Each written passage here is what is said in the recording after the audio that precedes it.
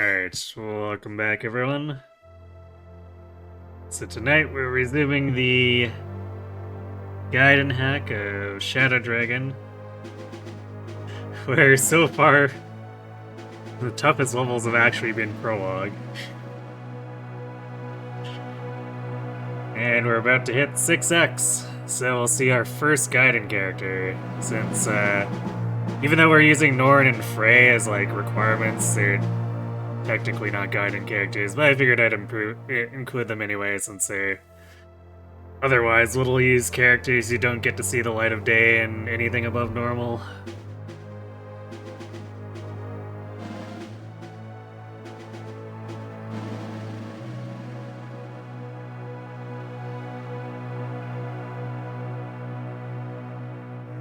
Be better if there's a uniqueness among them. Yeah, there is a little bit of an issue with that.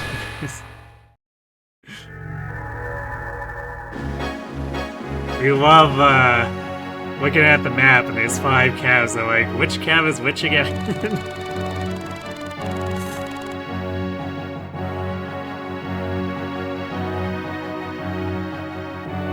Hey, night. So this is the first time I've gone to any of these Gaidens too, so I'll read the script. Not long after Marth's army freed the kingdom of Aurelis, messengers arrived from a western village to plead for the prince's help. Pirates had struck the war-torn village at its weakest and abducted its children. Gasp! Marth could not ignore such an injustice and rode with his army to the rescue.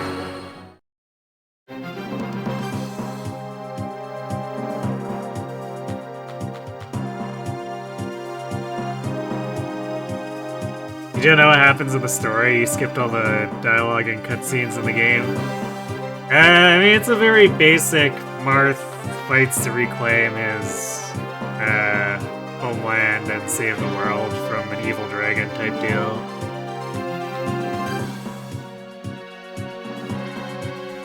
Right. Binding Blade sort of copy-pasted a lot of FE1. So if you know Binding Blade's story, it's like basically the same thing.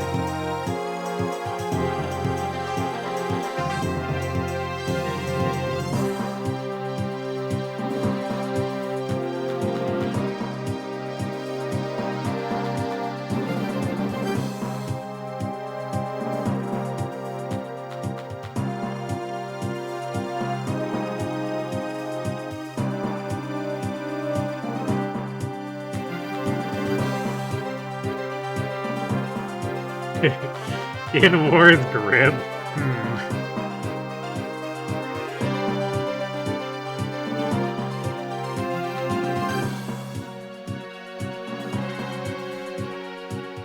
Yeah, another Gaiden unit incoming. Or rather, technically our first Gaiden unit, since Frey and Norn are prologue units.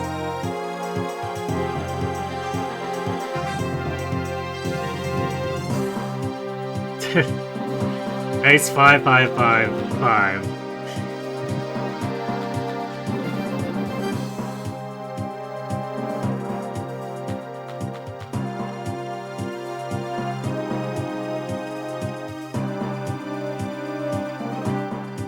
You beat A10 on 3 out of 5 characters, only 2 more to go. Nice. What will you do with yourself once you've completed all the Ascensions?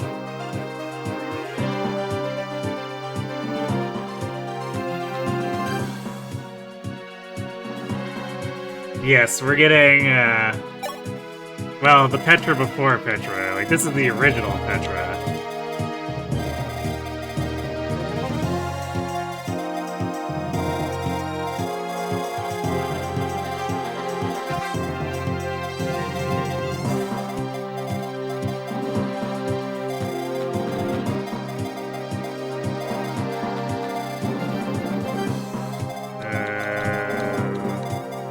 Doesn't look like... I mean, unless one of these pirates goes to the village.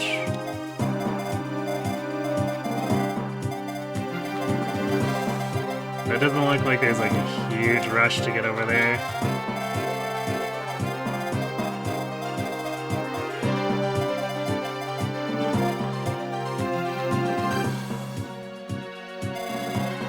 so we won't barrel through too recklessly.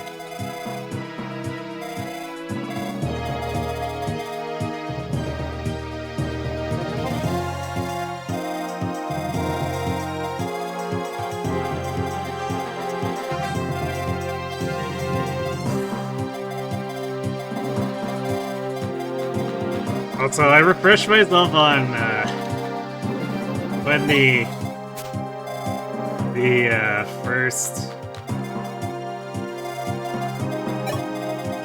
first Master Seal is in. It's not until chapter 10, so Ray is very likely to cap out early.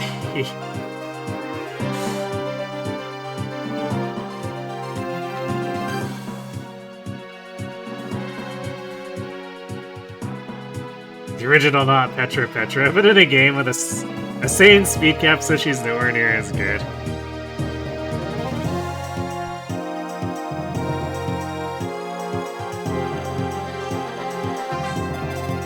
I mean, the enemies generally have low enough speed where Swordmaster does legitimately double a lot of stuff. Actually, especially in Shadow Dragon. New Mystery is where it gets kind of gross. Where you start facing dragons that can't even be doubled by horsemen or swordmasters, and then it's just like, well, that's not cool, man.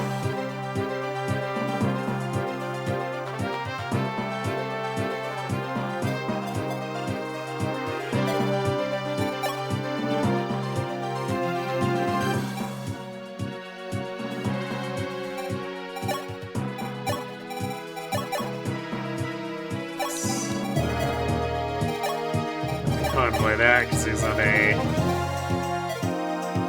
there are not any enemy horses here, so no point wasting an inventory slot on it. I guess we'll bring the silver sword on Frey in case we need to just like hard delete something.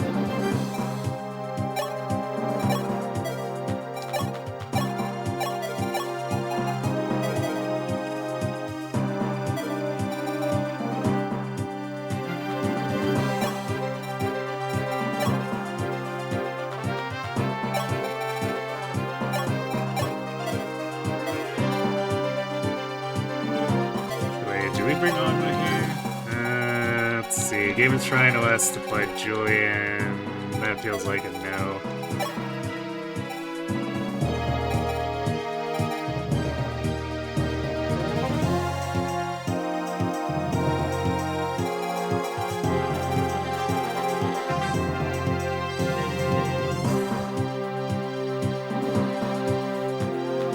Otherwise, I mean, I guess we keep bringing Ogma and Barsts. They're unlikely to get used in the long run. Particularly because we're forcing all the Gaiden units, I likely just use them reclass to replace what Barst and Ogma would be doing.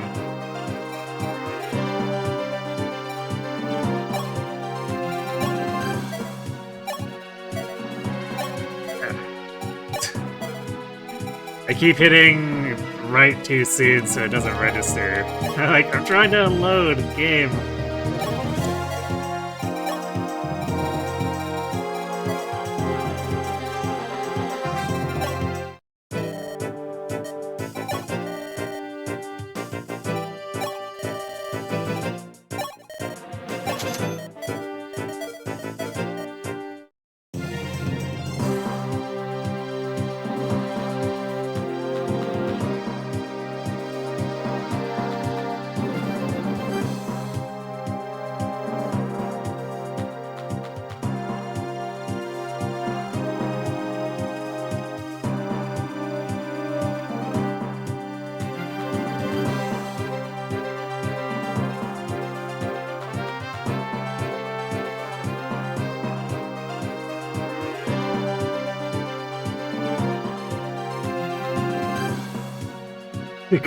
The plot is in the manual, please read.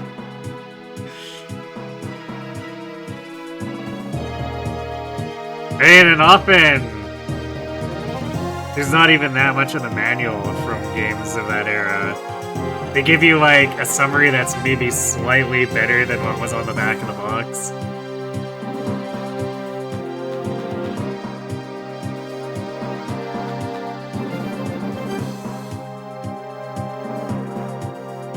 FF games are generally good about an understandable story without the manuals, so that's more of an exception. I mean, to a degree, because like NES FF is pretty rough too.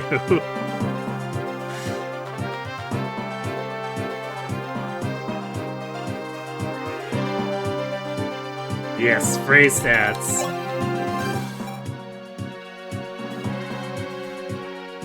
He's basically tankier than Wolf and Sedgar because he has a real speed stat, so... Unless Wolf or Sedgar are getting tanked, Frey is generally taking less damage because he's not getting double.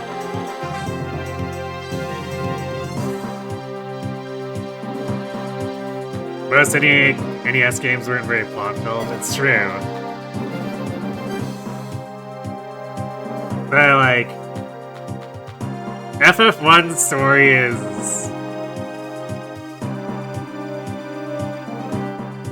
It's more like a bunch of mini adventures where it's just like, let's go do this thing, I guess.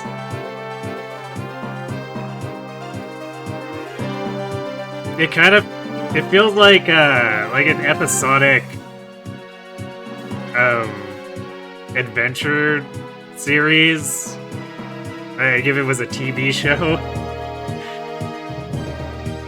Where the heroes are constantly losing focus and going off to do whatever, some whatever other thing.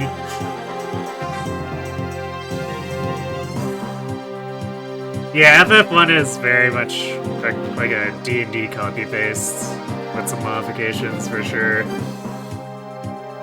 Yes, suddenly Carwin was a time traveler. And that was the start of Square's Final Fantasy late game acid trips.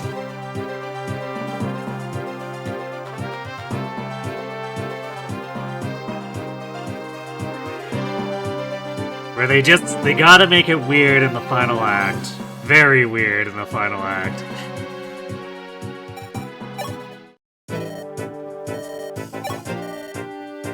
Sometimes even before the final act, you're basically guaranteed to get something weird in any given FF plot.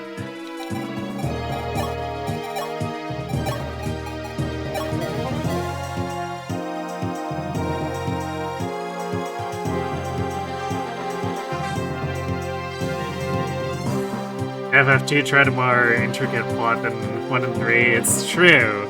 Like, they did try to make it more continuous.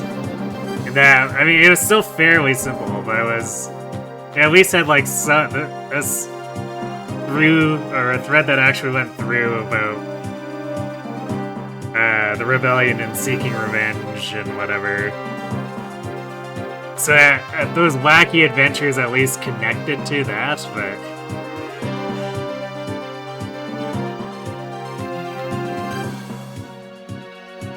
They still don't do a whole lot to get me invested in the characters.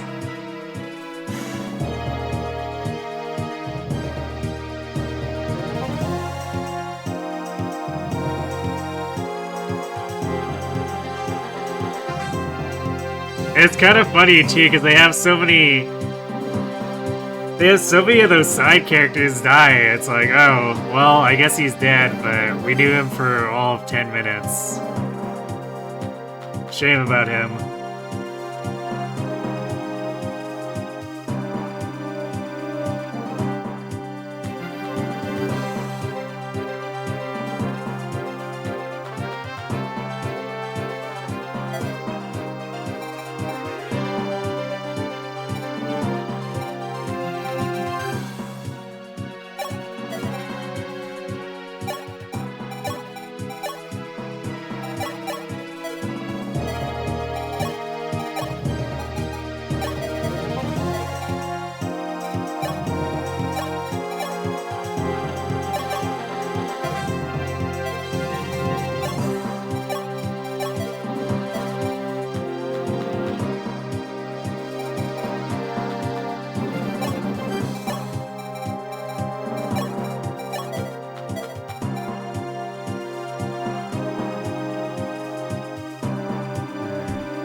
Wow, Pardon's sword rank really sucks. I forgot how bad his base sword rank is.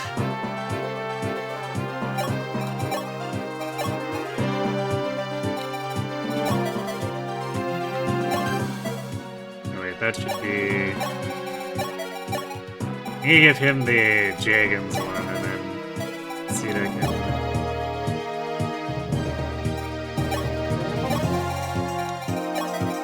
run the full silver.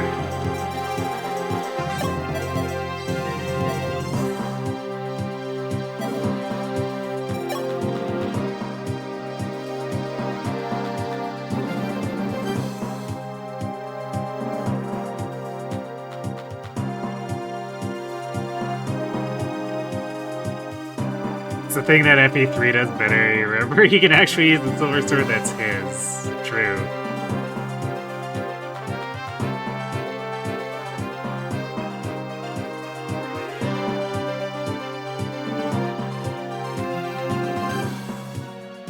MMOs aren't your thing, which is why you play FF12, you get your wacky MMO gimmick fix with that game. It's true.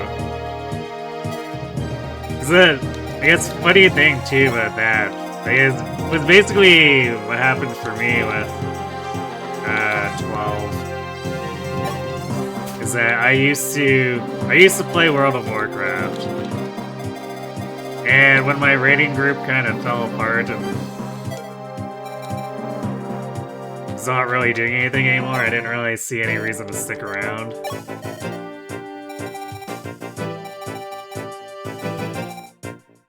So I just hard quit the game. But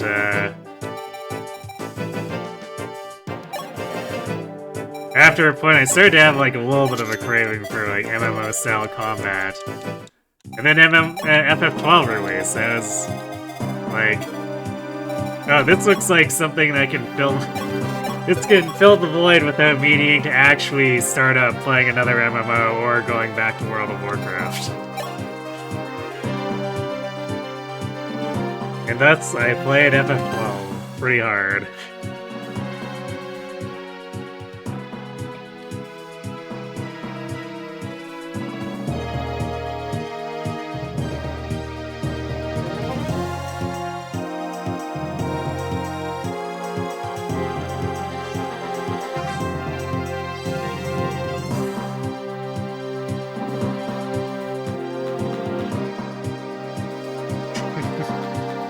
Played charts your beloveds.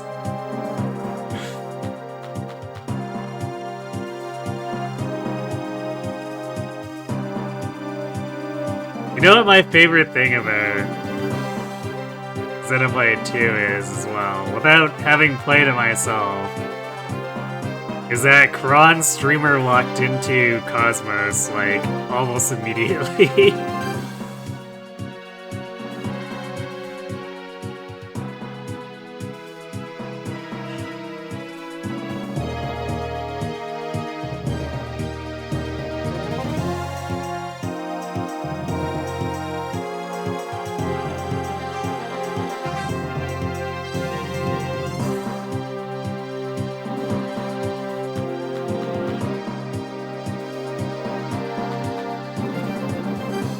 Nobody to see people pull her during the main story. Does she have any, like, relevance if you do manage to get her early enough? As far as, like, weapon strength goes? She is strong? Okay. So she's not just, like, a funny reference that's extremely rare. She's a genuinely overpowered blade.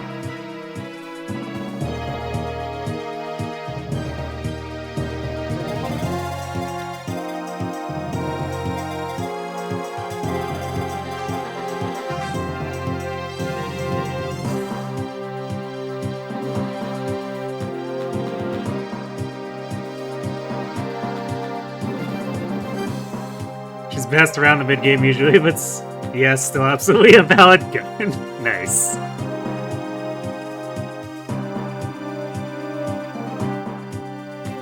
Here's why she's extremely rare. Yeah, I mean, fair. It's the kind of thing I would expect where it's balanced with rareness because she's strong, but like, that's not always the case.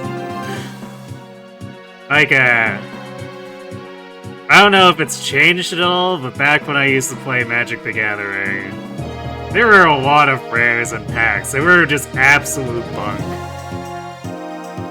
It's like, wow, I can deal 10 damage for 8 mana. It's got cool art, I guess. Thanks, Wizards.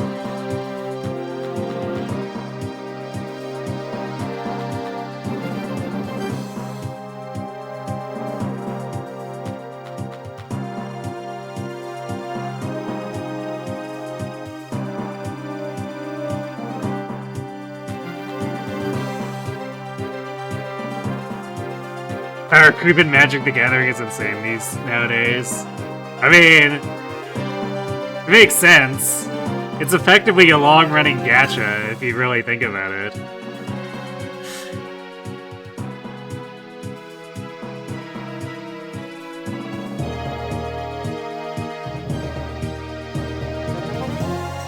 If I watch a speedrun, it'll teach me a lot about what actually makes a blade strong. Be a casual runner for around one-hit KOing bosses with cross-set, I see.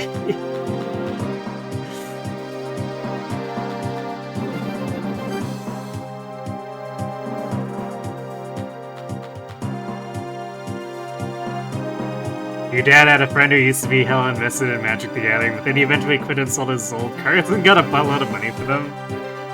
Sounds about right. I wasn't, like, super into it to the point where I had a lot of valuable stuff, but I still made, like, a decent amount of, like, there's some decent pocket change selling off my old cards.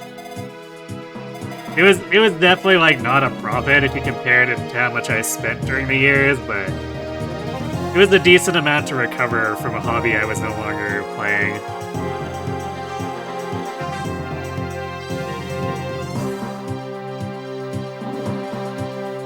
The only MTG you'd be interested in buying is the FF Collection. Wasn't that just, like, immediately scalped to the... like, so that there was no stock left, just anytime they released a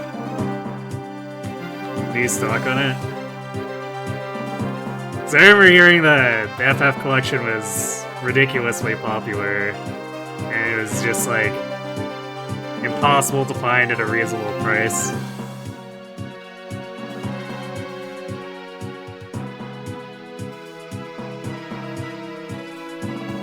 Today's Yu-Gi-Oh! Gets more and more complex. It's unreal. Yeah, I've heard comparisons made between that and the new skills released for FE Heroes. Like, ah yes, the weapons are a Yu-Gi-Oh! Card.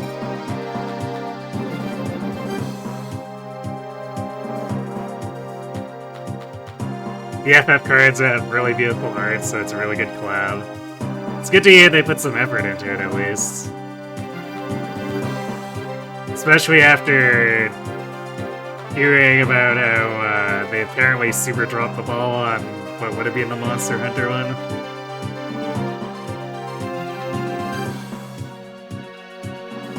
You lucked out and got 4 packs at different times, so congrats.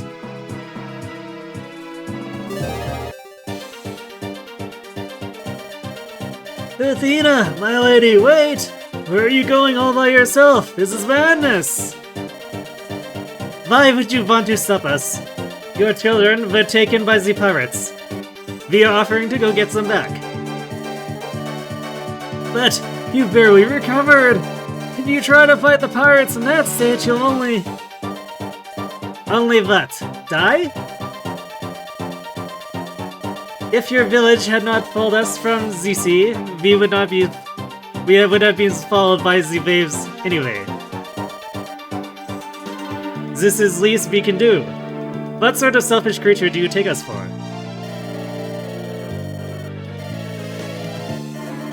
But there's no way you can stop them. There's only one of you, yous. Look, please, just wait a little longer. I've sent our younger folk to find help. Give them a chance to return. Very well. We will wait for this help. But if no one comes, make no mistake. We will not sit idly by.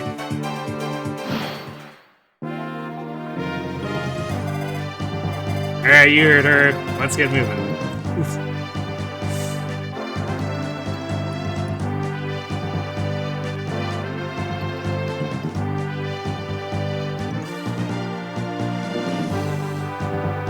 Hey, Tail Saga. Yeah, we're using a hack so I don't have to murder like 100 dudes, or I guess throw 100 dudes under the bus.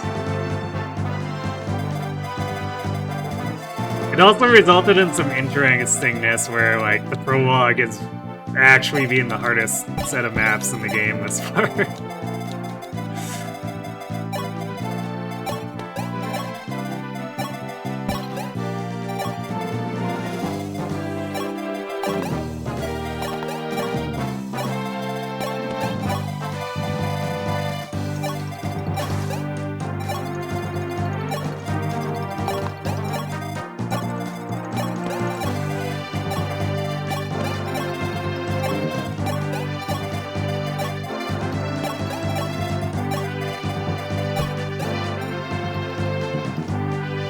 Gotta love Cedar Cat speed before level 10. Yep.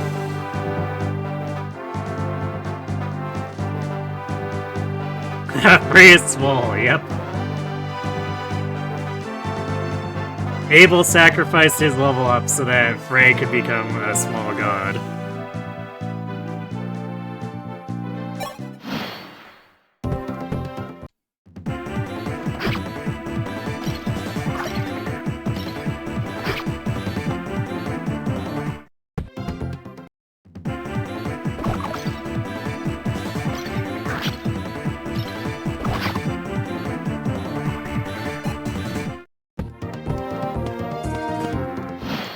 Bit of a rush down.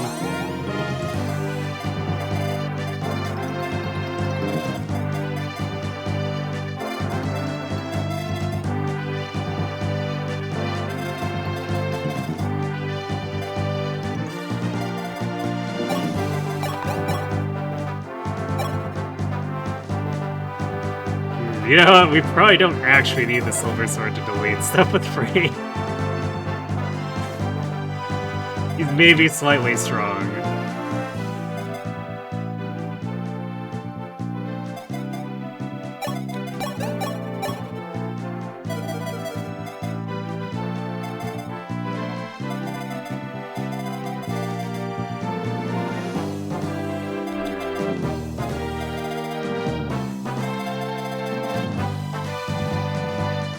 Gonna have to back this up a little bit. This Armor Slayer is incoming and he will just like annihilate Sigurd or Wolf.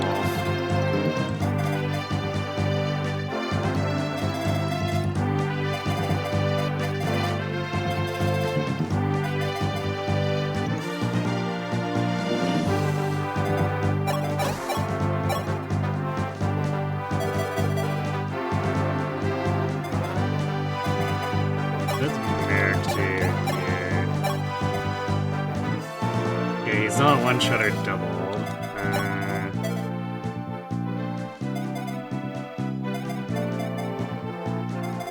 Unfortunately, Norn does not survive, so she'll not be able to get in on this. I guess unless we... Actually, Frey is bulky enough that he could just, like, run out and murder this hand axe and then problem solve that way.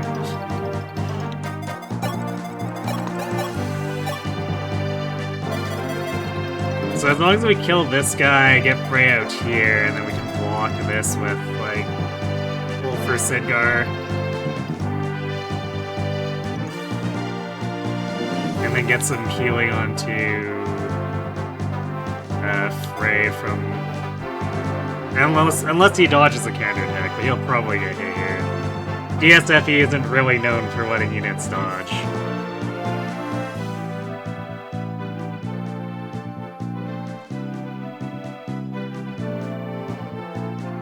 Who's Petra before Petra here? Athena.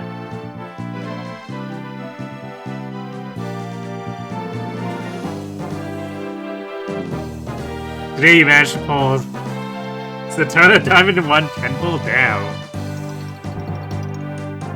Your global account's luck is crazy. Yeah, General Wolf and Sedgar are very thick. Like, they had 15 defense. Even Frey doesn't have that much defense. Although Frey has a speed stat, so he doesn't get doubled. So he's technically tankier. But, like, it's pretty common to swap Wolf and Sedgar over to General because 15 defense is very silly.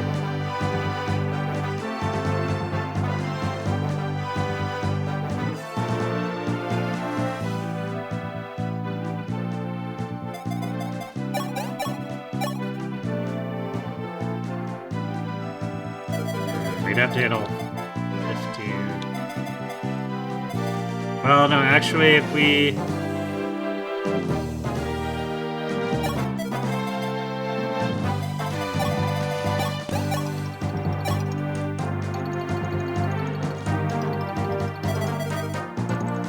we move Marth, we could actually attack this one with both mages.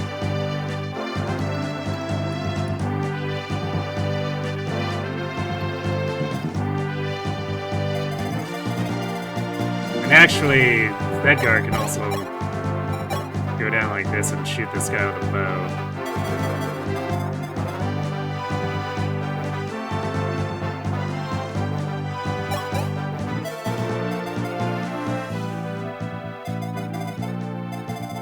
So let's see what happens with Sita first, I guess. So we do... Ooh, nice crit, damn. How long have you been standing there? Well then. But we want to keep Marth close so that she gets the hit boost before moving him out of the way for the mages.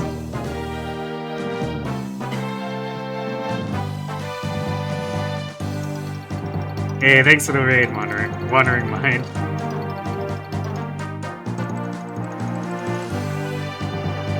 What were you up to today? Were you doing more Valkyria T-runs? Oh, you world recorded? Nice.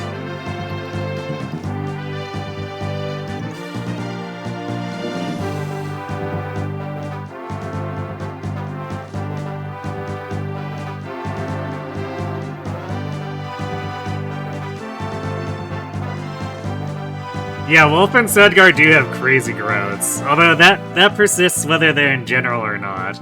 But it is for sure more beneficial to stack defense up.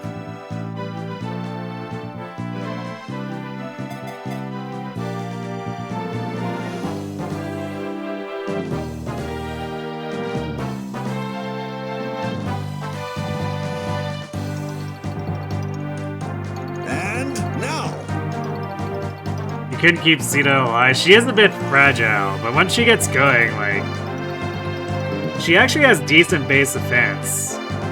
So she's not too much squishier than like a normal Cavalier.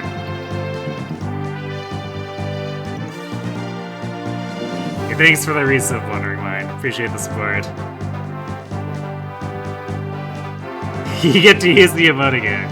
Hooray!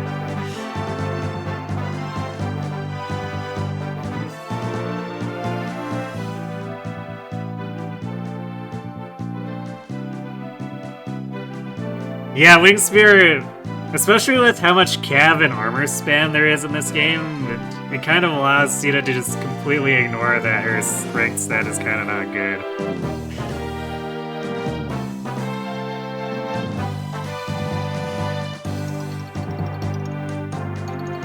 Oh, Young Yu didn't understand that she was vulnerable to archers. Whoops.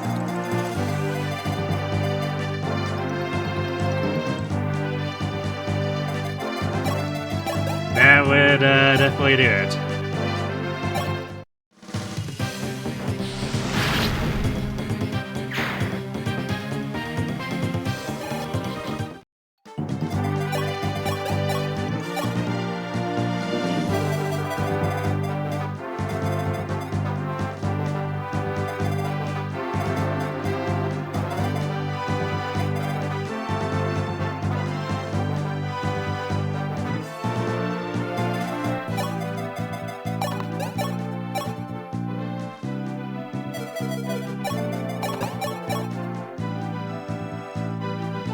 Oh wow, this guy's hit rate is actually a lot worse than I thought it would be.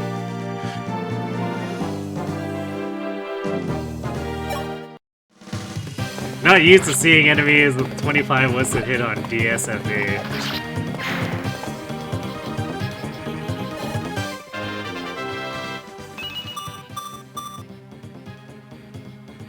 Alright, well, more hit rate. I guess the HP is a bit more bulk too. I would have really liked to see more defense.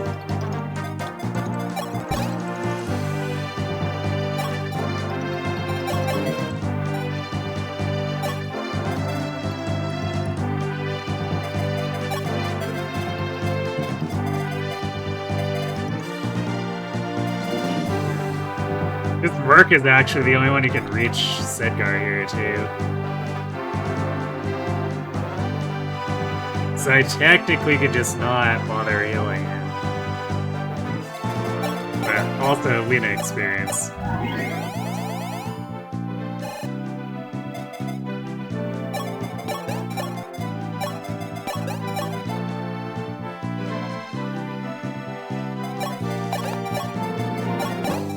Choke point's getting awfully crowded though.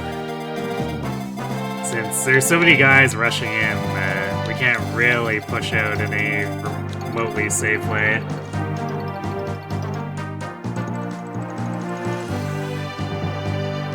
Scam train! Yeah, 25 hit and 2 RN. Because usually what happens with DSFE is the 2 RN works against the player because the enemies end up with like 70 or 80 hits,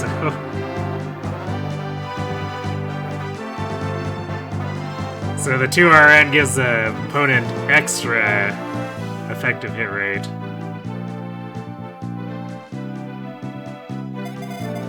And because the AI makes far more attacks than the player, it turns into 2N actually benefiting the AI much more.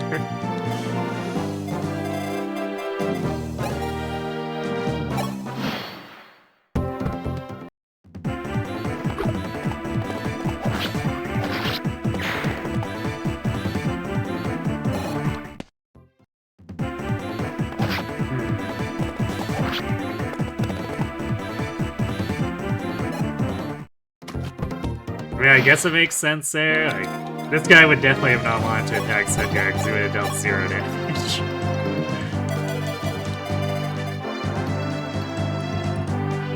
But it's still kind of funny.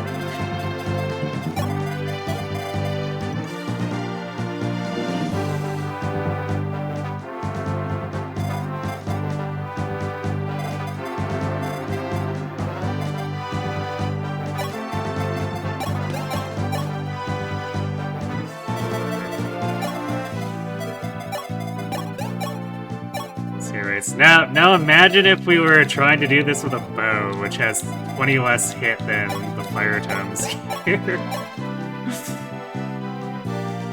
It's like, wow, shooting at these mercs with 72 listed hit.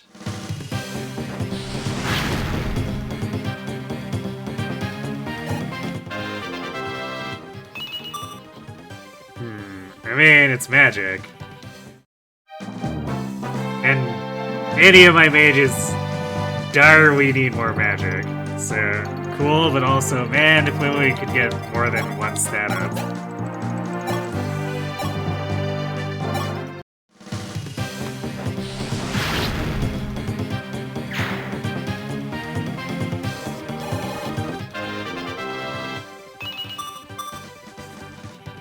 Alright, Merrick being left in the... yes, sort of being left in the dust on magic again. It's kind of funny to see the race between Nord and Merrick. See who can actually keep the highest magic for the longest.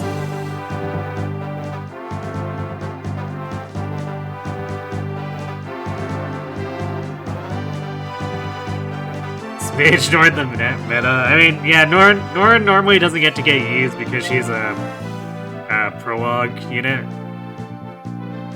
So, in normal, there's not really a meta so much as just, like, use your favorite unit and beat the snot out of stuff.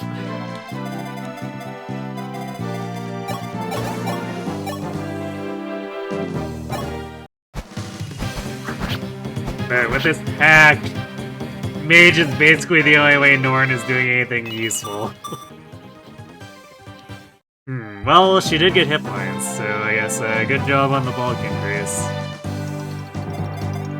It's like, we were sticking to Archer, which is her default class for a while, and its damage was so bad, and its accuracy was much worse than Fire.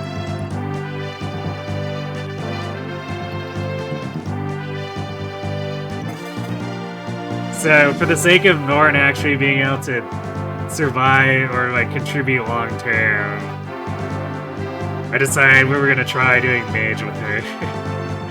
And so far it's significantly better than Archer. Sad, not another game where bows are bad. Yeah. Bows just like have a really unfortunate time with how they're statted in DSFE. Like, new Mystery, I kind of grudgingly use bows because javelins and hand axes aren't available for a while, and also the Dracos in there are super thick. But, like, I think it really says something when you forge a steel bow for plus 10 hit and plus 5 might, and it only kind of barely qualifies as halfway reliable against those Dracos.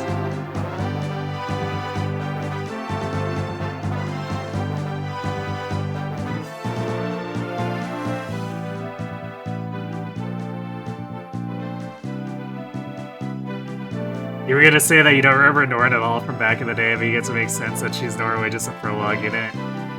Yeah, and she's most uncommonly seen too, because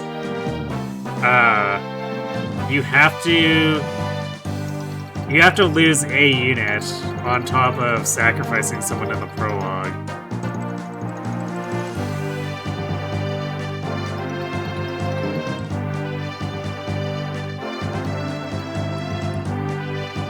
So that's the only way she spawns in. Otherwise, most other people just won't even know she exists.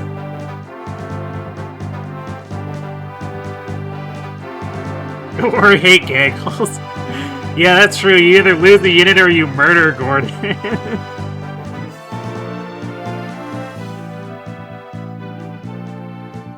Oh, not on top. Oh. Well, I mean, you could sacrifice someone and then still lose someone to the top enemies.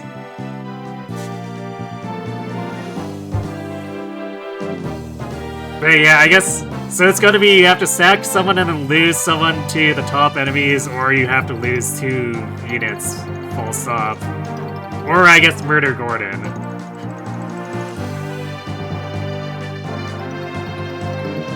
I guess there are a number of combinations where you can do things.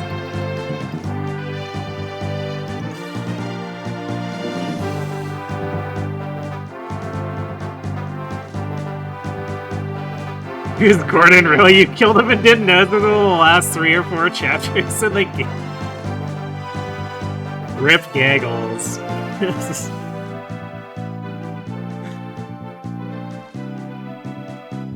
Yeah, Frey gets a shocking amount of focus for just being like a specifically prologue unit. I guess because he's intended to be the sacrifice. They're probably trying to build it up for its own little arc thing, but it's only 4 maps, so not a whole lot to go off of there. But it does at least make him apparent compared to Nord, who might not ever even spawn in on the team.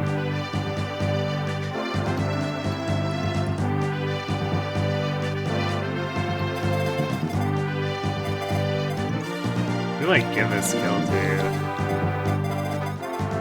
I guess we probably want to give it to Sidgar. See if he can get a leg up on Wolf.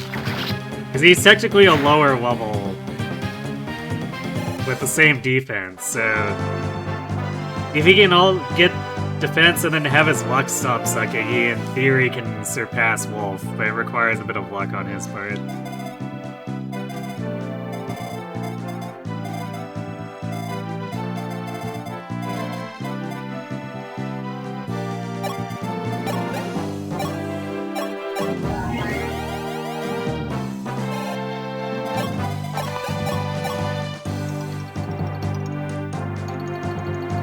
There we go. This Iron Axe has a hit rate closer to what I was expecting from the Hand Axe stage.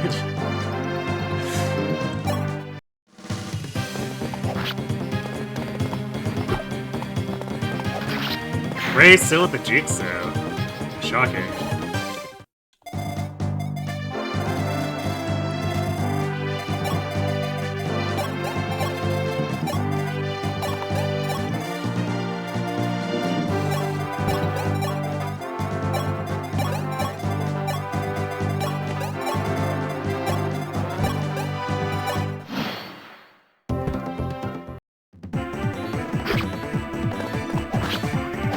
And then he gets hit by the 35.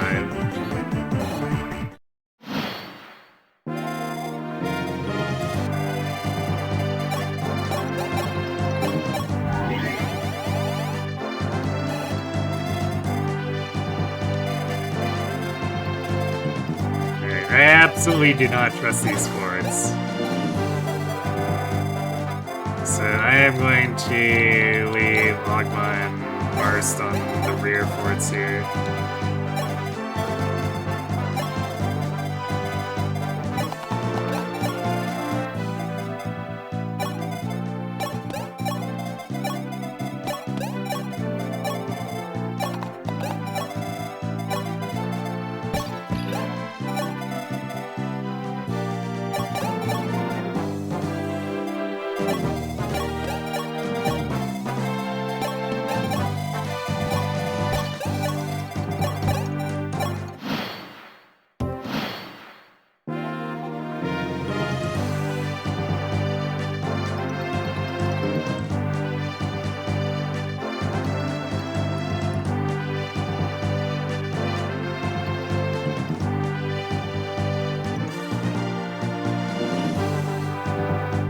Kill Gordon for Norn, literally.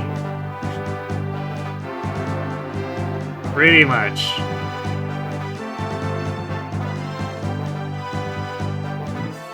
The annoying thing is that Norn is basically like a slightly worse Gordon, too. I mean, I guess she's a bit faster. But it kind of makes her the Rebecca to Gordon's well.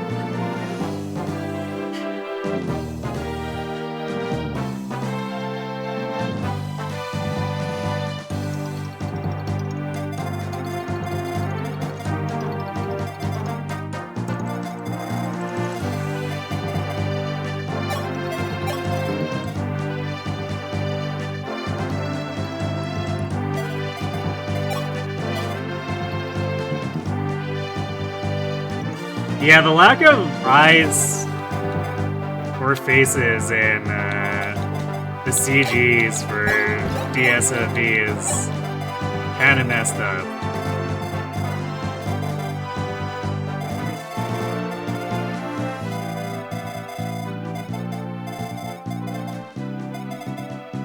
I'm gonna go in. We have 100% hit rate.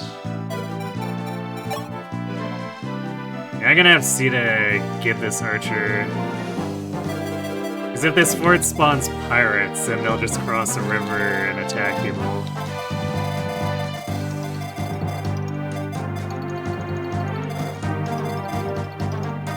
Actually, do I?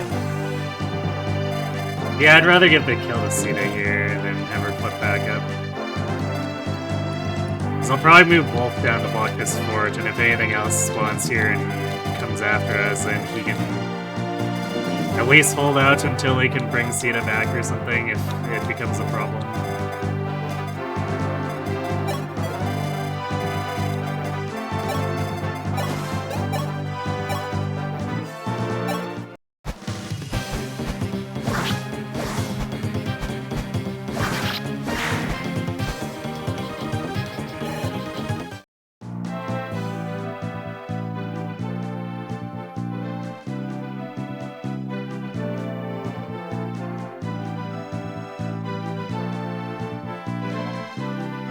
a good comparison, what, the Rebecca and Will thing? I mean, it wasn't intended to be a good comparison. Or rather, not a favorable comparison for them. Because as actual archers, they're not in a good place.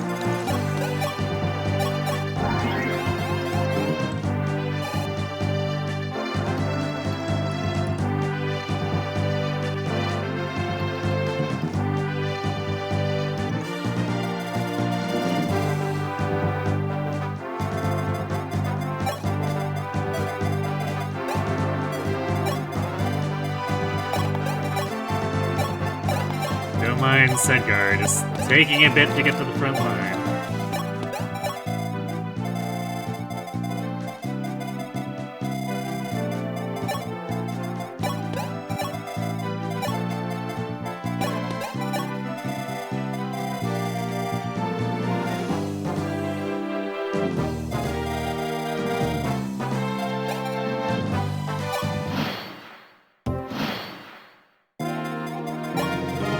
So far, so good. To do that.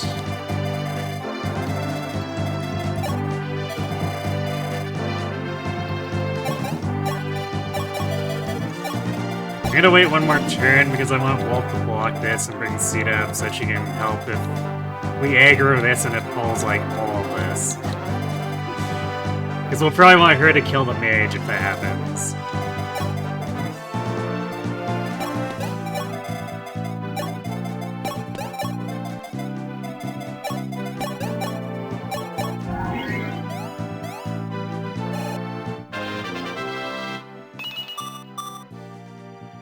Or res. That magically not. But at least she can res tank.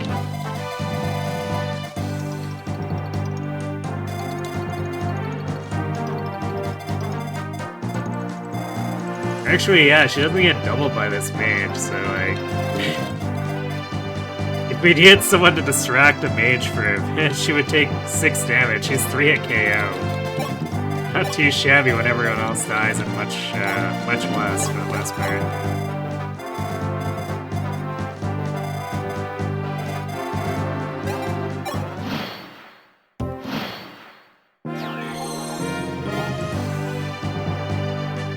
Nina proudly flexing on Marth with her magic staff. True. Marth will never be a magical girl in the same way that Lena is.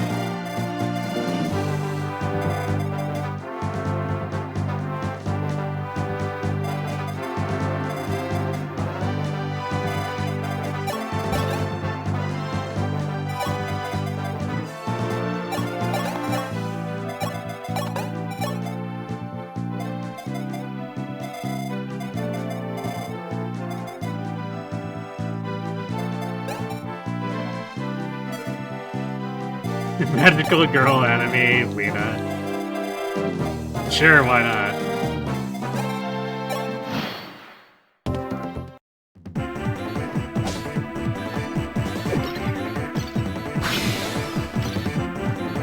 Sedgar chose violence, but it wasn't quite violent enough.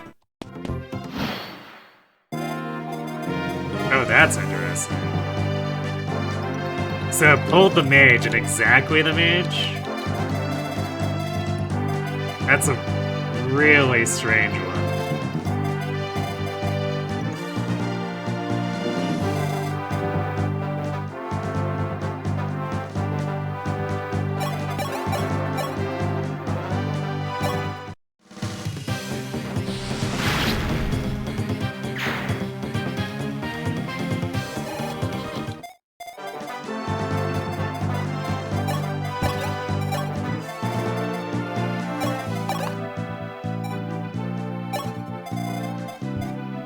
It's like, I was for sure expecting these pirates to be linked in too.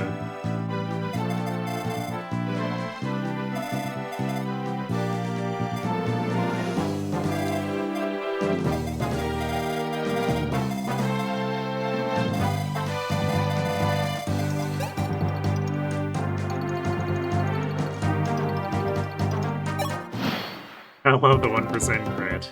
Yep.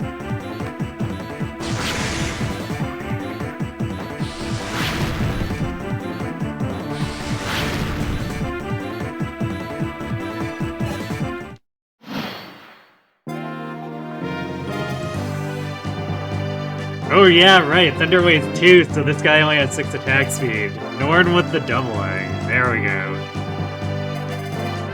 She's cooking.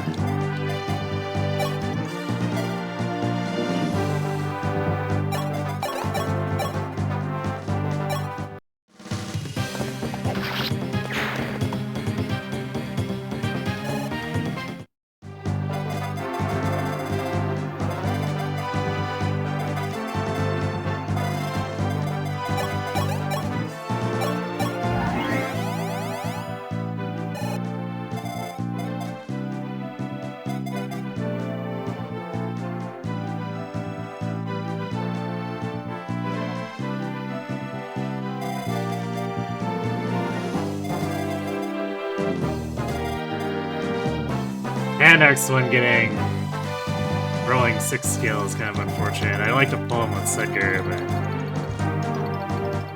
that would give the enemy 1% less crit, which would be very helpful.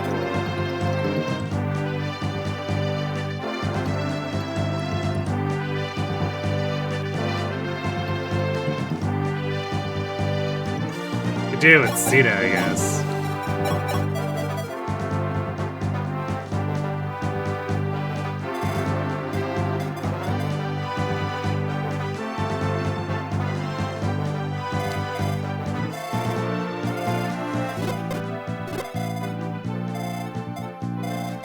Put Sita here, and we could put like Marth here for the pull this guy out.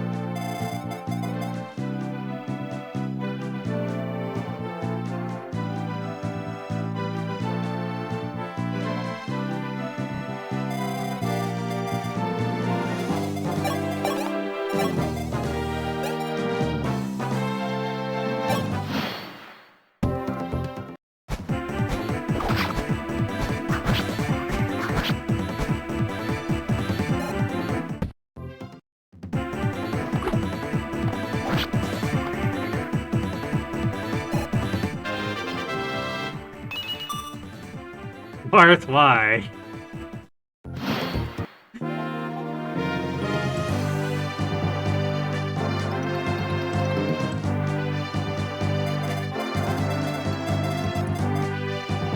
This is why you're gonna get slapped around by Medeus if you try to fight him.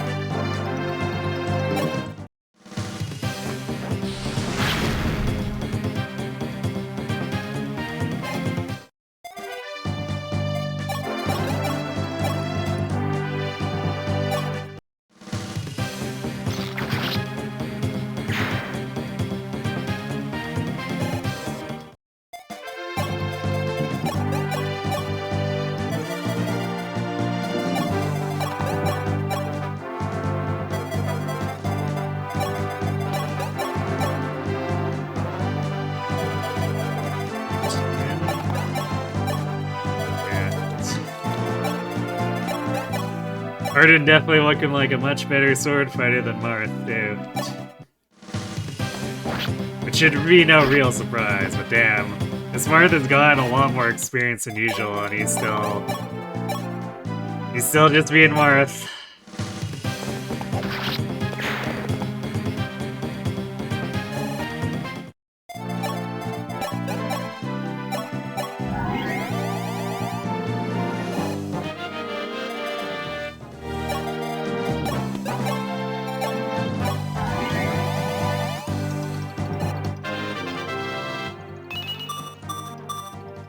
Gasp. 2 luck on Wendell. And actually some more speed. That's actually kind of big for him.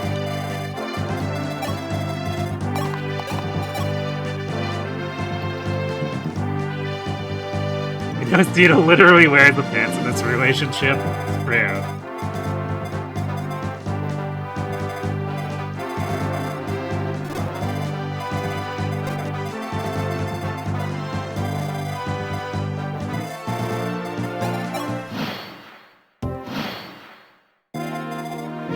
I like how we're gonna recruit Athena and then, like, none of these enemies on this final island are anything that she's particularly great at fighting.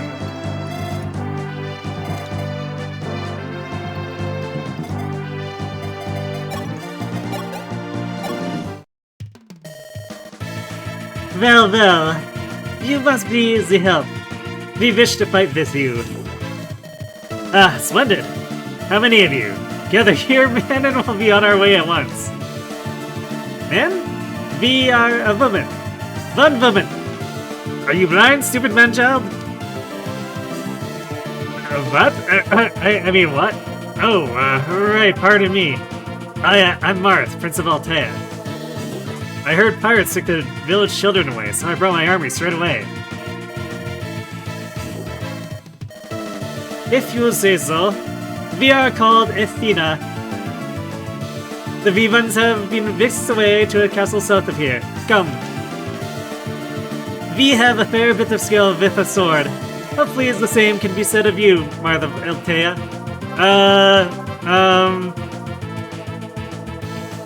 We'll proxy Frey for him, okay?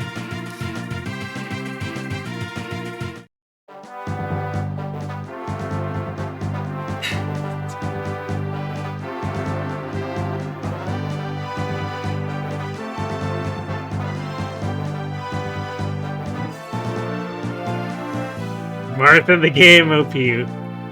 Wow, he's so awesome. Look at him do a fancy sword move. Murder that dragon all badass in the game. Actually, it's friggin' hurt me. You see to help.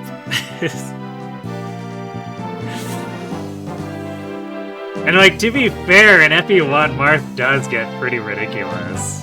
So I don't know why they decided to nerf him so much in FE11, because like, the ridiculousness helps make up for the sword lock. So now he's sword locked and just bad. And yeah, he gets buffed in New Mystery, but still not great for him, for sure. MP3 was still good. That makes sense.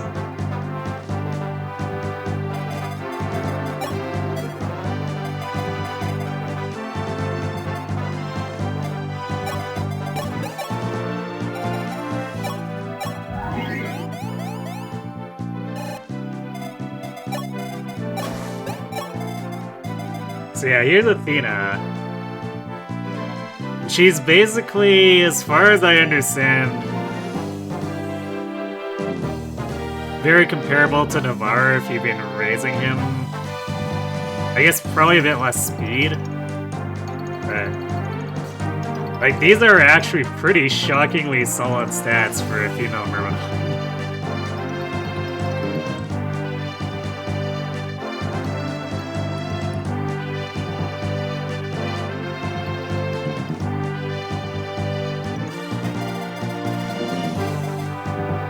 Yeah, Marissa could never.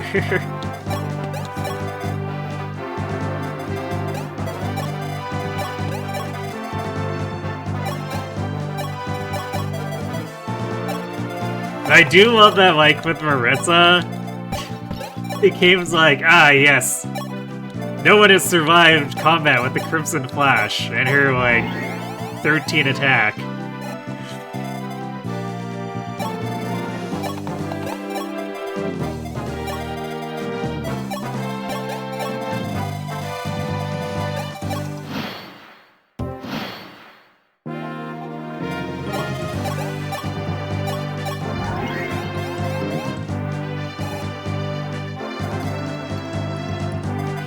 Yeah, we didn't learn the law now.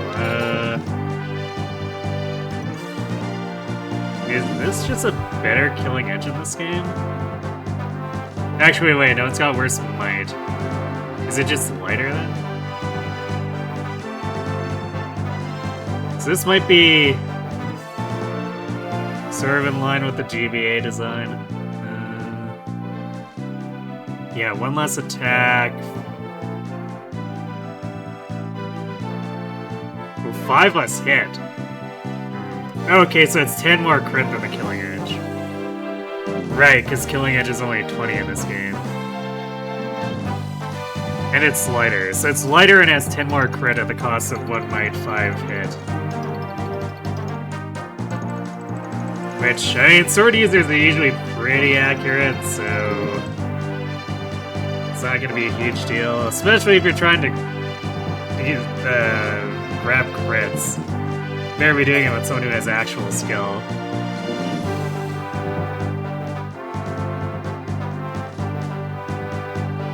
Oh, it's an online shop item added to Athena. That makes sense. So normally she only starts with the iron sword.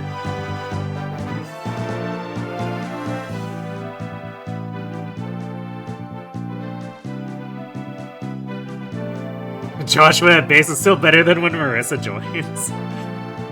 I mean, because Joshua is what, like level 3 and Marissa's level 5, so there's not even that much of a difference.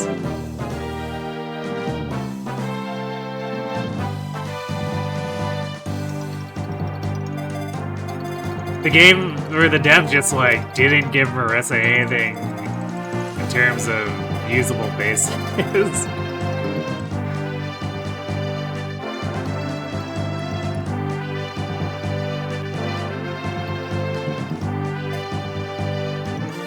Even Joshua's a little bit shaky.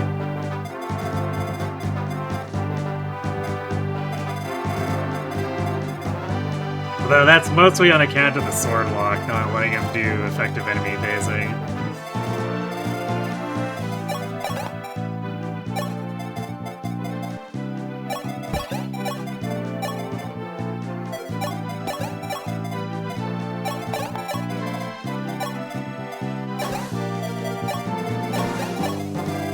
I don't know how many of these they're gonna pull off of this. It's probably less than all of them, just because like we have the funny 2 and 2 pulls off of this island. Oh, Josh and Marissa are both level 5? Okay. I thought he started lower level for some reason. I guess that makes his bases a bit less impressive, but still. Better than Marissa's for sure.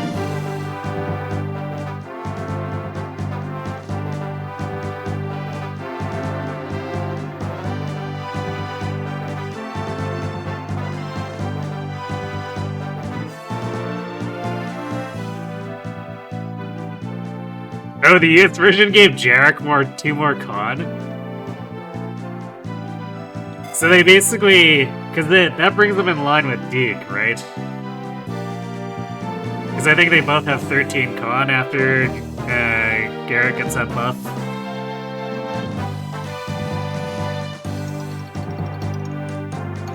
Josh has 8 strength and Marissa has 7 on Erica's right. And Josh has better weapon ranks, right? Because he can use the Killing Edge, and I think Marissa can't, but... it has to make do with the Shamshir, which is just like a worse Killing Edge.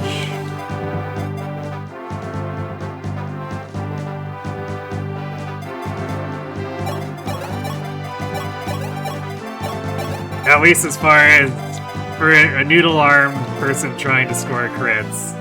I'm pretty sure the Wadao has worse might. Or not Wadao, the Shamshir has worse might. So it's just like, wow, we're critting for tickle damage. Thanks, game.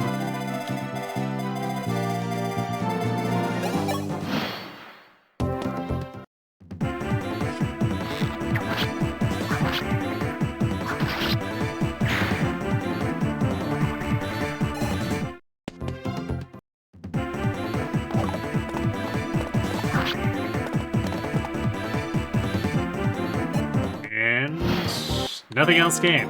Okay.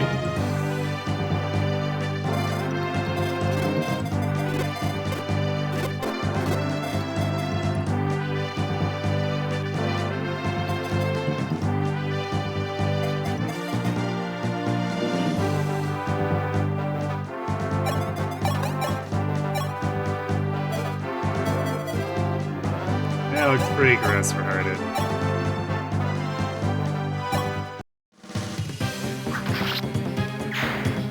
That's better.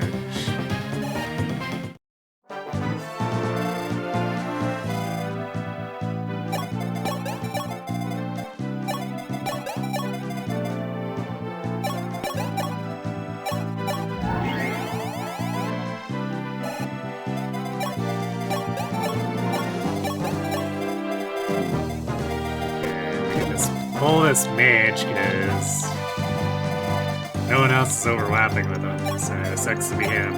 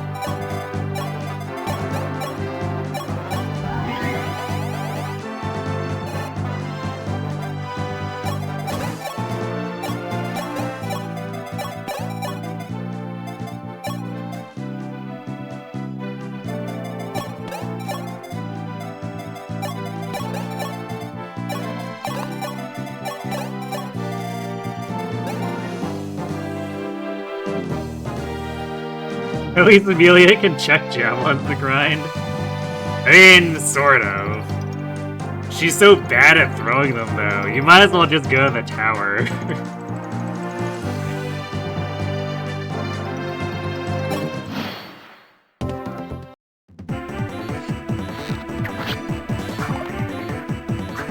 Ooh. Nice miss there, actually, because, like, Frey is just inevitably going to, cap out, so giving the kill to someone else is nice.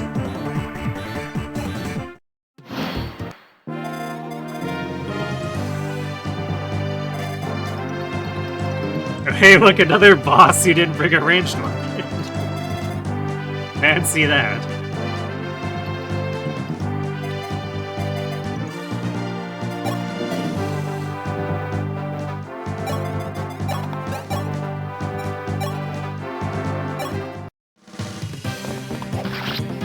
The feeling when miss beneficial. It's true. It's very strange. No! Harden! You're not supposed to pull a Marth.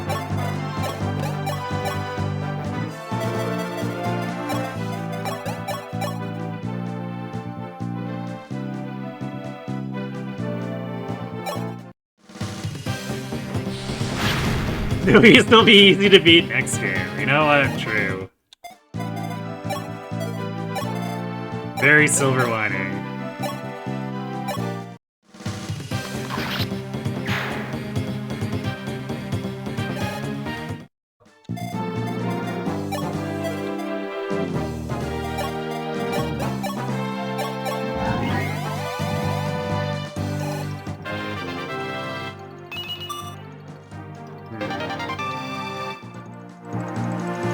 sure is 12 res, I guess.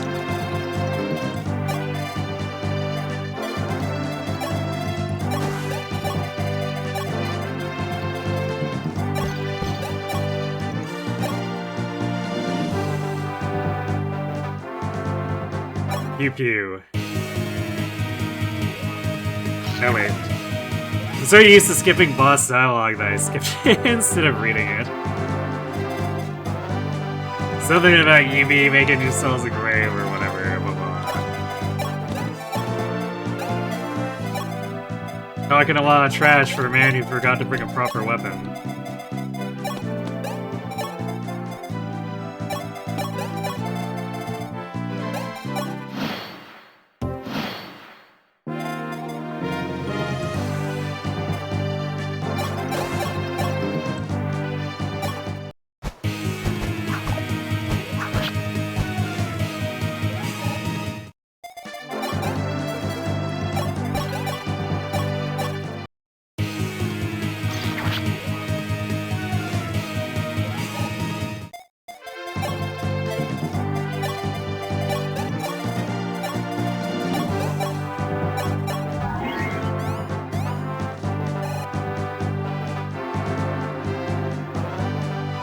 Are we already at the first Gaiden? I mean, the first maps aren't that long.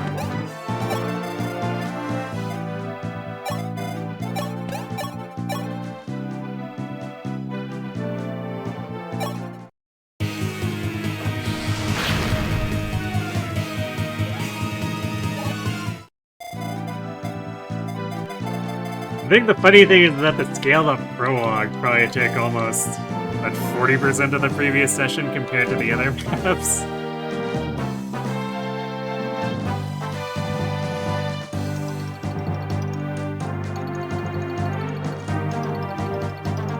That's funny, aren't the level ups supposed to show you the stats you gain? Yeah, totally. Man, I can't believe Pardon's things are all invisible. It's kind of whack.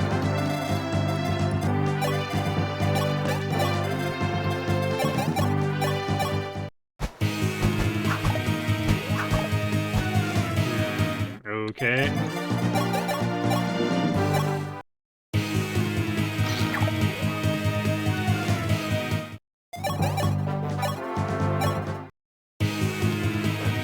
Norn actually doing like really respectable damage here now. She's come a long ways from being an archer who could barely damage stuff with a steel bow and had like 60 listed hit.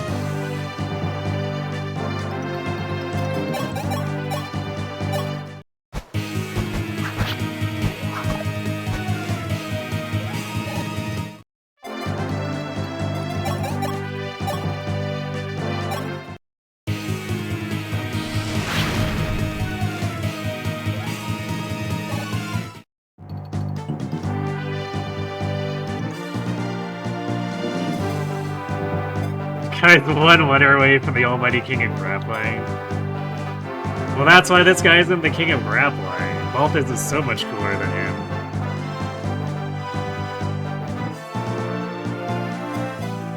Yeah, Prologue was... I still have mixed feelings about how they scaled Prologue, because like those enemies were stronger than anything in the first 6 chapters thus far.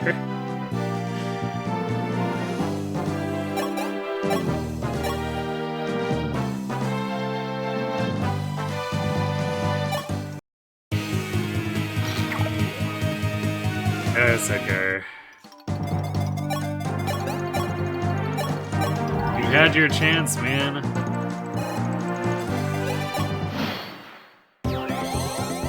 You blew it.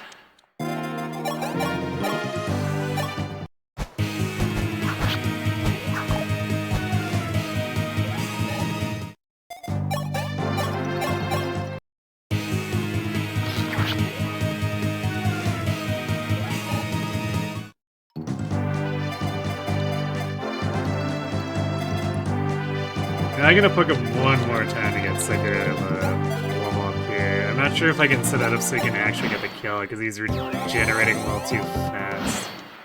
And Norn does too much damage.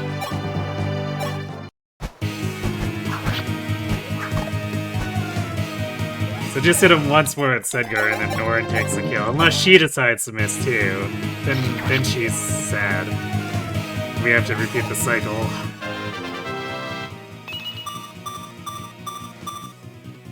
There we go. Some luck and some defense, and suddenly Sedgar's not looking as sketch anymore because he doesn't give literally everything listed crit against him.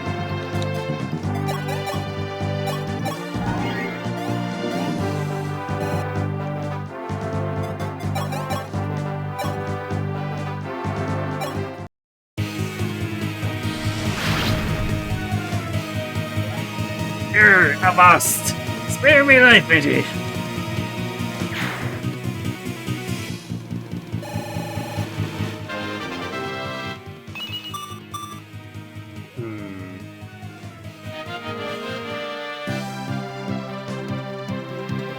I mean, it's 2 stats. It's better than 1 stat, but man.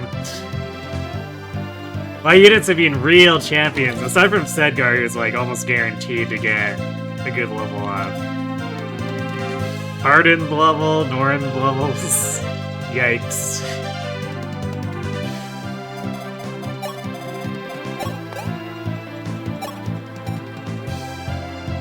I guess at least Frey's a god.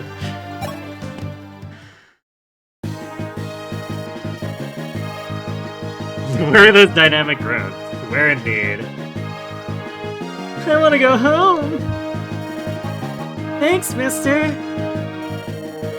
Earnsmore, bless you, bless you. I haven't the words to express our gratitude. We were ready to abandon all hope, but you came to our aid when no one else would. When you did not have to. I know today's battle means little when the entire world is at war. We may not remember it, but we will. Our village will speak of your feats for generations to come. Marth, we have decided to go with you. You have? It is the least we can do. What sort of selfish creature do you take us for? We will join you, and you will be grateful. Do we make ourselves clear? Perfectly clear, Athena. Your swordsmanship will turn the tides in many a battle to come.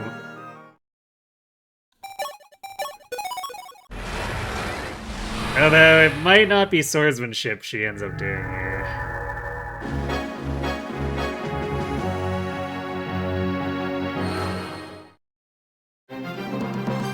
More child soldiers for the meat grinder. True.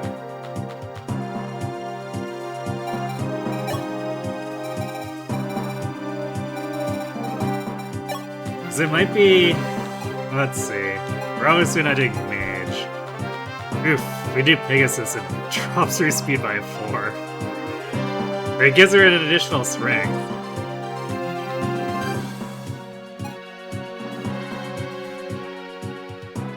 Yeah, I guess her personal speed is kind of bad. Although, I think that's probably the same for Navarre if we try to swap him off. Yeah, Navarre's speed just explodes too if he leaves Merpentine.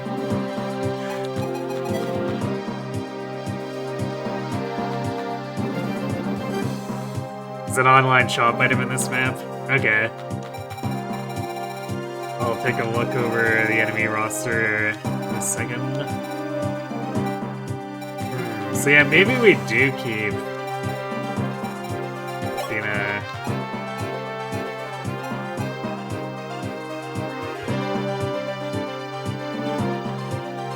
So I'd like to have another flyer, but like going down to 9 speed is kind of oof.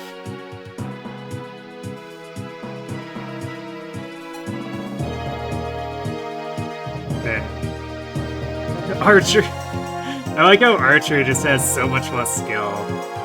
It's technically only 6 hit, but also bow base hit rate is kind of garbo.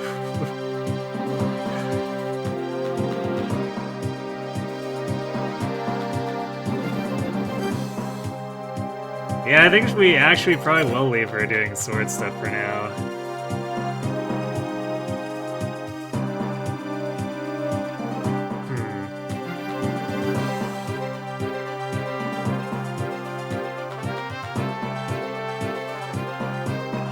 Archer Girl looks so green.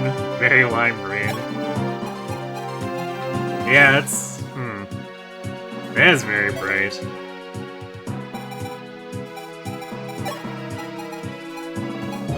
Right, yeah, the Guy Archer is super muted by comparison. Huh.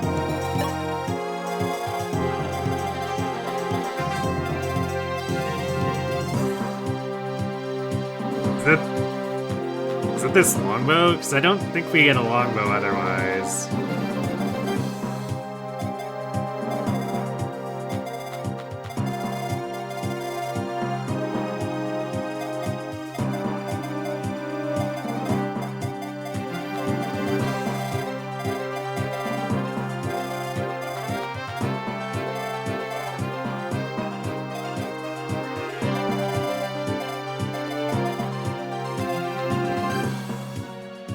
And this is the funny map where moving into the zone spawns stuff.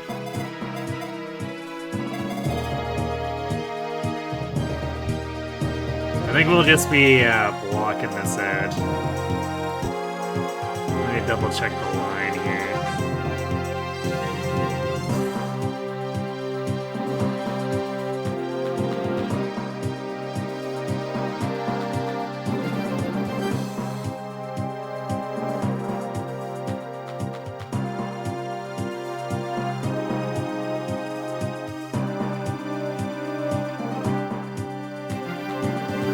Actually, now that I've completed the map. Okay, looks like 6X actually had no reinforcements, but had no way of knowing that, so... And if that was an FE12 map, it 100% would have just spawned, like, 10 extra dudes.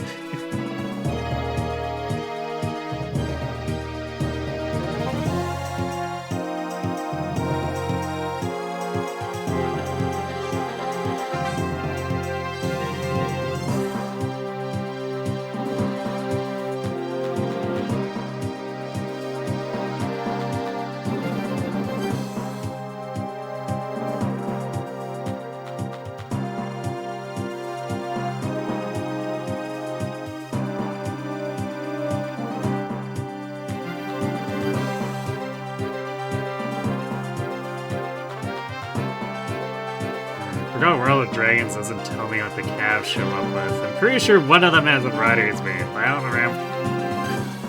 I don't remember which it is. I think the ones that come from the top left floor have javelins.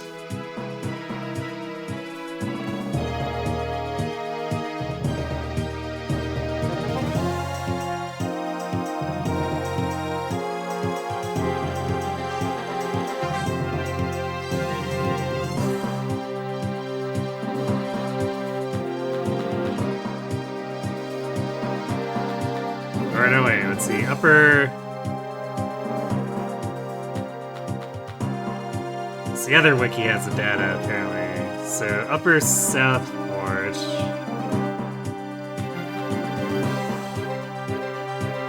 So I guess the one on the right. That's a steel sword.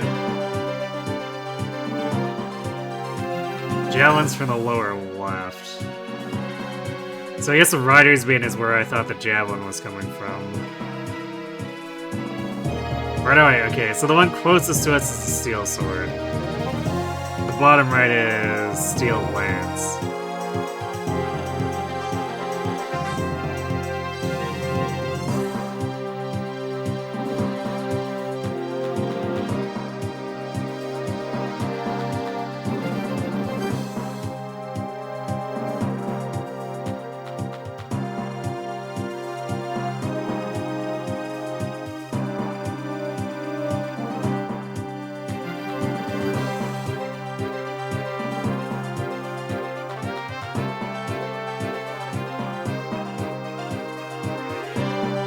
The Gaidens in this map are better designed. Yeah, for sure they had the ability to revise. So that helps a bit, I think.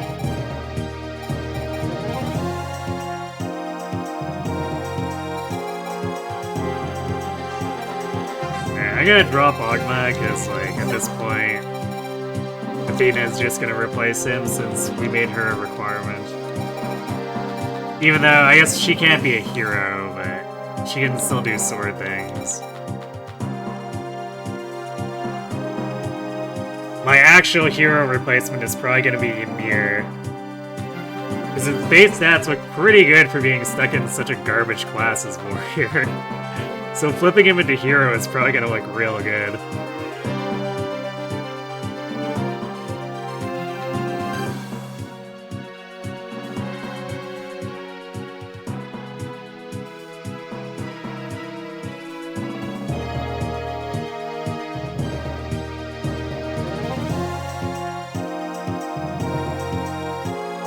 I don't think I needed that document, but I appreciate you putting it together.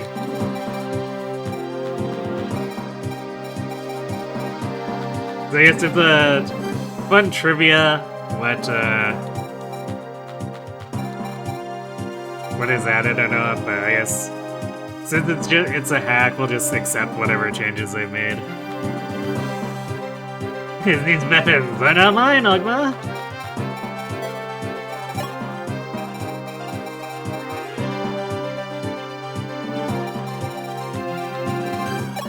That's Ziver.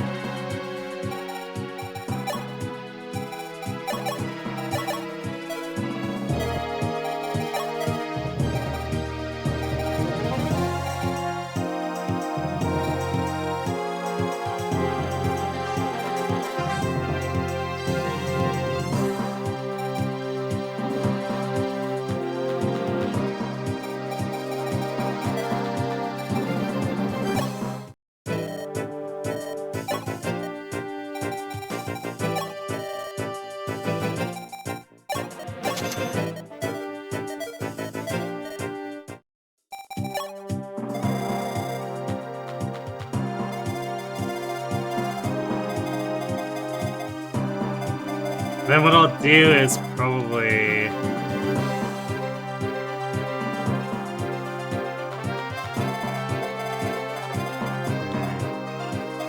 I guess these are gonna be here. Because all the flyers are gonna come up in Gaidens, but these knights are gonna still be just hanging out.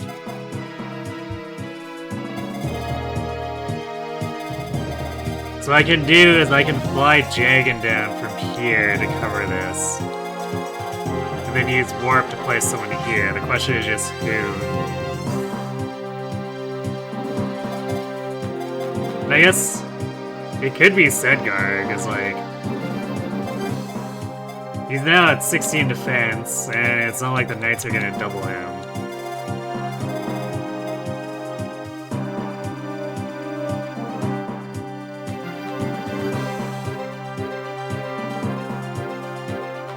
And then 4 puts it up to 17, so these guys are doing like 3 and 4 damage. Not really a big deal.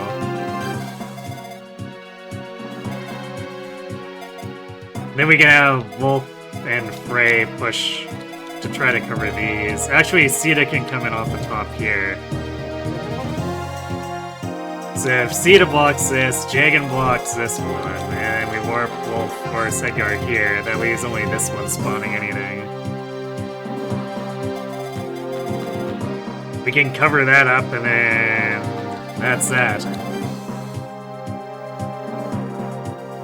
And then I guess we'll have Norn come down and beat the snot out of Carmine. Between, I guess have her and Merrick hurl fireballs at him. Because I don't think Sedgar is going to do enough damage. Have enough attack. Yeah, there's no way he has enough attack to get through 15 defense plus a fort.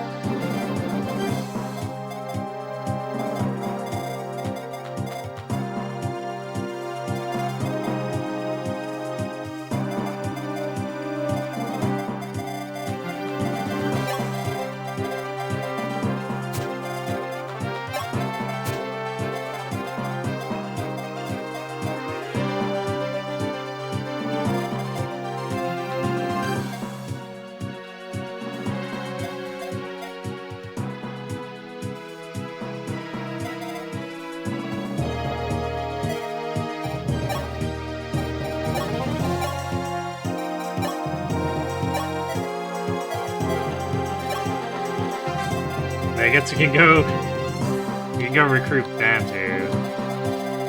Although, I suppose we'll have to wait until we've cleared out these fires first. But first few turns we can probably get rid of these archers. And the mercs will pull onto Freya as well.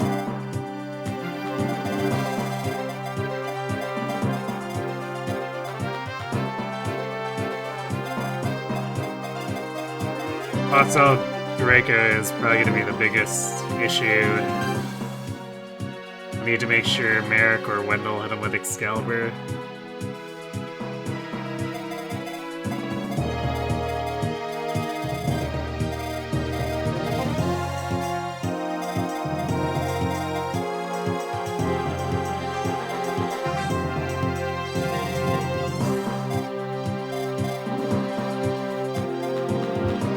What's in the armory here?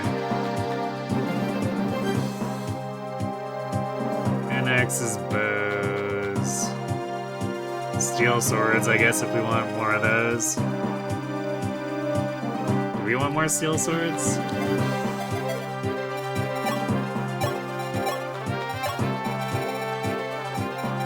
We have one spare.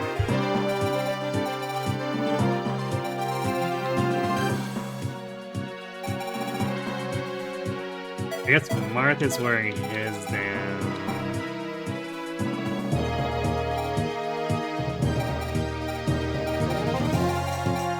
Probably wouldn't hurt to have a second spare, but probably no more than one more spare.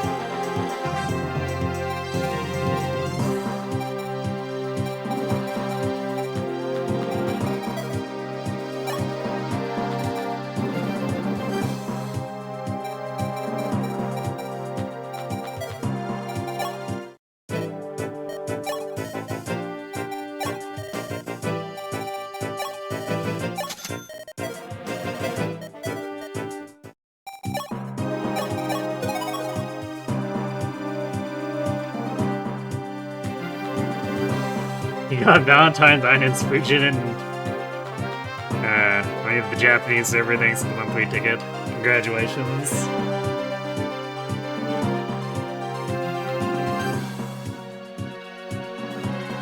I didn't even realize she had a Valentine's ult, although I shouldn't be surprised.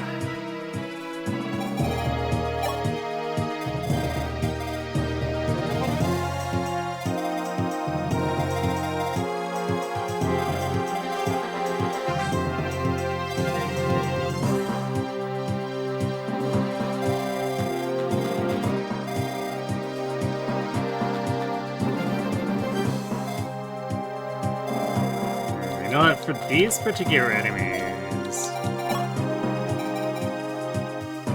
especially considering the reinforcements are going to be calves, it might make more sense for her to have the Rider's Bane, just in case.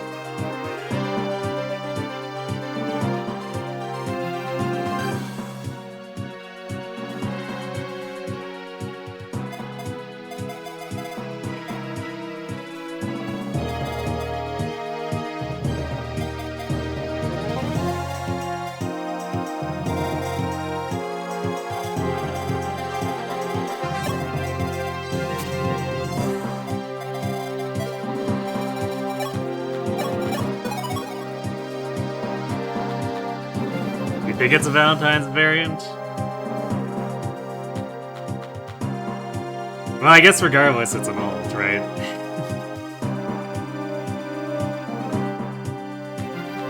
Actually, now I'm curious.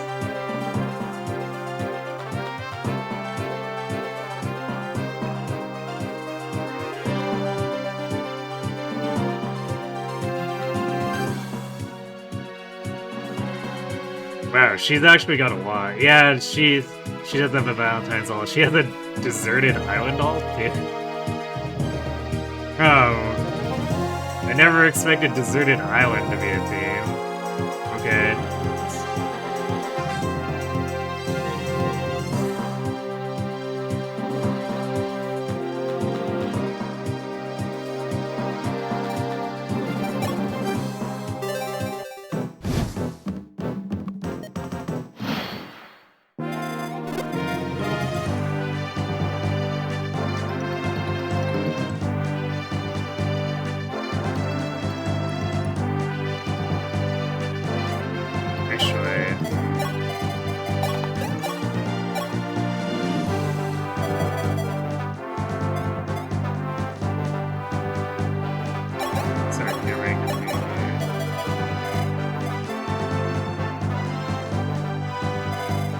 No, Frey should just kill that guy.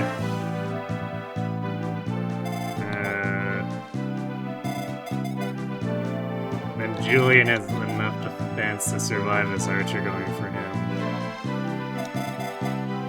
So we can, in fact, just open the door here.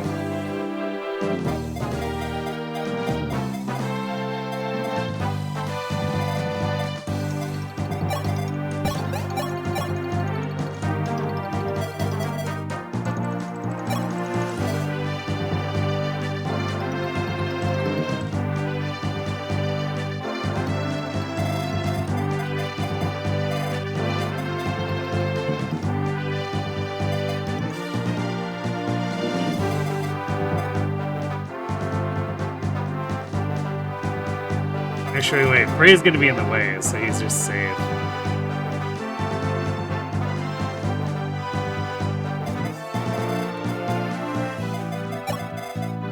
So there's never anything to really worry about. Wait, can we not reach? Oh, damn it, it's in the forest. Well...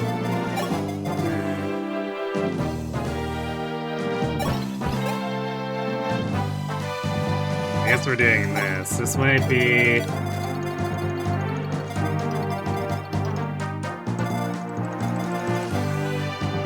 Might be a little bit ugly for a second. The mercs do actually deal damage here.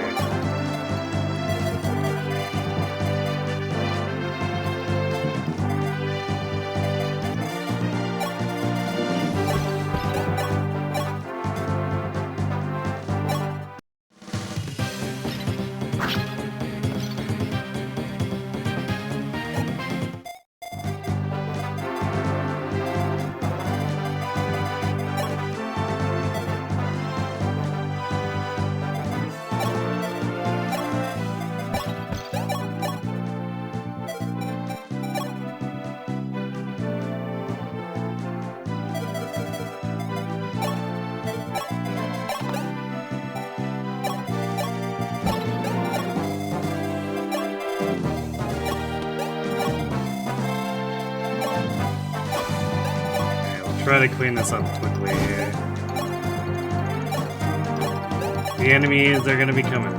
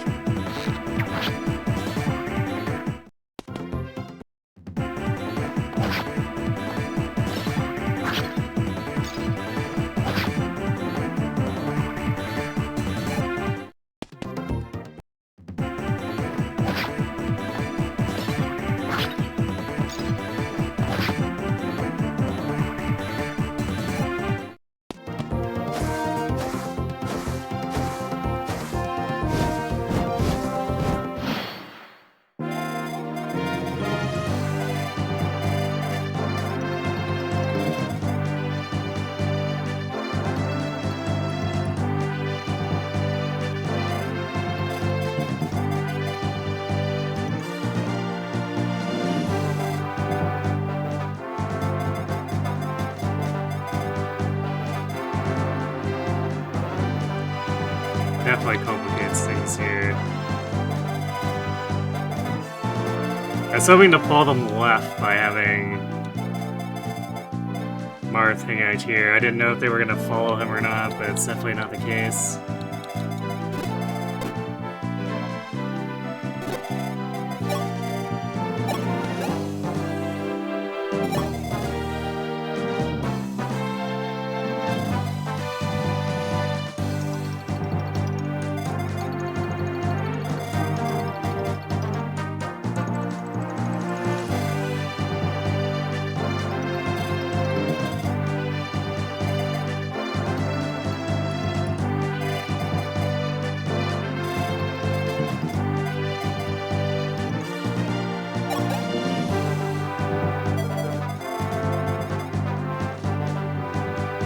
pretty fast, too.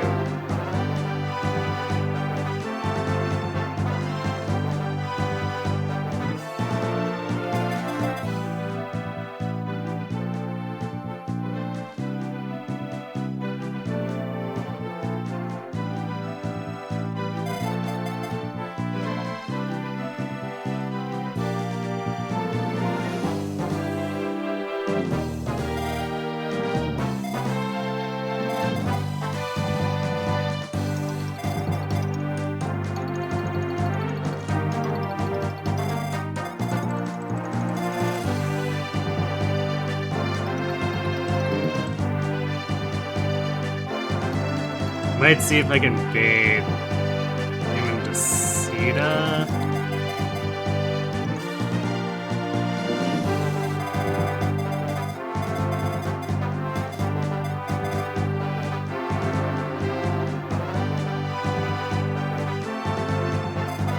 Or Merrick.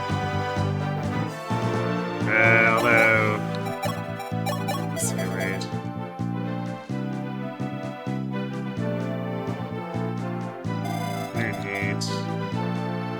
So it'll be a little bit less than perfect.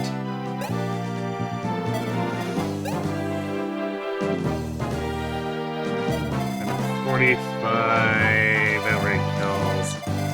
So yeah, actually I'd probably bait this into Merrick, because this Draconite will see a kill on him and just dive him. And then die to Excalibur.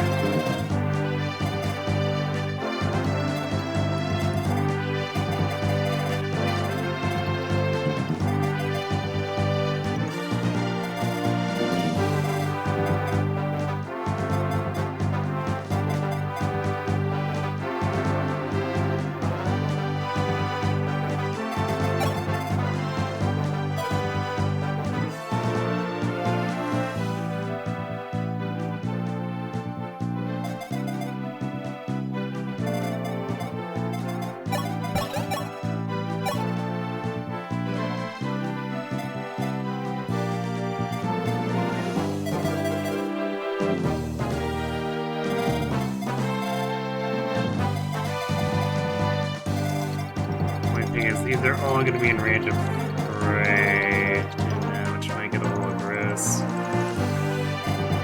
These mercs will lose for attack.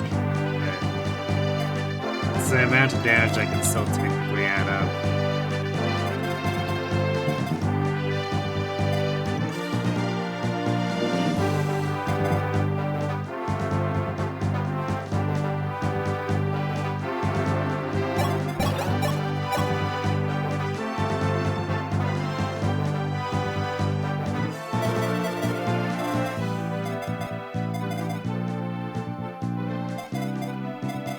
So what I might do is I'm probably gonna back Sedgar up here.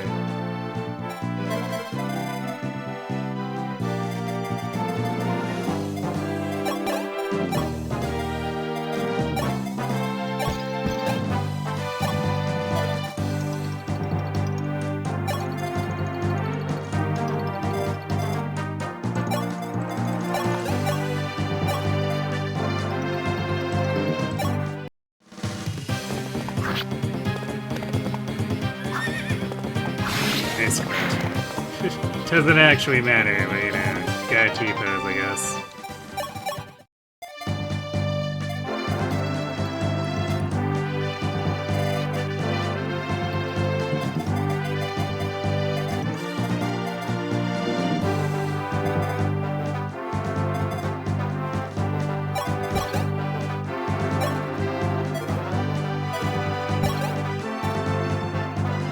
See about getting this bow to attack Wolf instead of Ray to pull some damage off of him.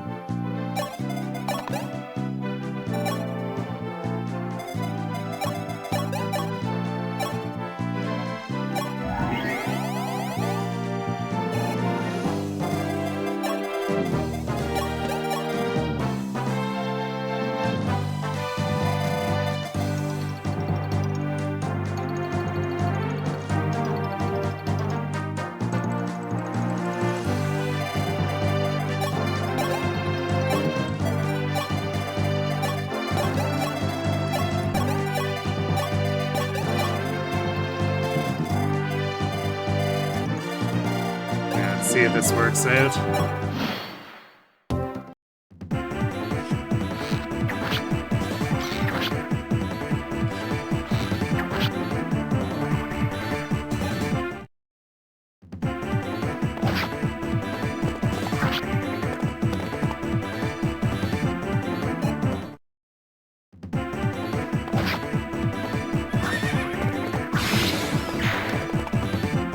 Didn't actually want that crit.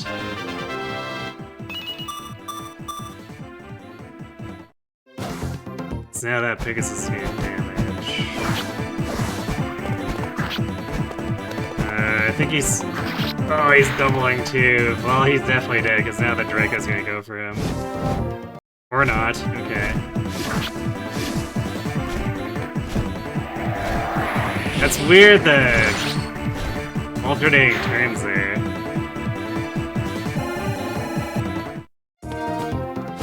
Or maybe, actually, can that other Pegasus not reach? Okay, so the other Pegasus can reach. Because I was like, that's weird for the turn order to be like that.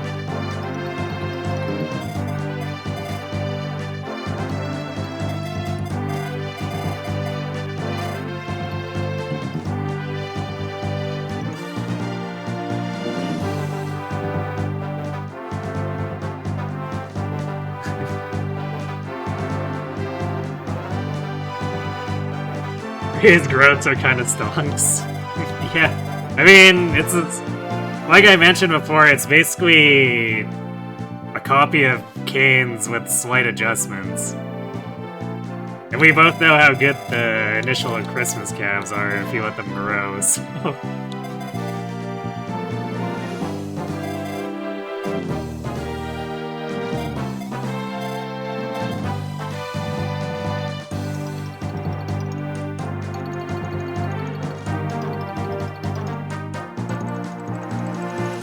First look growths, tie or beat Canes in every category. Abel beats him only in 5% strength. Ray's bases are similar to Abel's.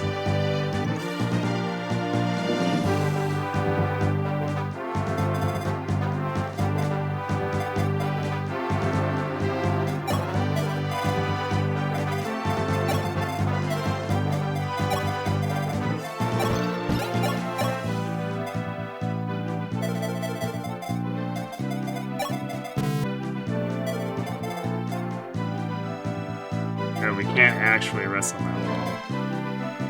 That's kind of annoying.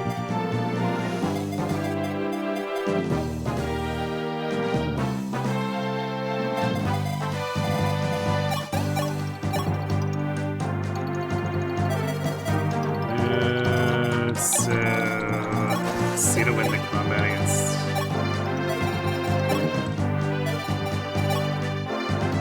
Alright, she does not want round that. She can get the archer though.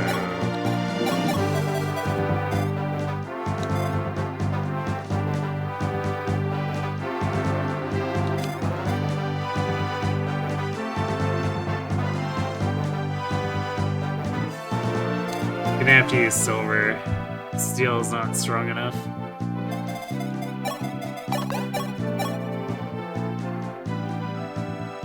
Oh wow, and Frey's too slow to get this one. Surprisingly. Okay, so the other one must have rolled low on strength or something then.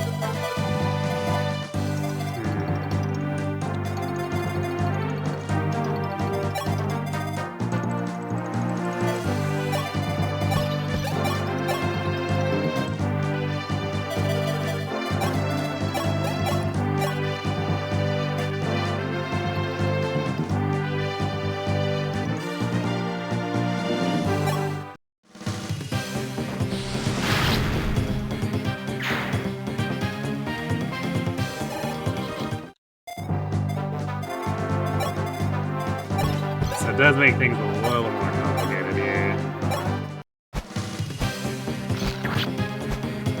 Alright, well, that uncomplicates things, but there's definitely a chance of missing any of those, of course, 100%.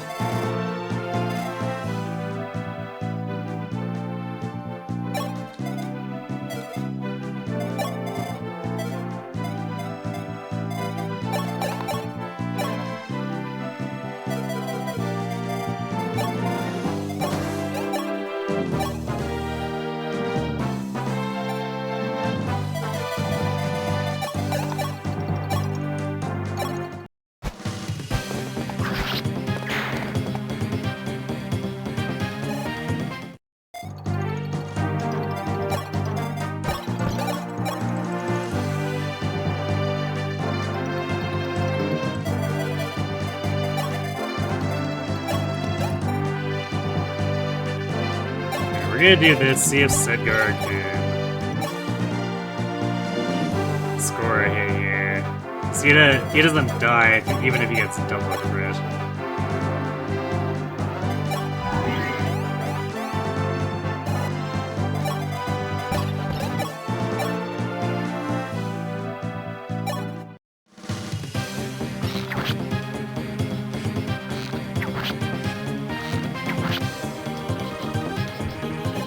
And that way we don't use Silver Lance uses against this guy.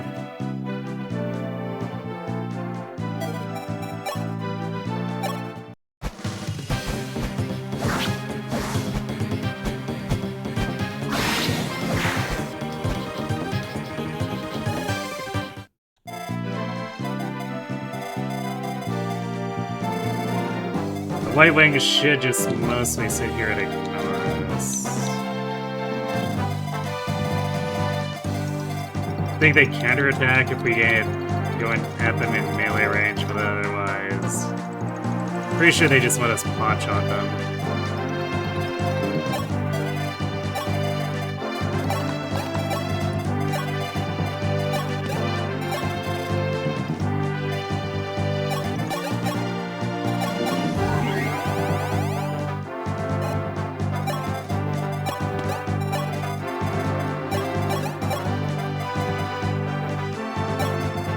It's Julian and Mars really don't have anything to do.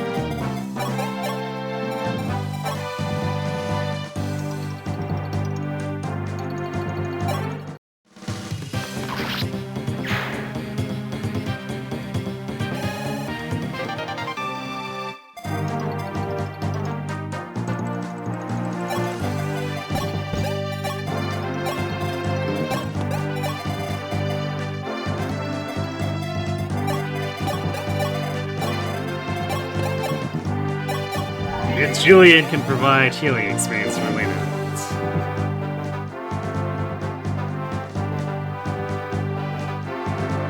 You guess he was normal exclusive for a reason, because Kane can't jab on that base. Rip Kane.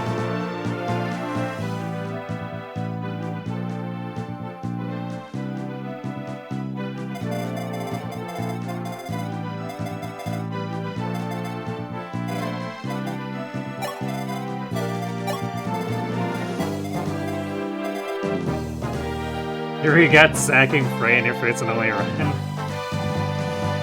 Yeah, I mean, you couldn't have known, right? And Frey is kind of like pushed by the story to be the sacrifice, so...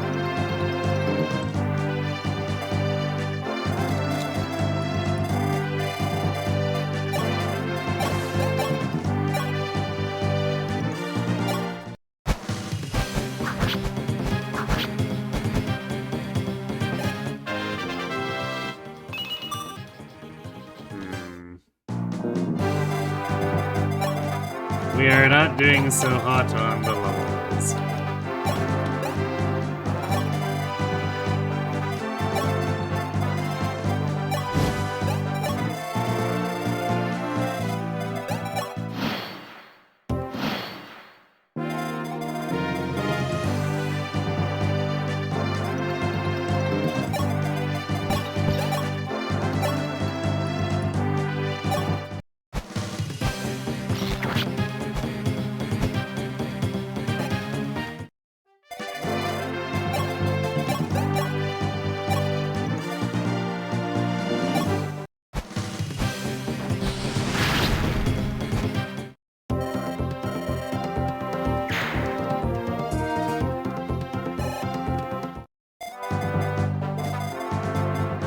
don't even get that much off of them here.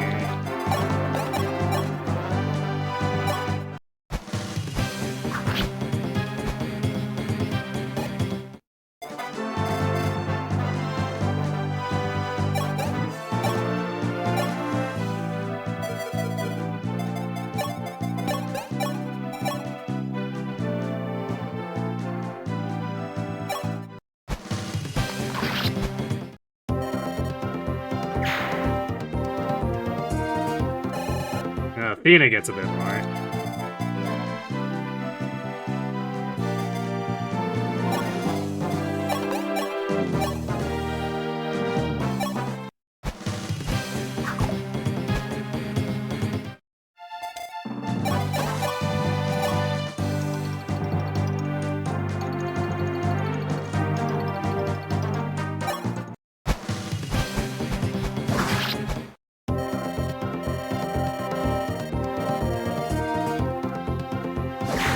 Yeah, they just retreat. So they're basically free experience.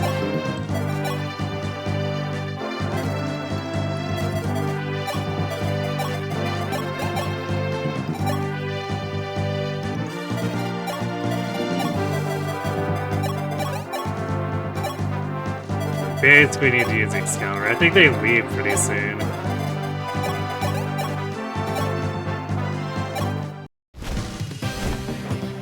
This is so rude. We're just helping them leave.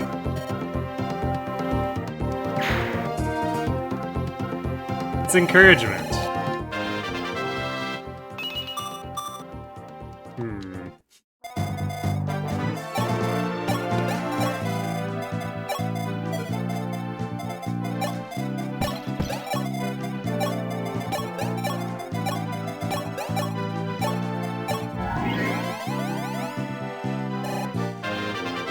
Yeah, slight increase the hit rate.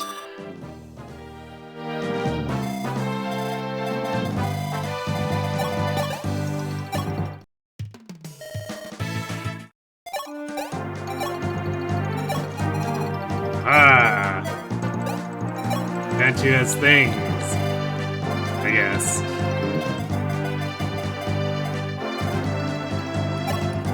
Jagged, you can just wait here.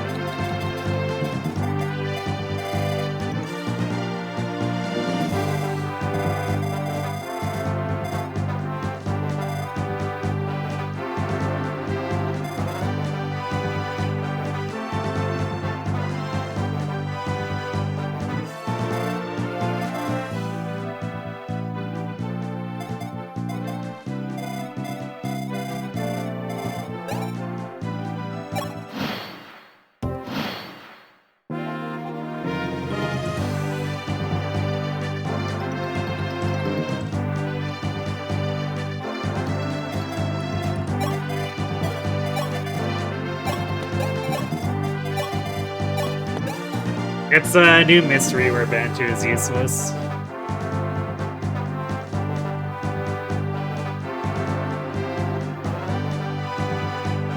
So I think he can at least take hits from a few things for like this map and the next.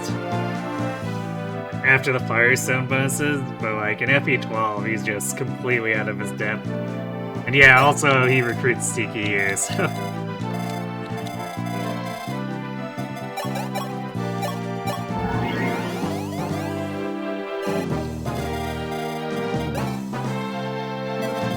It's the place where Bantu is allowed a few wins.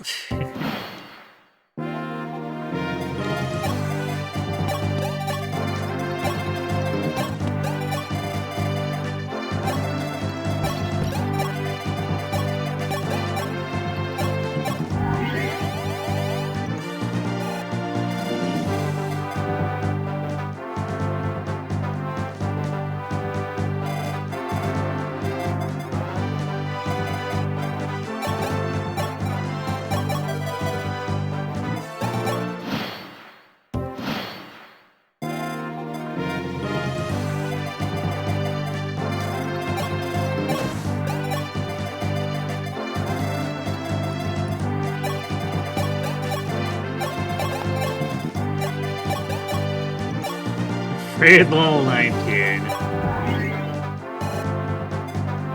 He's getting capped so fast.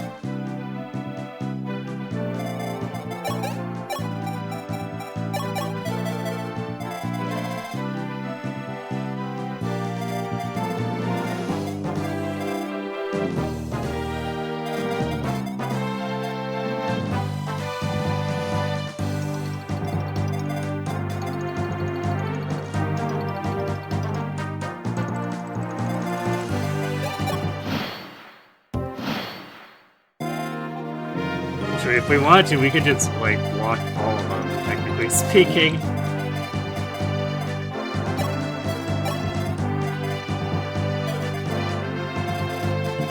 Because after warping Sigurd here, like, Frey can just walk down, or, like, ride down to block this. It's a line... Where is the exact position of the line? It's one tile below the save point. So if we go any tile below that one tile, it will be in the zone.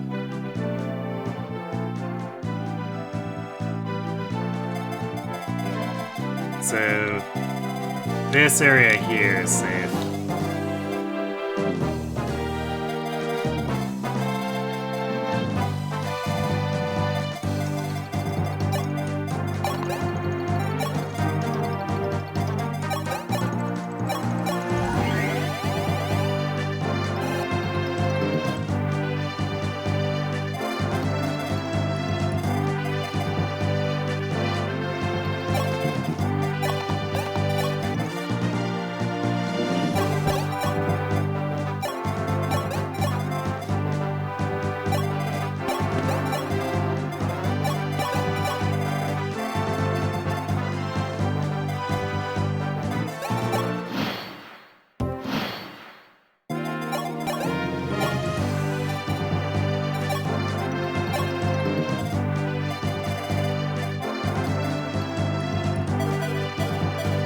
We need to sit on the tiles until we kill the boss, because I'm fairly certain that it goes until each fort is spawned 3, unless we've killed the boss.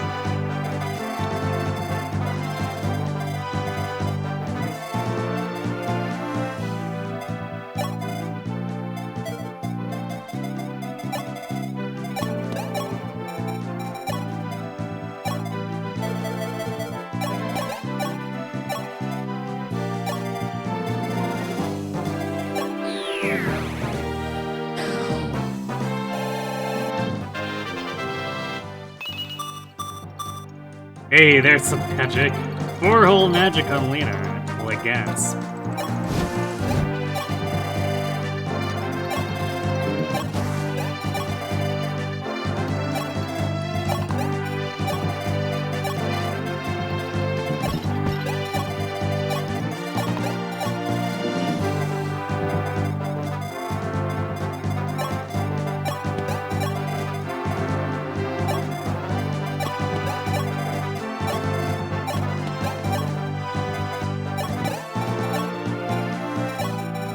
I should actually have the armor swear in Athena. I don't think it's pretty unlikely it'll be safer to go for the kill against Hermine. I guess we can see. It's more likely Norn or Merrick are gonna have to pick it up.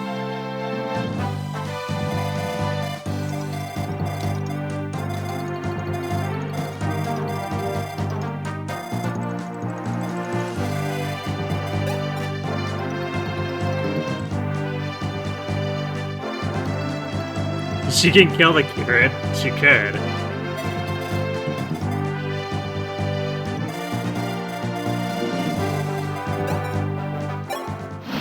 Athena did, after all, sign on to commit war crimes. Why else would anyone join Marth's army?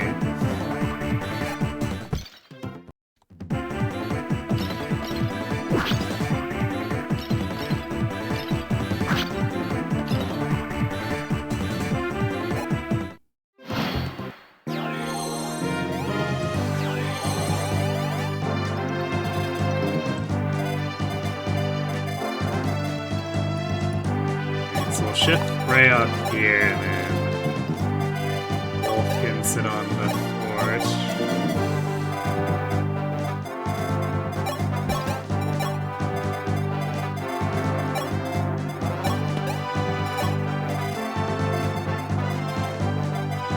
And this guy might go for him just because Sedgar has more defense. But we'll see.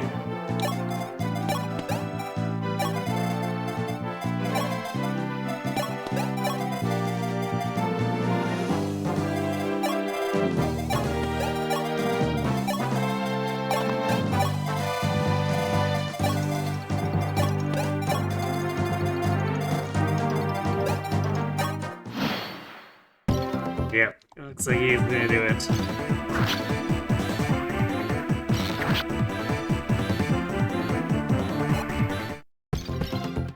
Oh, they're both going for him, right? Because they can both reach.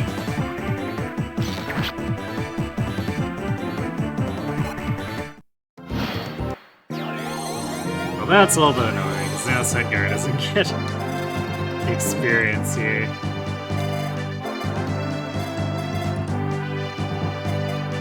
This one might actually also go after Sita.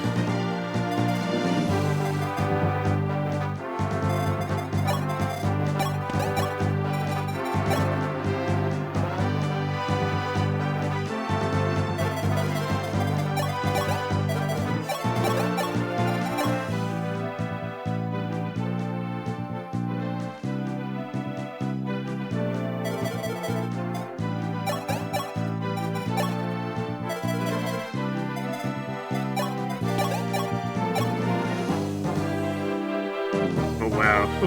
She takes a ton of damage back, but Norn like annihilates these.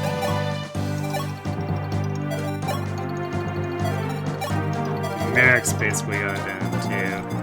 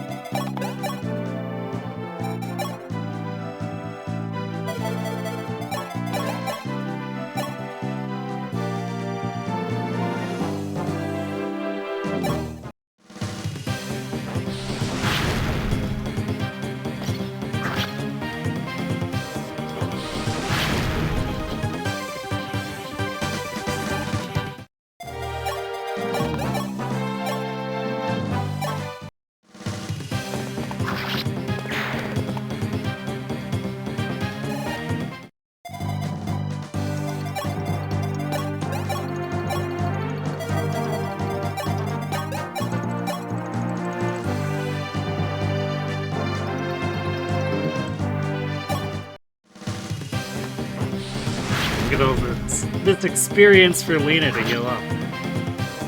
Or damage to heal for experience. Yeah, same difference.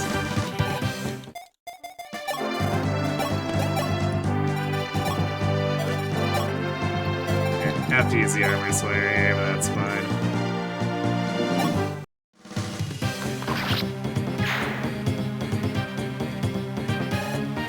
There we go.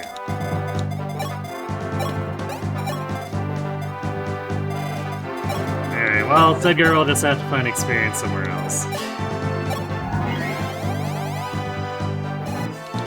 I should have shot that guy with the bow, too, with Wolf, just for a little bit of extra chip, too. Oh, well.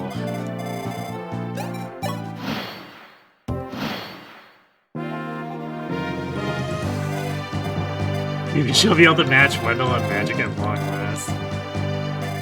Ah, yes. She does, in fact, match Wendell at 4 magic. Congratulations, Lena. The winner is you.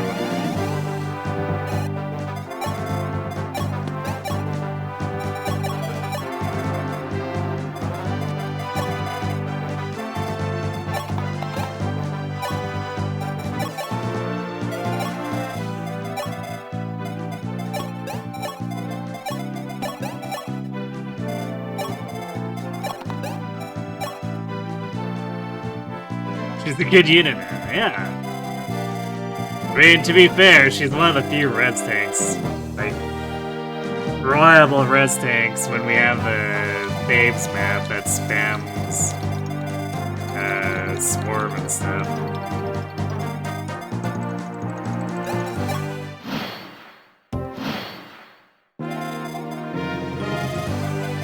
But even without the magic, that alone actually sets her a bit above.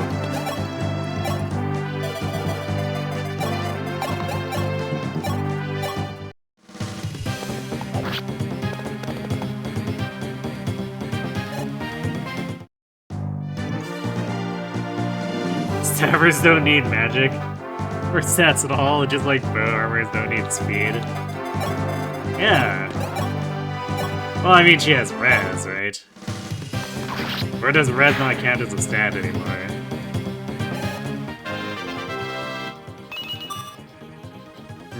Athena.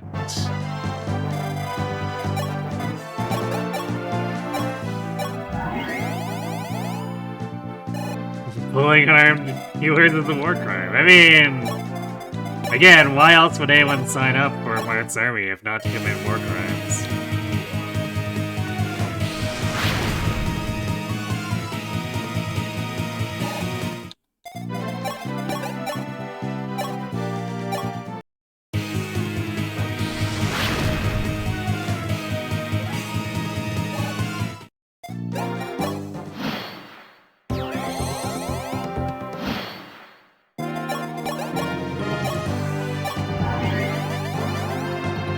Geneva suggestion. I mean, to be fair, Geneva doesn't really exist in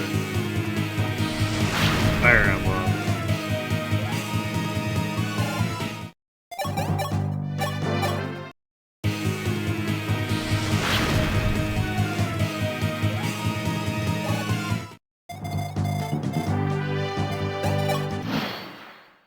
So really, no one agreed that they wouldn't commit war crimes.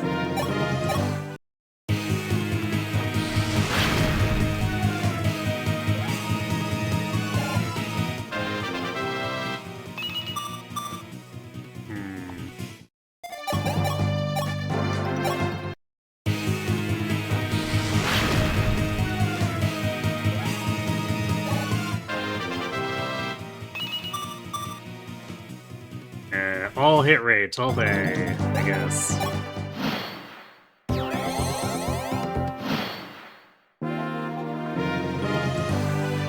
There are no established rules of engagement, there's no war crimes.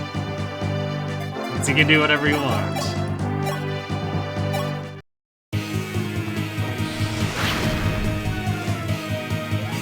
Well, I imagine there'd be some stuff that's like assumed by armies, since it's like medieval, so they're probably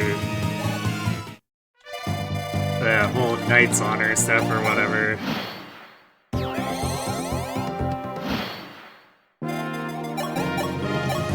But those are probably just also a suggestion.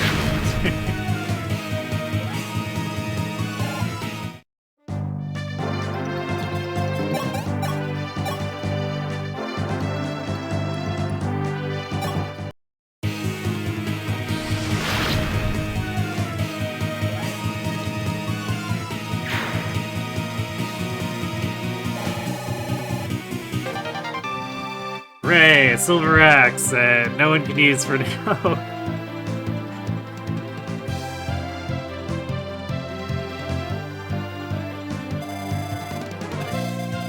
And we grab Bantu, we grab our steel sword. Let's get out of here.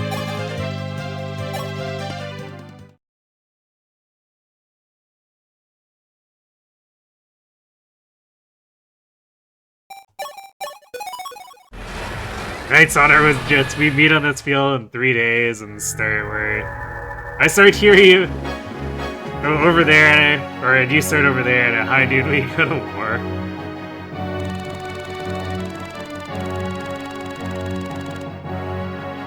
I mean, in practicality, yes.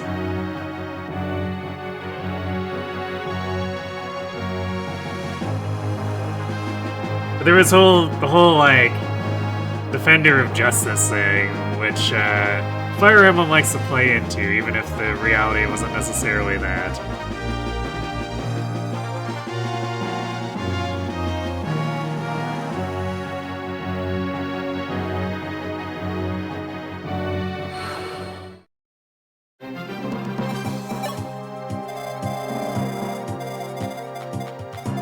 It's time to ask if Tin Man believes in love.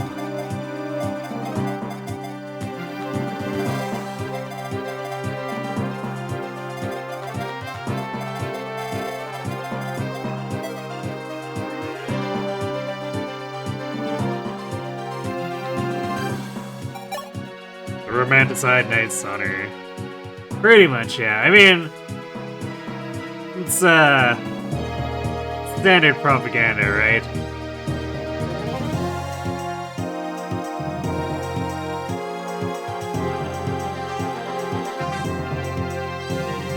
You gotta make your army look like the good guys, regardless of if that's actually true.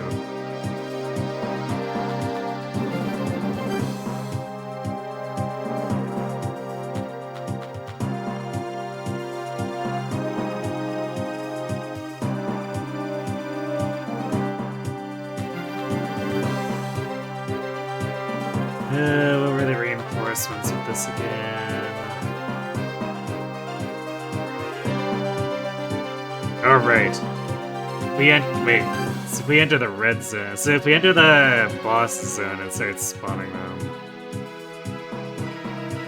Forgot that was a trigger.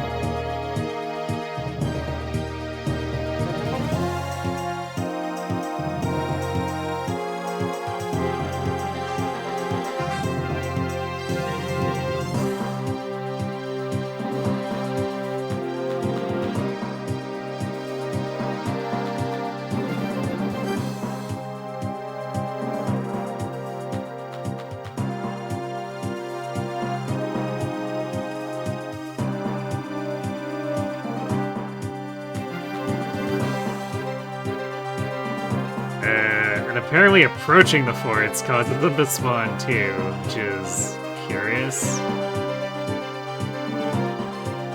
I want to verify that. What does the other site have to say?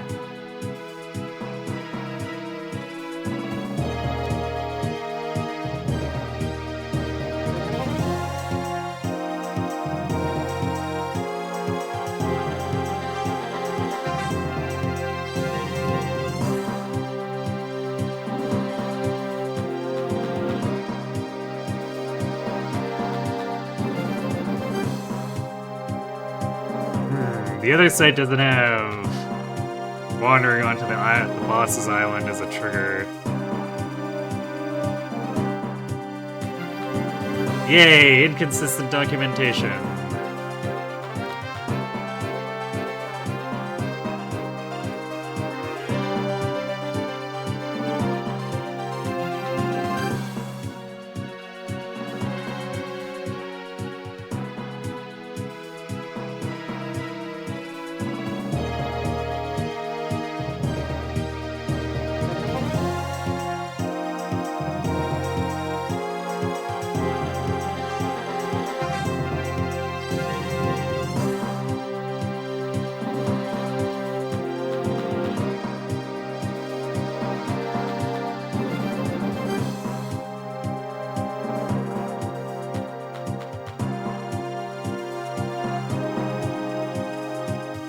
Very good night, Schnoz. Thanks for watching.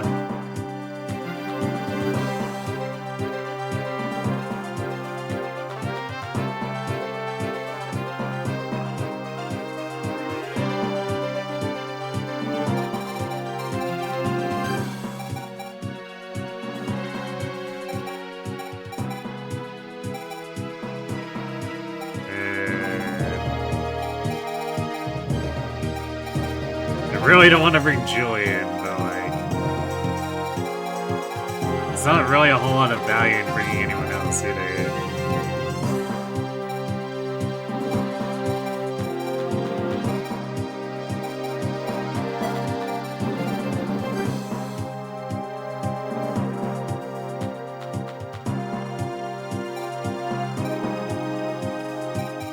I guess we could bring Bantu to body block if we need to. I think he's... Let's see, the Firestone should give him enough. Tank stuff out here if he needs to. Gets him up to 8 speed. Well, it makes him as fast as Jagan anyway. 12 defense, also better than Jagan.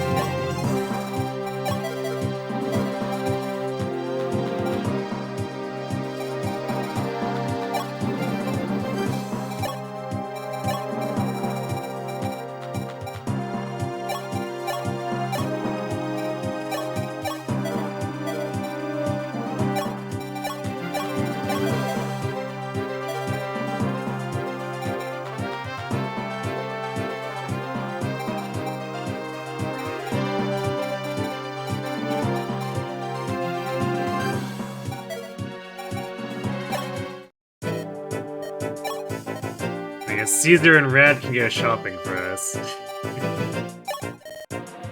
You know, just the usual Caesar and Rad things. Alright, let's also buy...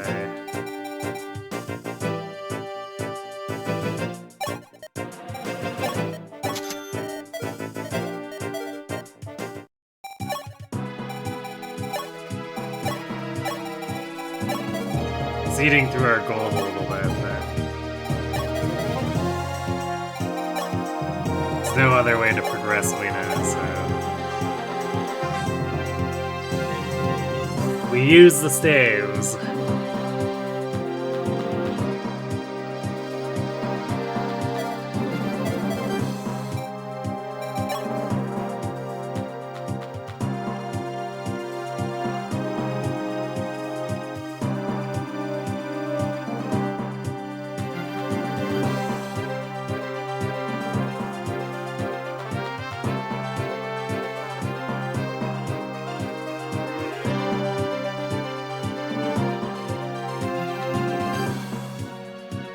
Yeah, one of the 3 games with weapon merging. I do appreciate weapon merging.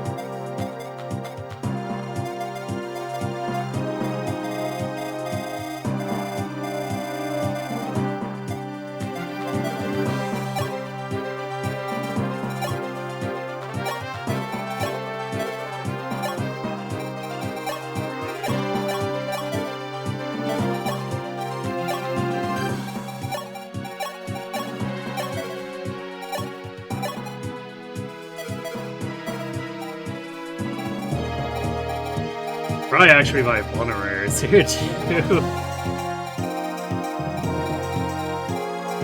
So we pretty much depleted what we got. I think this is the first set of shops that actually sells them.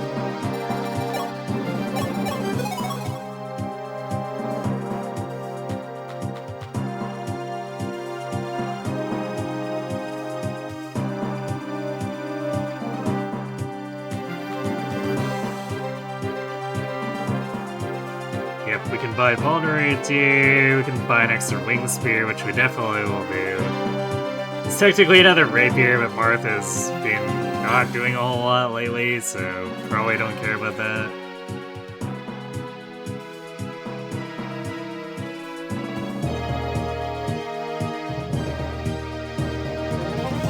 Otherwise, we'd probably buy a bunch more Javelins and a handful of Silver Lances.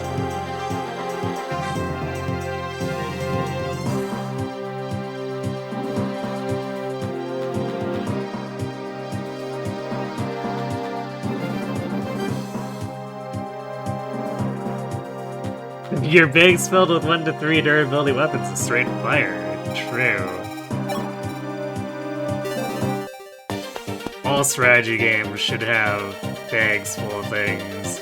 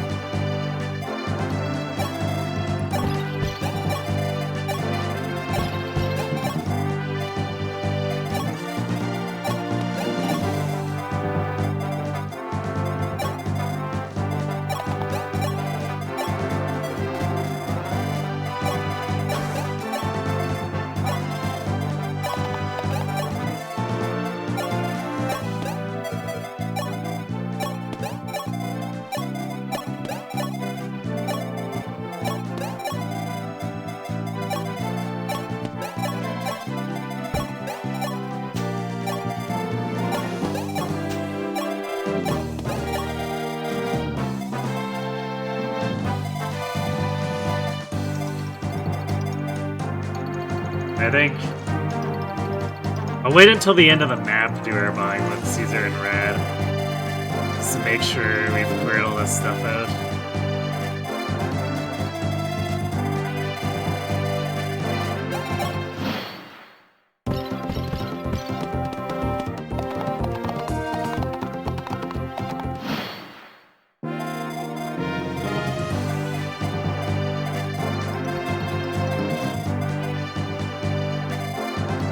Forgot those guys come like piecemeal here.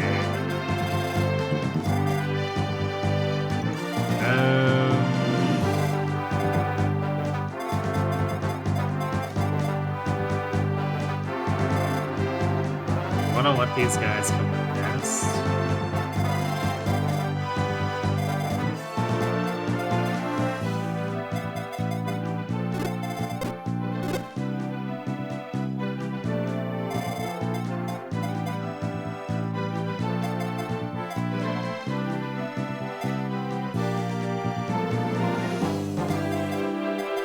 I guess it's fairly unlikely we'll first Edgar accidentally kill Roger. So if we let these guys pass, beat these guys up, and then plug the hole. Or we could just let them charge us, depending. I forget how quickly these aggro.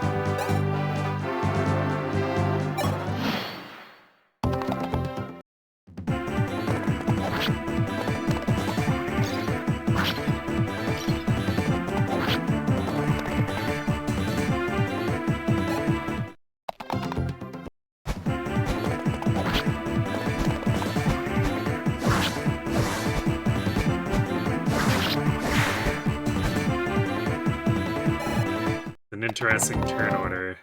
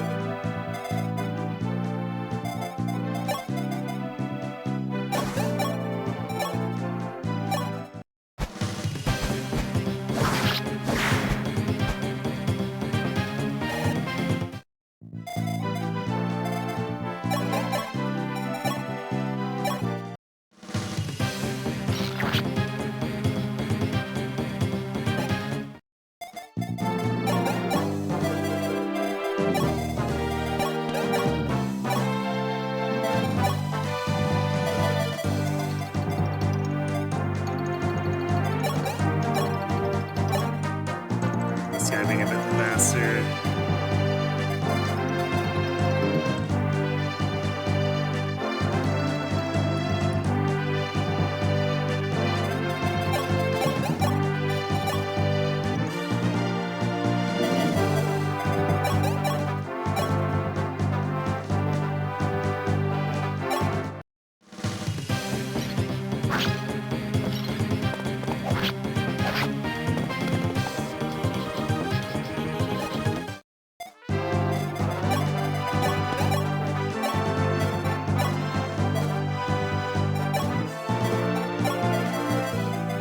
Gotta be Marth, I guess.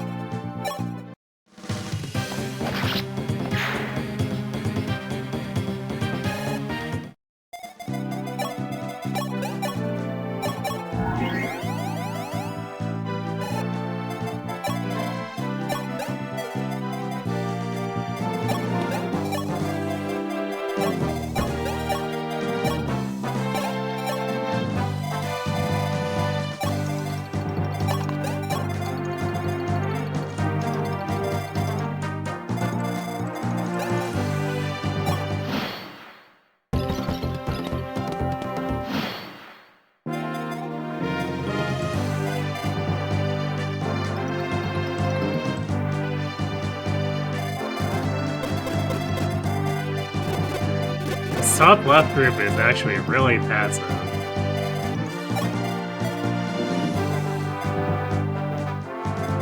So I think the last time I did this, I pulled that group like way sooner than I needed to.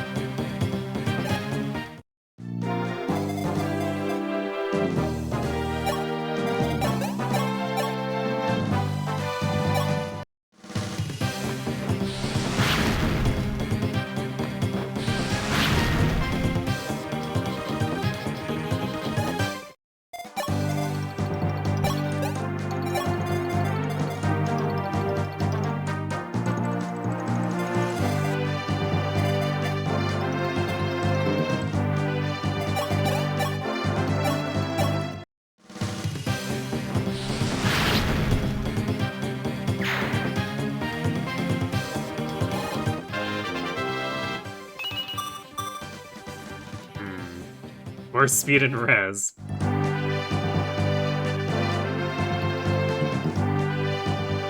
Norn is turning out a bit oddly.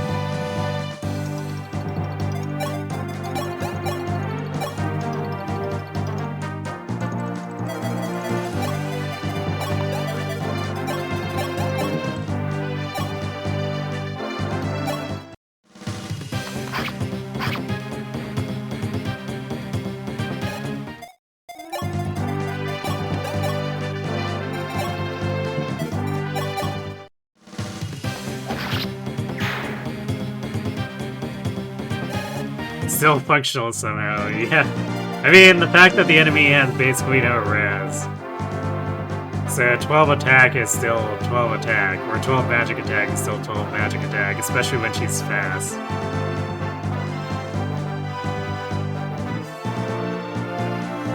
Because once she starts doubling, it'll, like, against stuff that's not armor knights, it'll start looking a lot better, but... It's funny picking up the res.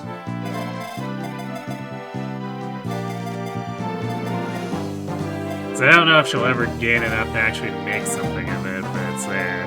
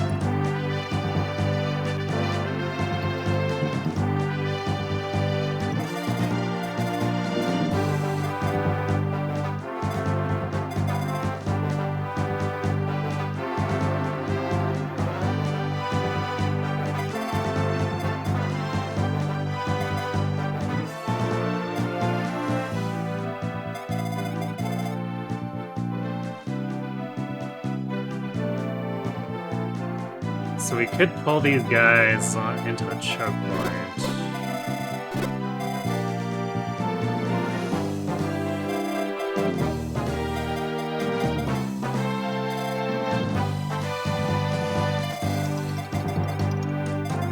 I don't remember if the right side guys are also tied in.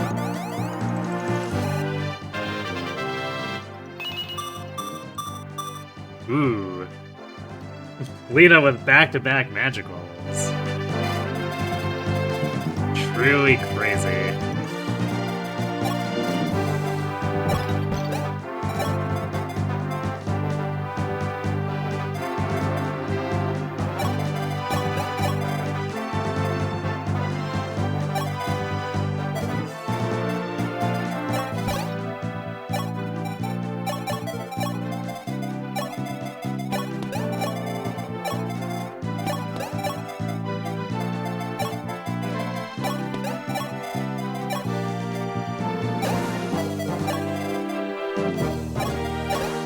See to linger there, because she can go over the mountain as need be.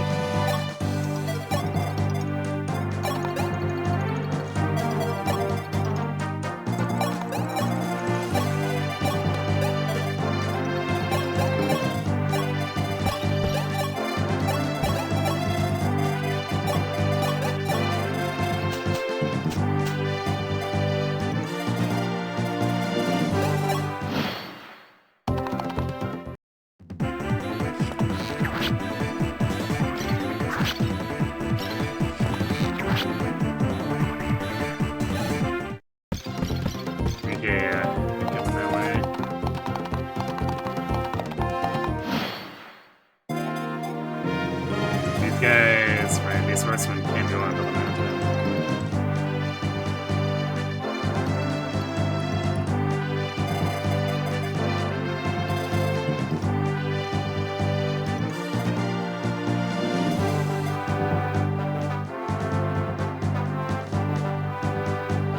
But they do it very slowly.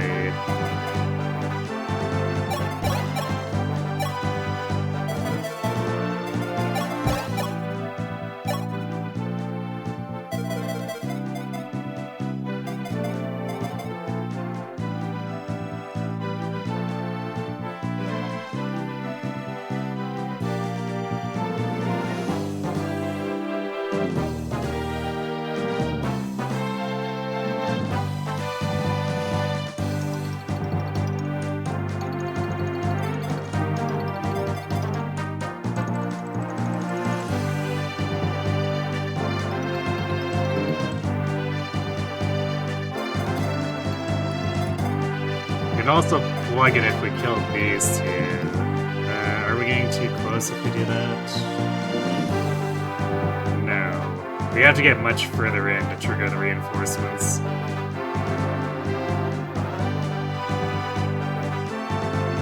I'm surprised Mars is still on the team for now. I probably should have dropped him for like Riz or something.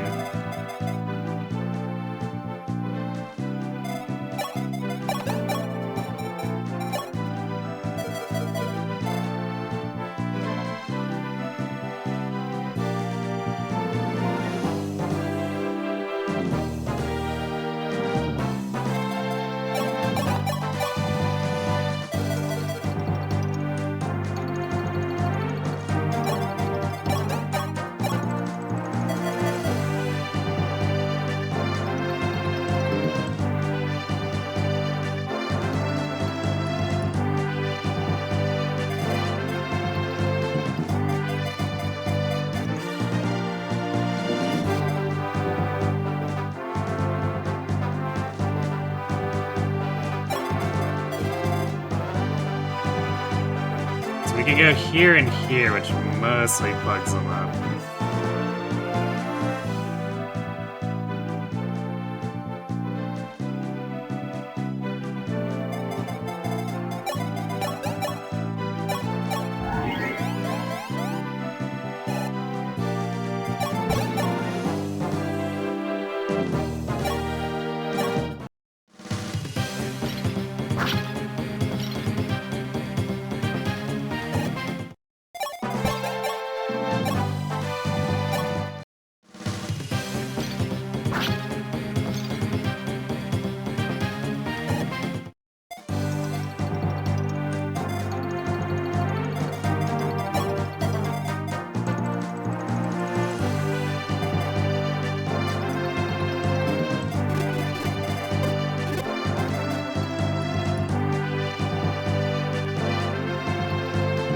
This armor alone, so we could bait him into Cena.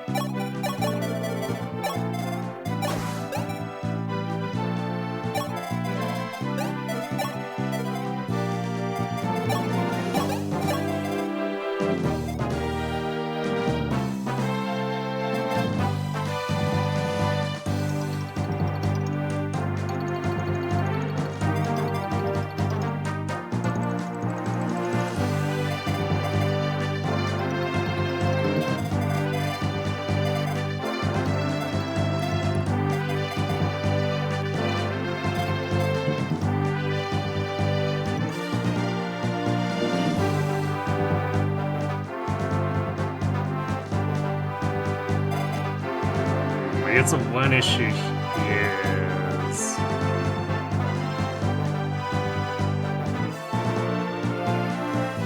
one of these probably moves south, and that causes the potential issue of them escaping afterward. We'll see, I guess.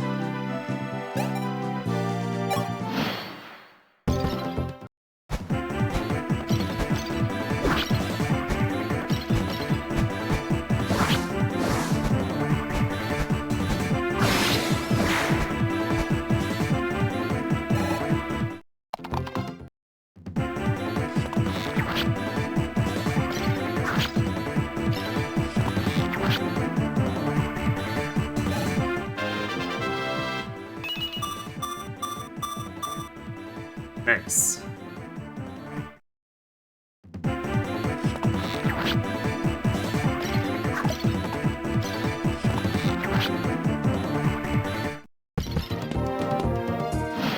Okay, I guess they won't go. I guess they don't see it as a viable way of bypassing.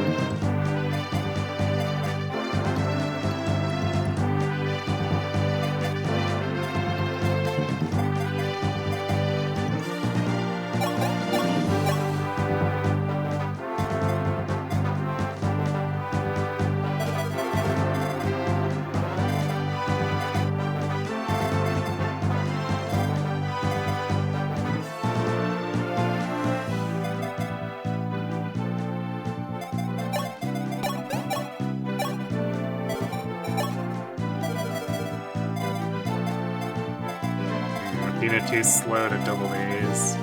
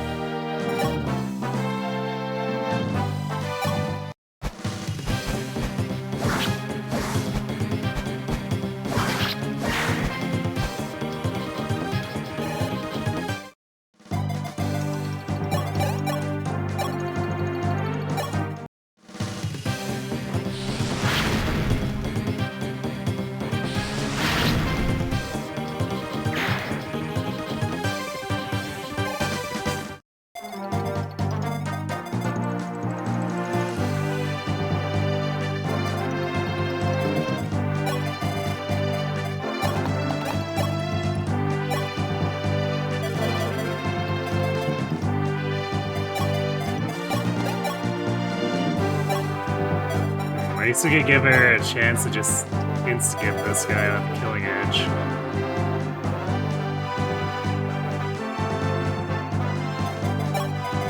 Actually, let's see. Freda's with the iron. Nope, he's still too strong.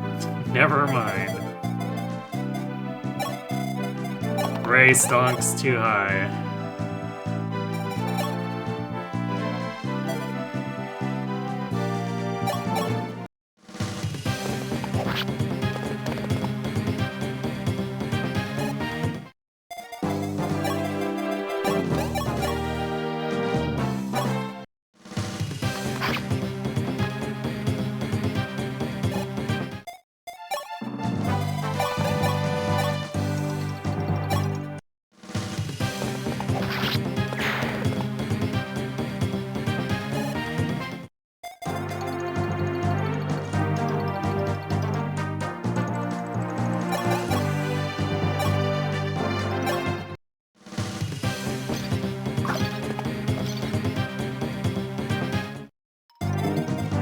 Well, that's fun.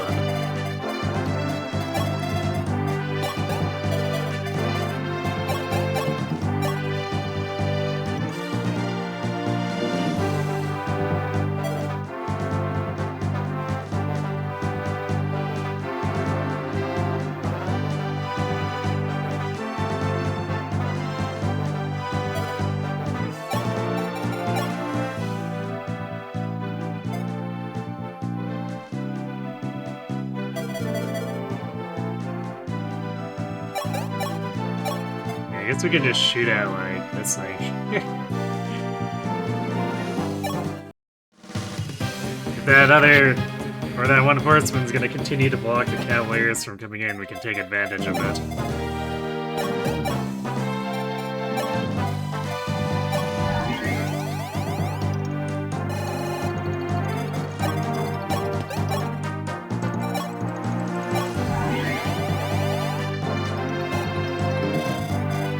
Okay, you know what? I don't think Roger, Bantu, or Barca are doing anything, so let's just keep them back here out of the way.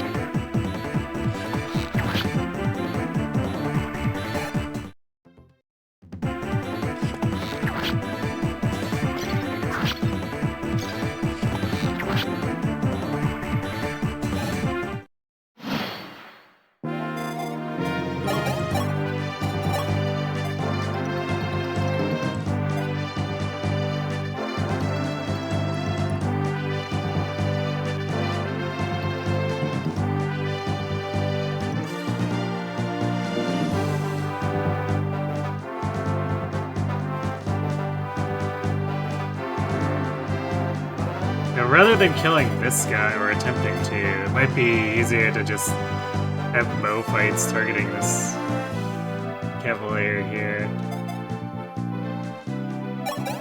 And then heal as necessary.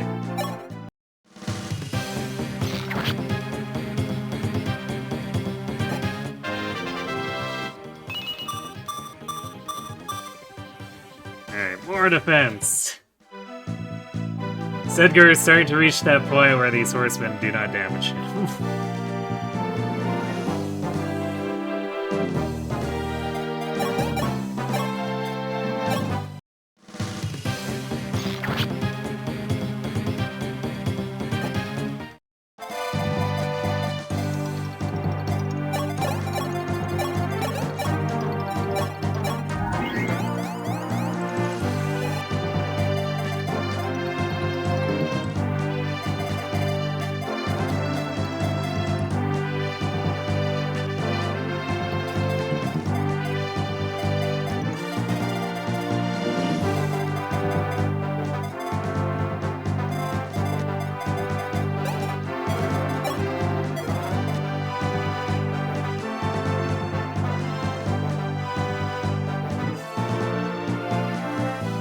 I'm not really sure if the others can do too much to help plus this formation right now.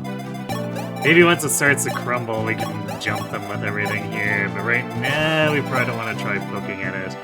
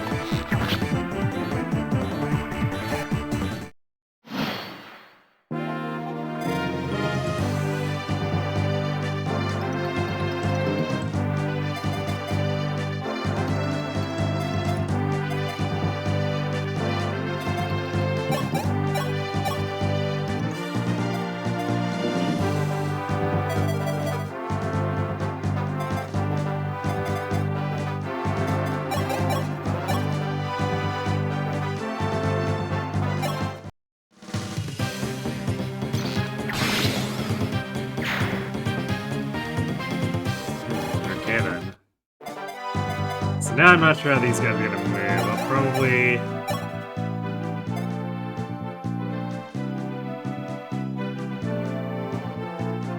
I think I'll Physic Wolf again after we attack into this guy.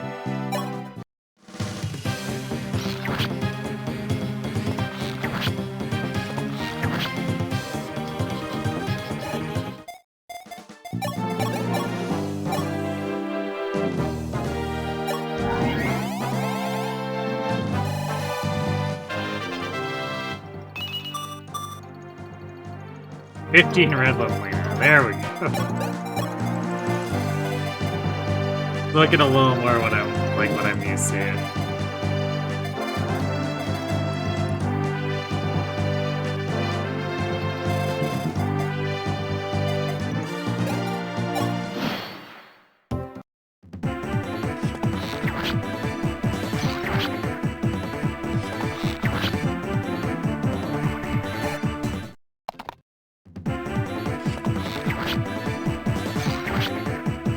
They continue to body block the cavaliers.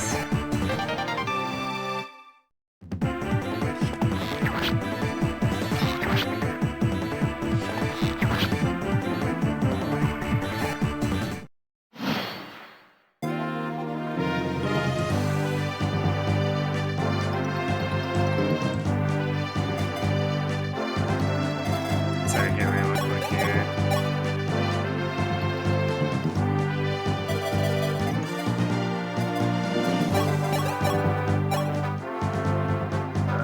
Merrick doesn't do enough damage unless we could use Excalibur. Then that would let us push in here on and get in on them. As long as we don't go too far left inside here.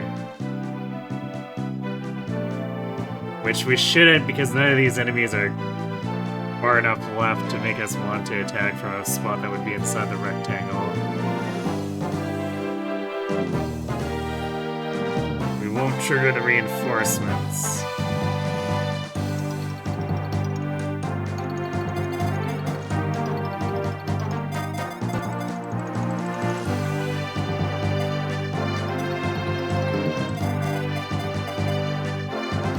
So we could use this as an opportunity to break through.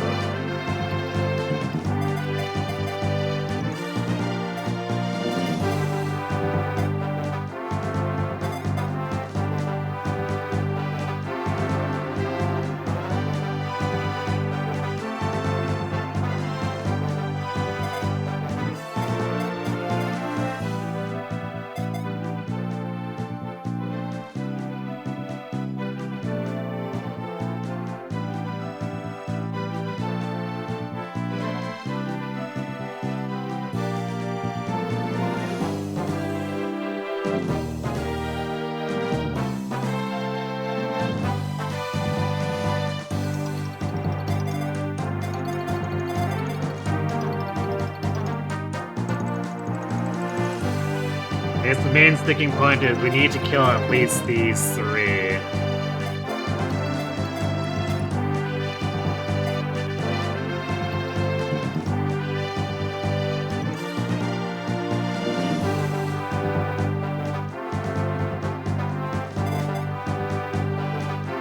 I think we should be able to manage that.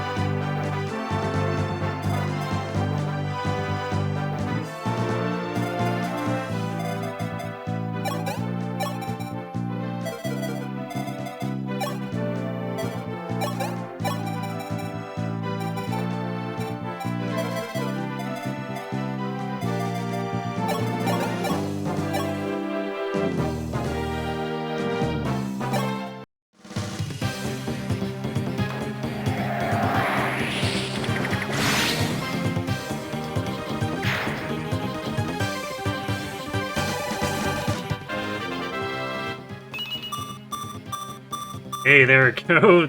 There's a good level for Merrick. Only took forever.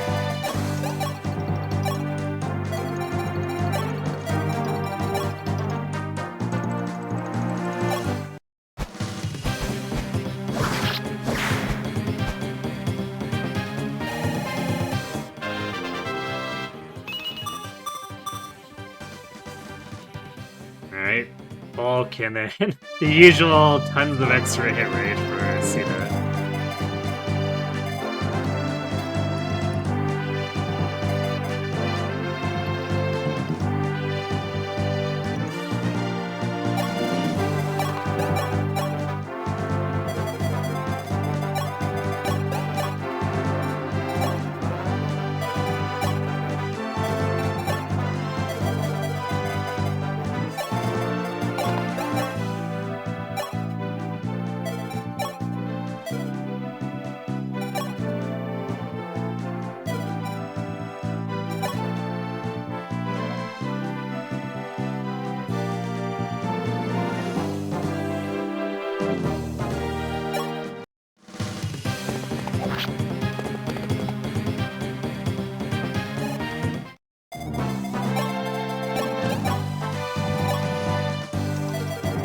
Doesn't have as good a hit rate, so we're gonna have Mirth do it.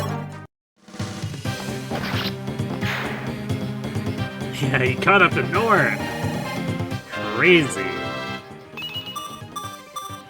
Whoa, Marth gained strength. Unheard of.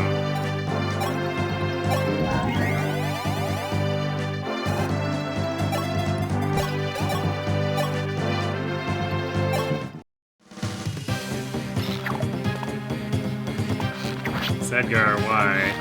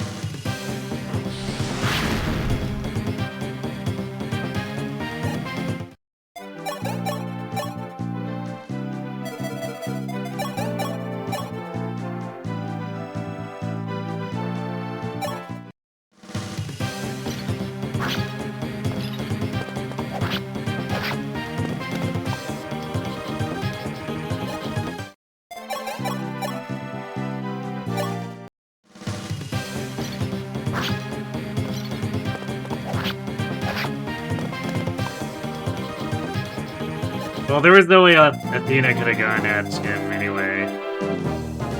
Because this Cavalier was basically protecting him.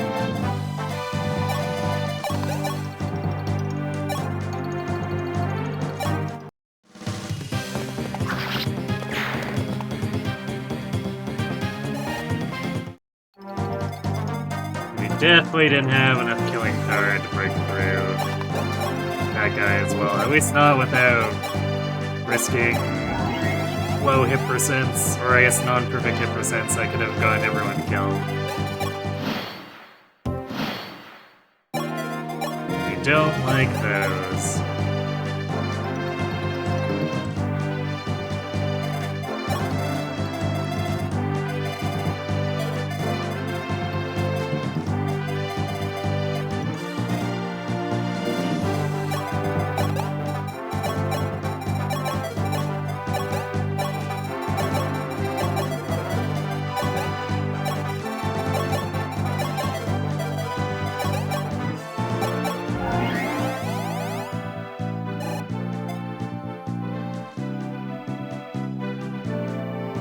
Yeah, Frey's almost level 20. We still don't have a Master Seal yet. That's not for like another 2 chapters after this.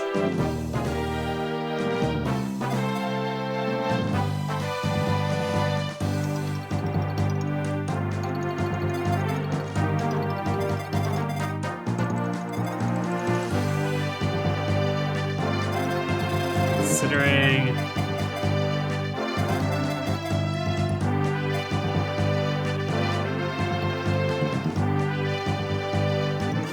Maybe we do the shot. Actually, maybe do the shopping now so we can put some vulneraries back into the convoy.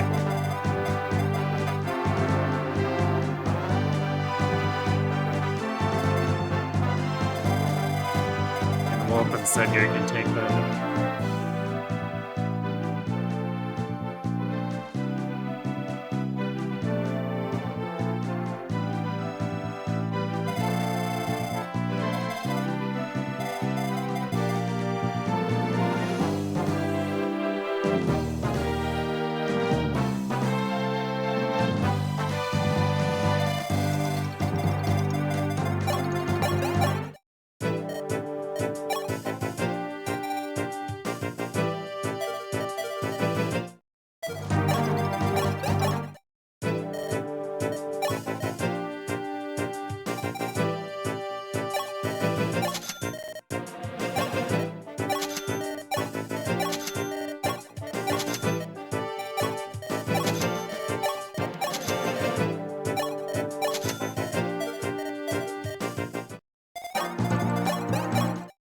think we care about this shop.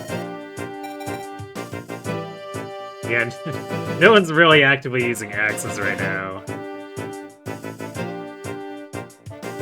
So all the axes we still have from the Axe Boys would be good enough for any projects trying to do anything with axes, and the Wolf Guard brought enough extra bows that we don't really care about those either.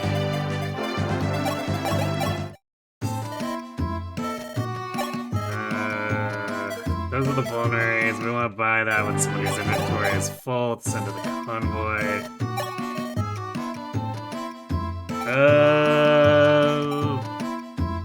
We care about...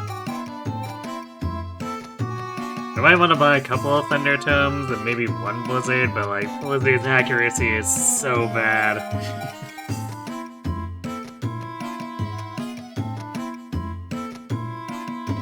There might be a moment where we actually need that extra might somewhere.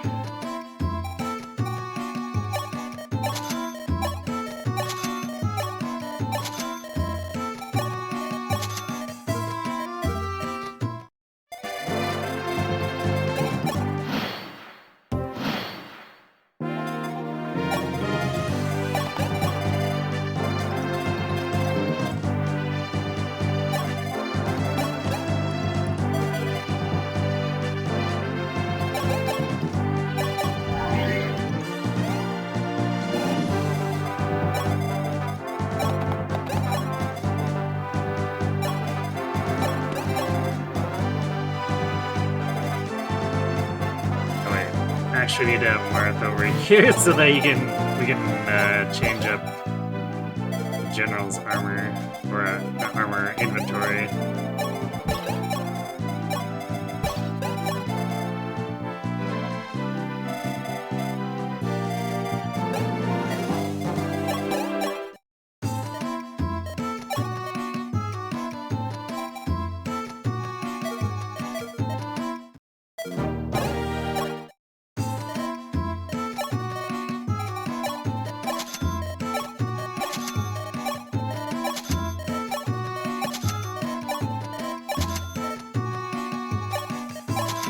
Six should be enough. Normally we wouldn't need to buy any, but we burnt a bajillion vulneraries in prologue. So we've been kind of running on fumes in terms of healing items. Thankfully the armory has it, so we can just buy heals whenever, as far as stabs go. But it's not always safe for the healers to be up front.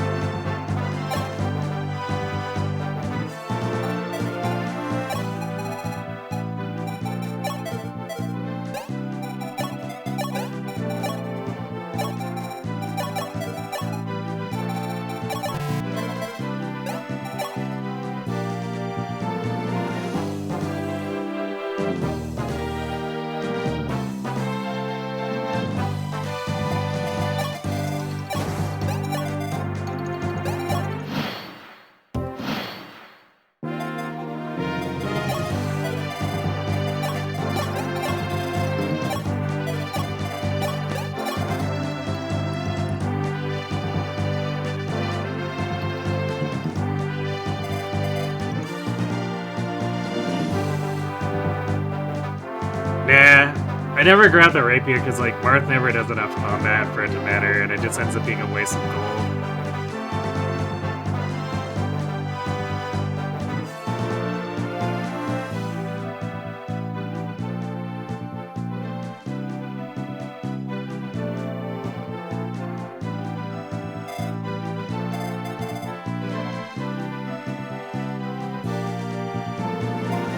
So we can sneak up on this green set. Sedgar, we're clever about it.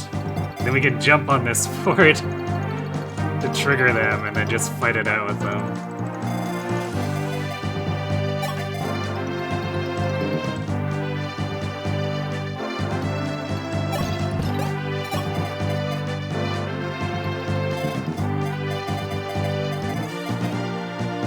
I'll go to this tile after it, and then we just go in over here.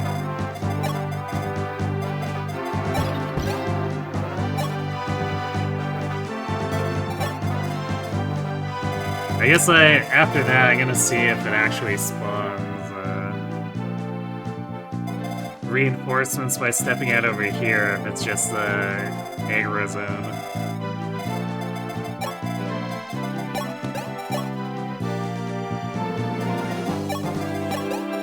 So I'm curious, since the two sites have somewhat conflicting documentation.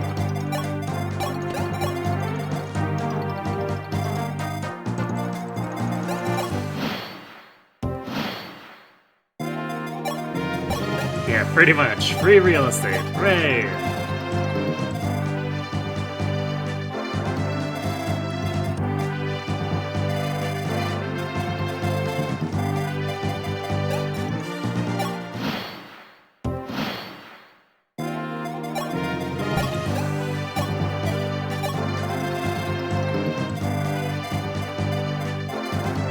So, if this is correct, then these guys should start spawning down attacking Sundar.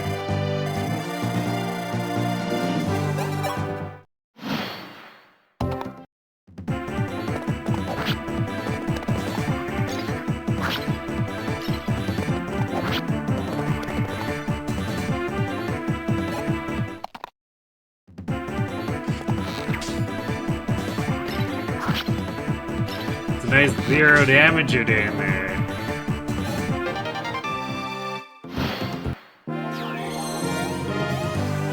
Would be a shame if someone used that to farm you. Yeah, oh no, ambush!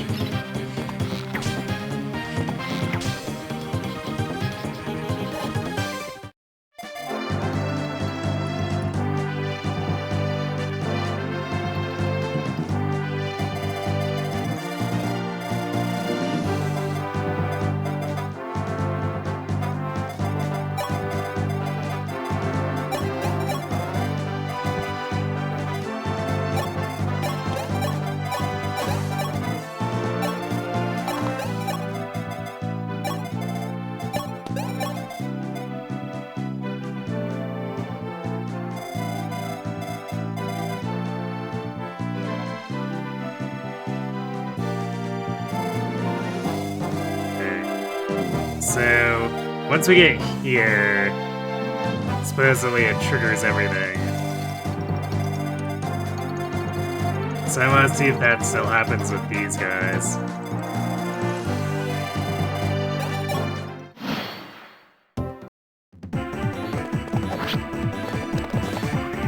The damage.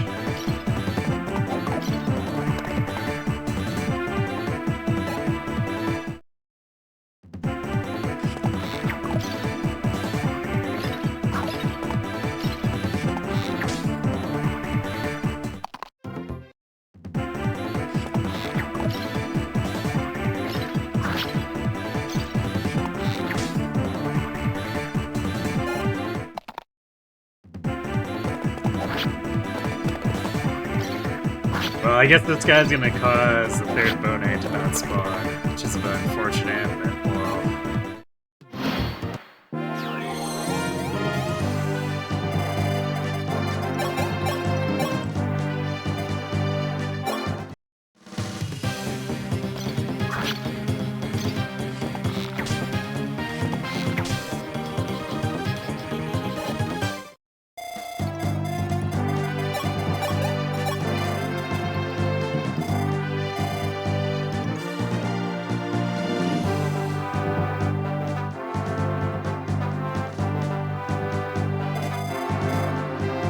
So that should cause these ones to go off, supposedly.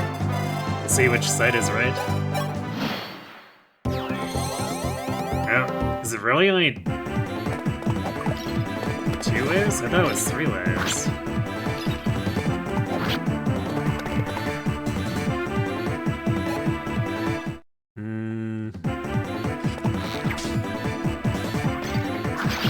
I guess it's just 2 waves, huh?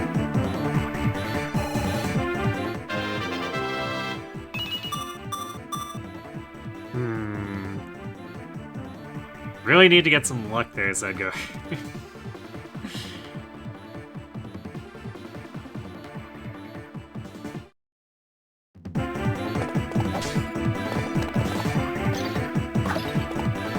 Oh, I didn't move Wendell far enough.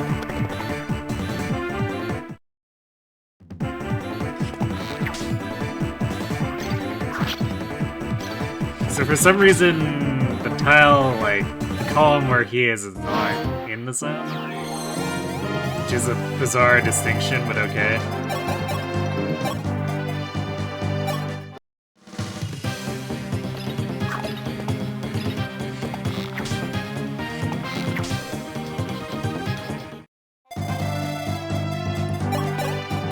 So that's supposedly what's gonna trigger it. Okay. And, okay, so yeah, World of Dragons is correct, and then these are distinct reinforcements.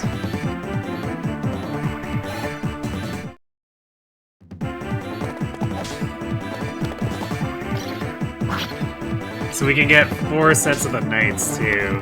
We're getting less than that, the full sets on the left side, because these enemies keep body blocking each other.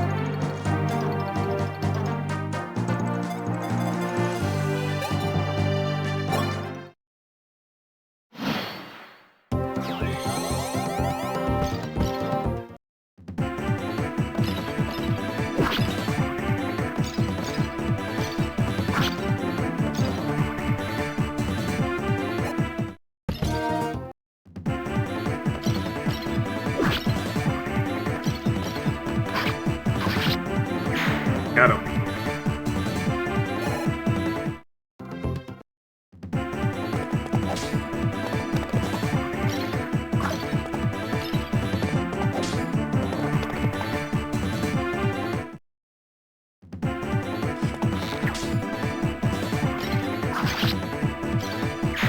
Took Zedgar long enough to get that one.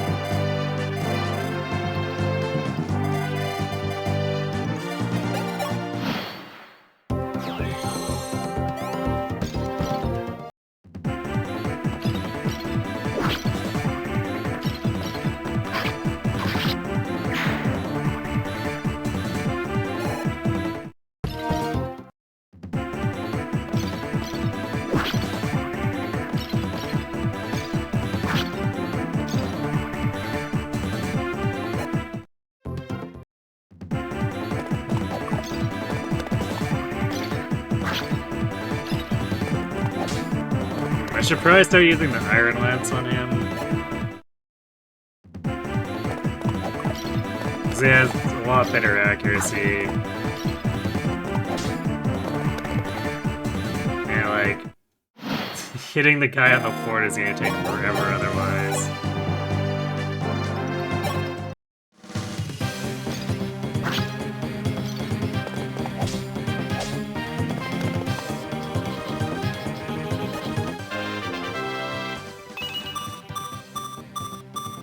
There we go. Luck's been growing kind of slowly, but 19 defense, not a whole lot can do meaningful damage to him.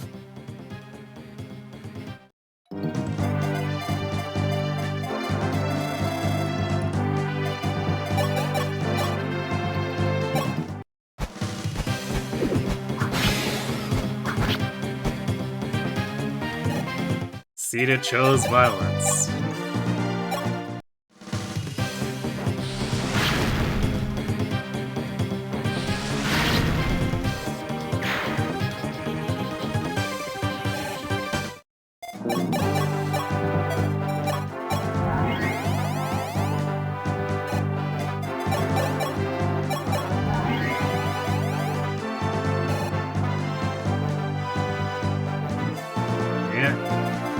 It's gonna happen every now and again.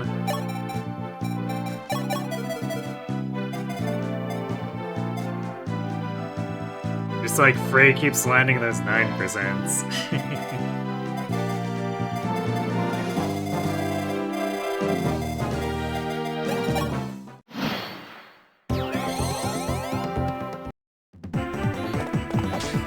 Oh, that's... huh. That's weird. Is it 2 sets of 2?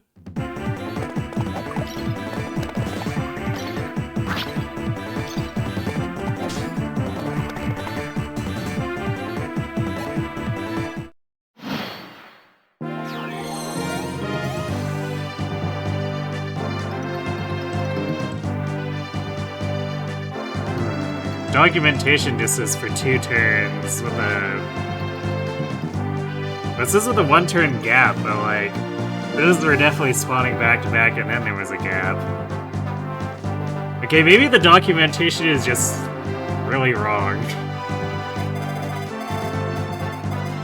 I don't know what else to say.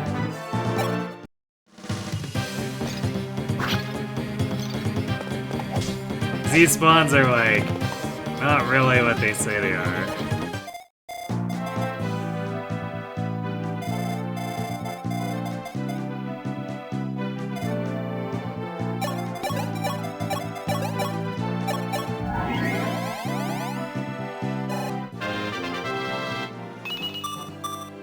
Yo, more magic on Lena?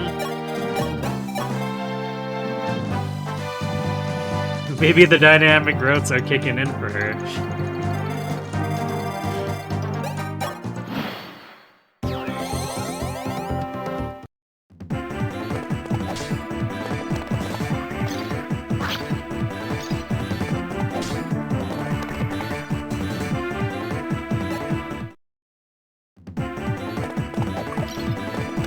Also, I can't tell if anything's spawning there anymore because both other forts are body locked.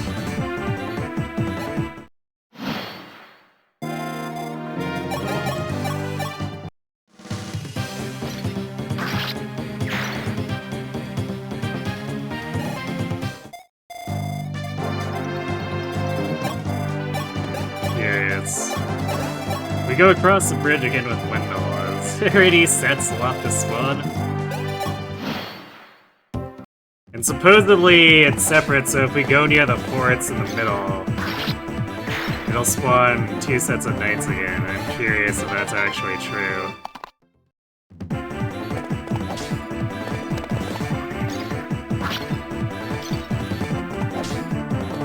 Totally they could for Norn.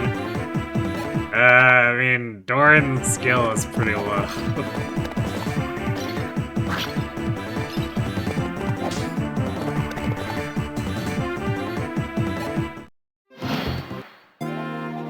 Yeah, she has 2% crit because, well, 4 skill.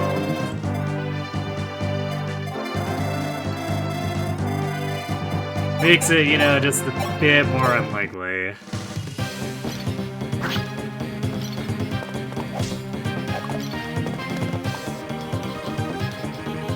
Got the dynamic growths.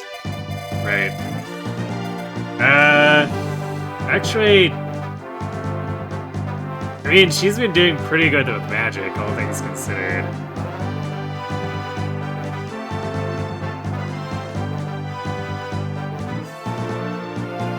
I think her speed is probably not that far behind. Just because, like, Mage isn't particularly fast to begin with. So yeah, I guess maybe it could fix her skill, but actually, I don't know what her growths is with it.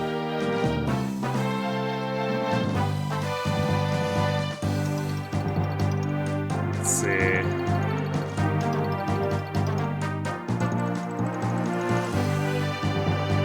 Her personal skill growth is 20, so it's not terribly impressive.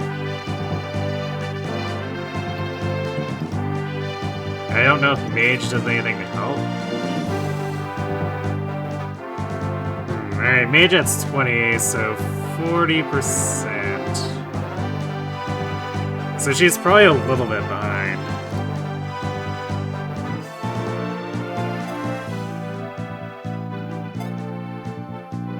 So yeah, maybe if Dynamic Growth could help fix her skill, even though Fire's 100% or 100 base hit is actually doing a lot of work for her. For overcoming that terrible skill.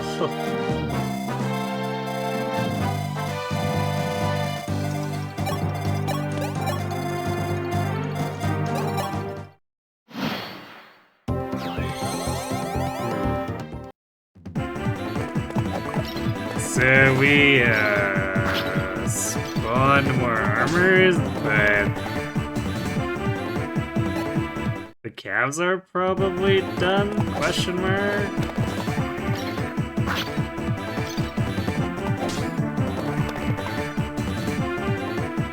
I'm really confused as to how this is scripted now.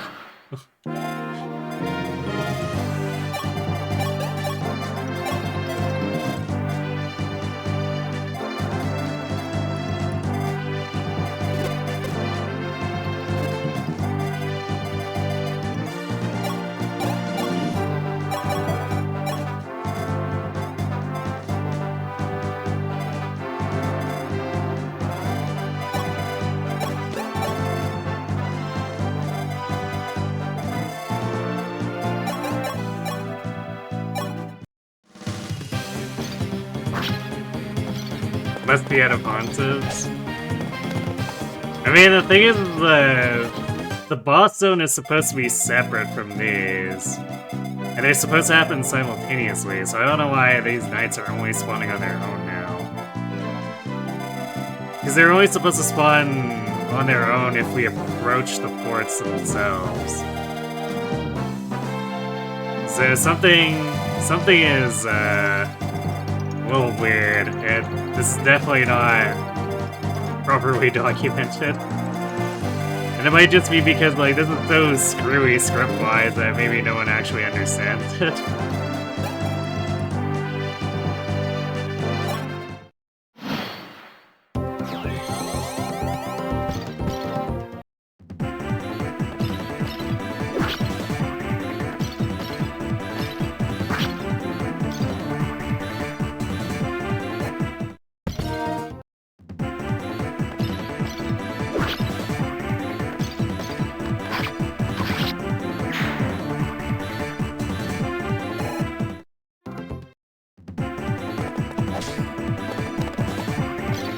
Probably FE1 scriptings. I mean, the thing about it is, like, these reinforcements are different from FE1.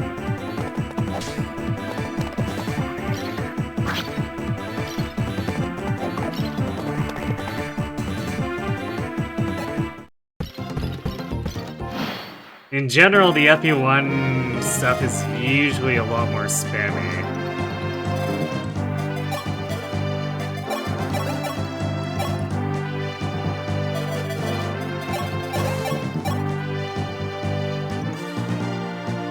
Wow, we actually don't deal enough damage. Norn falls short a little bit.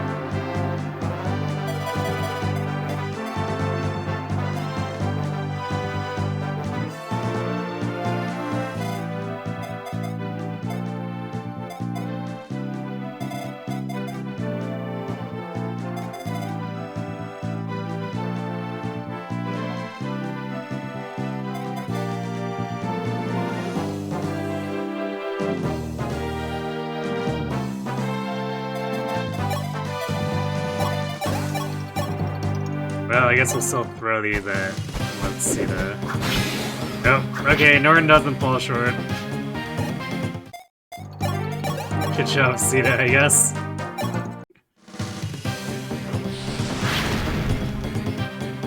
Yeah, like, FE11 actually toned down FE1's reinforcements a lot.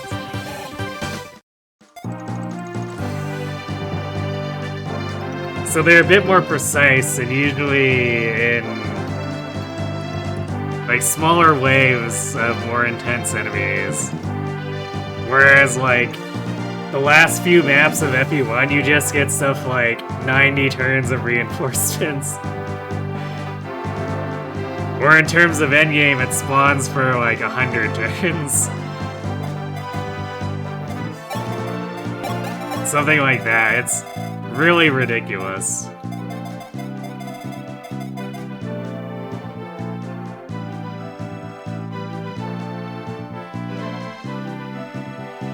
If I remember correctly, World of Dragons said these spawns are turns 13 through 30 in FE1. Yeah, that sounds about right. So yeah, they just get super spammy like that. They try to be more precise, but it's really hard to understand what they're trying to do with the scripting.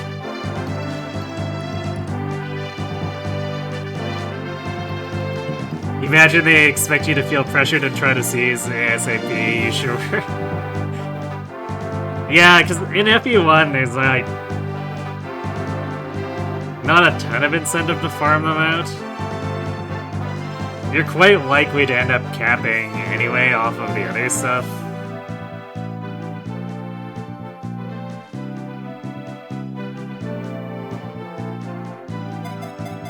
So, like, here with FE11, they're less spammy, they're just more powerful enemies.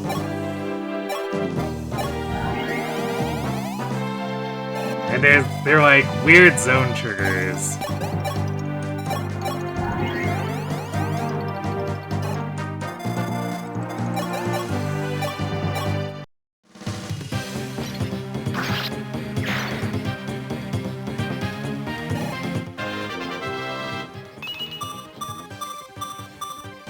Nice. 20. Oh, we hit the double defense. 21 defense on Sedgar. Break your weapons upon Sedgar.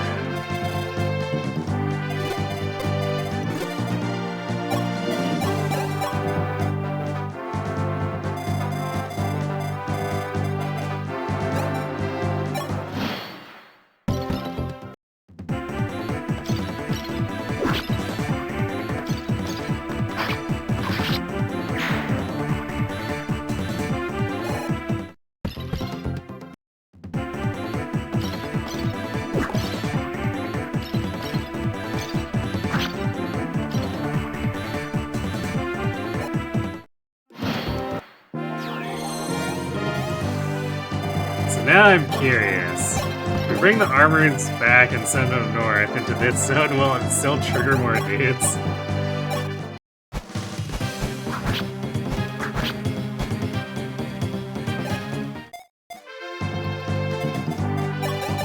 I'm far too amused by this map and screwing with the scripting triggers.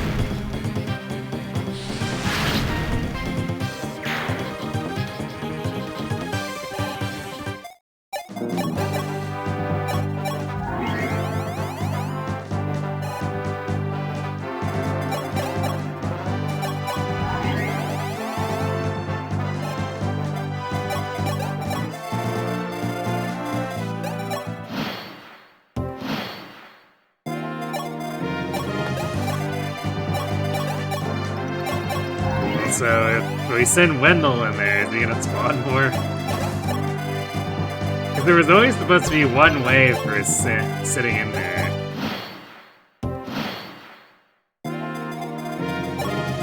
One wave that spawned for multiple turns, but I don't think that's actually the case.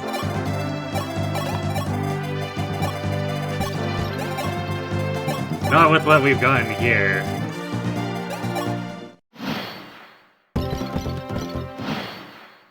Yeah, we keep...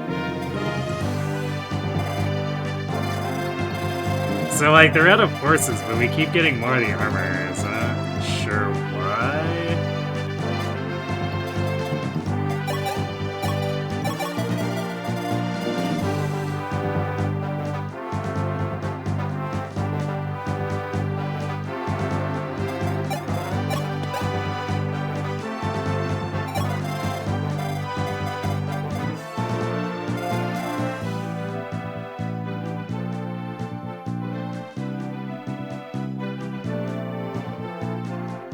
Pretty sure. Let's see, what's the other wiki I have to say about it?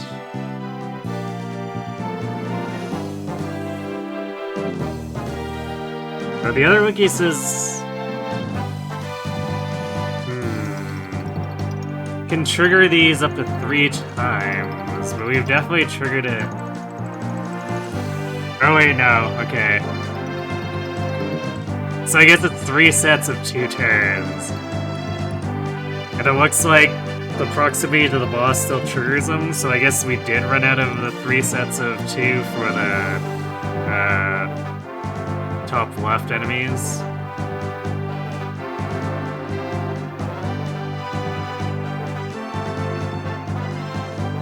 So... it's like some weird combination of...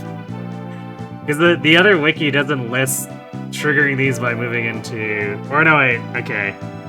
No, it does have it. Okay, so the other wiki is actually correct in what these are. I missed that they had 2 coordinates. So yeah, they do have the coordinates for around the boss, and apparently these are linked. So activating them in one way still depletes the reserve regardless.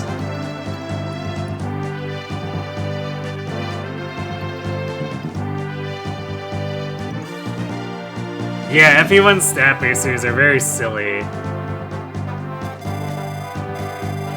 And even without putting too much effort into getting money, it's very easy to just be able to buy your way to max stats on a lot of characters, too.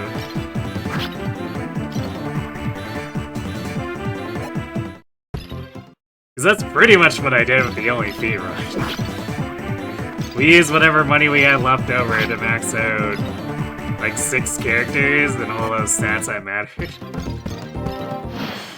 That was quite possibly one of the most painful sequences of menuing I've ever done, because that menu sucks.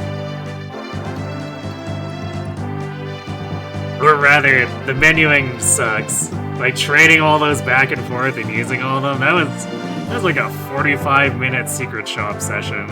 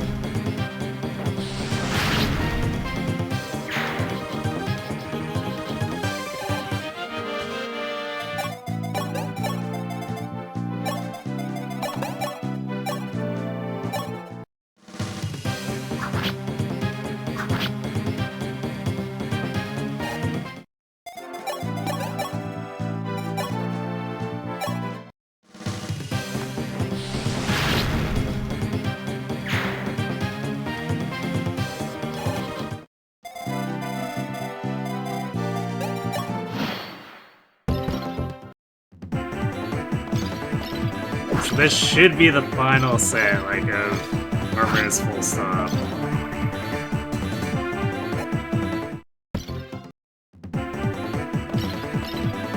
So even if we enter either of the zones, it shouldn't spawn anymore.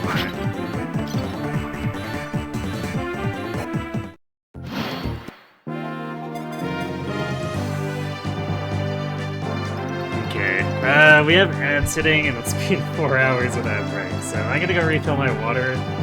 Then we'll finish this up. And see if this really is the final wave of spawns. And then proceed with the rest of the chapters after this. So be right back.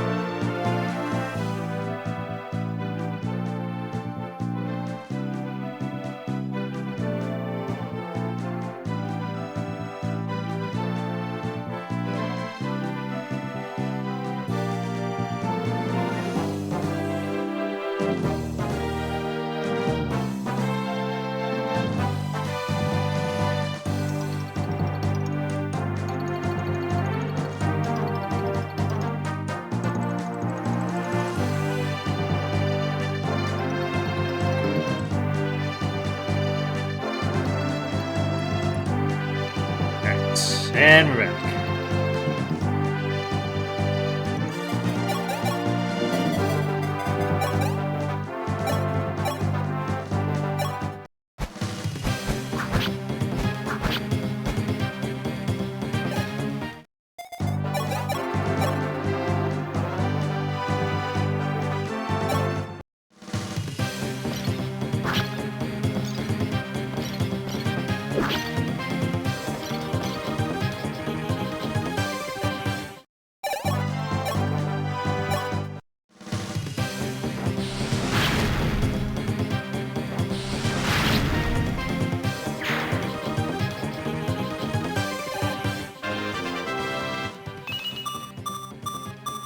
Whoa, 2 strength.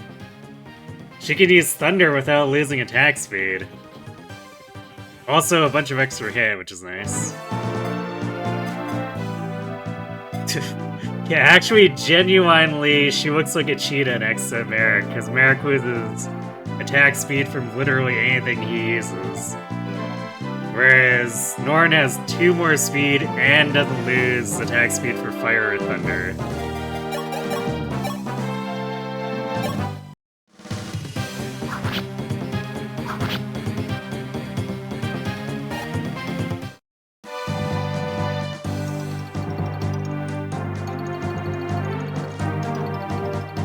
That moment when we dance over hit base level DSFE, it's true.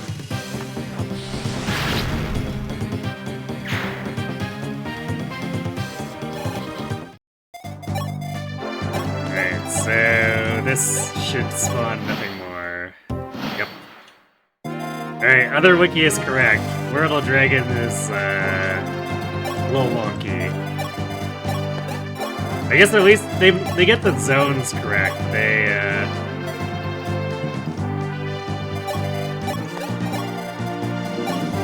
least I don't think they quite documented the actual reinforcements quite correctly.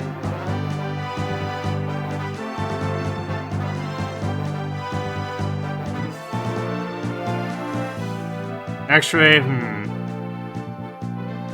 no, it's just worded weird, I suppose.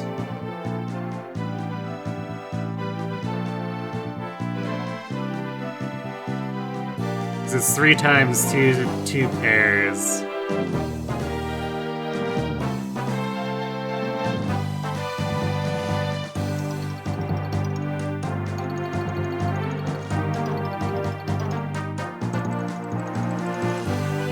It makes it sound like the reinforcements from each zone are separate, but they're not.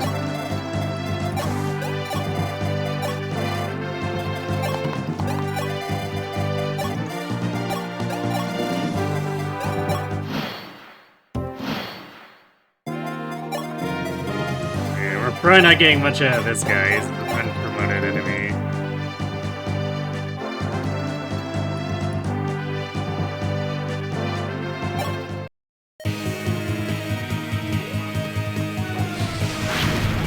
Even though he's a boss.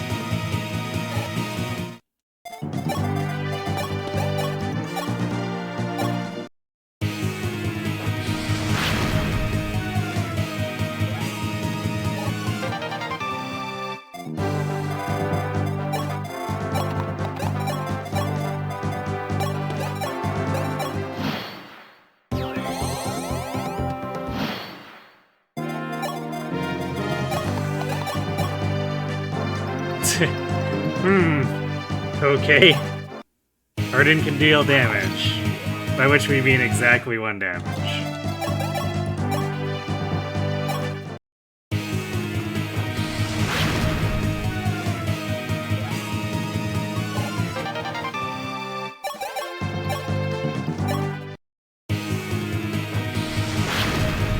Well, in this case, I think World of Dragons was correct, but just, like, worded it in a weird way that made me misunderstand.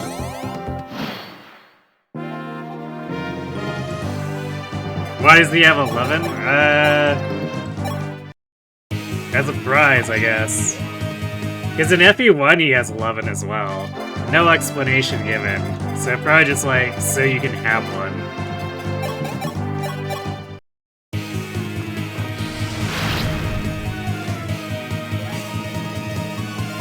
True, if you hit the 4%, it could be 3.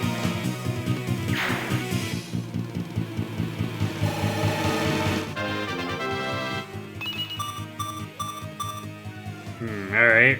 Merrick is faster, but still not as fast as Norn. Nor as strong as her.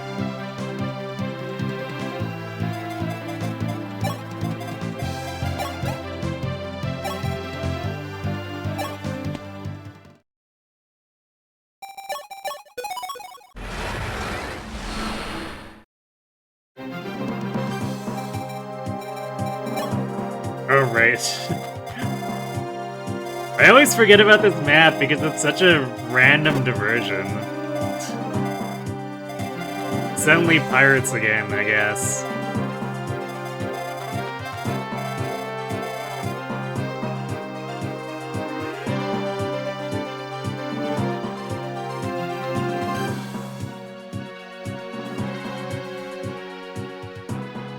The 11th sword is giving you nightmares in speedrun routing, not because it's dangerous, because it adds an extra permutation on...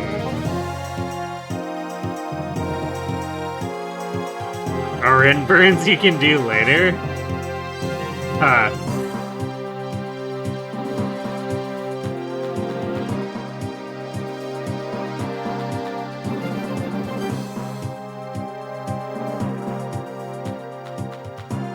So just like, what, attacking random stuff to burn the RN so you can manipulate it more?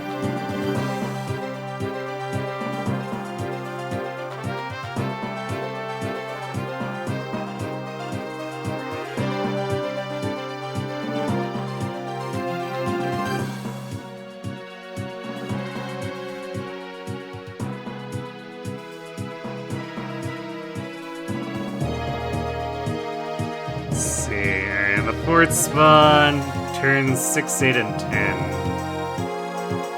I'm pretty sure one of those pirates has a hammer.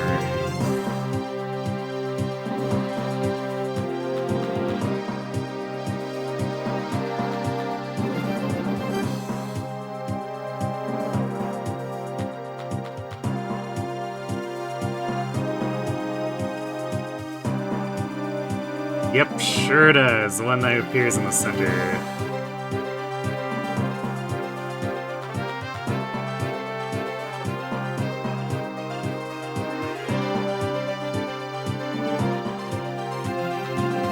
Chapter 12 is where Marth has to dodge a Lamau, like 3 mages and a sniper. On top of like 5 warp positions in Chapter 11 and like 3 warp positions in Chapter 12. You trial and error as many combinations of those as possible. I see.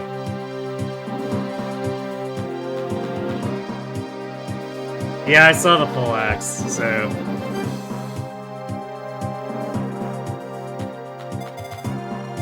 I guess we'll wanna...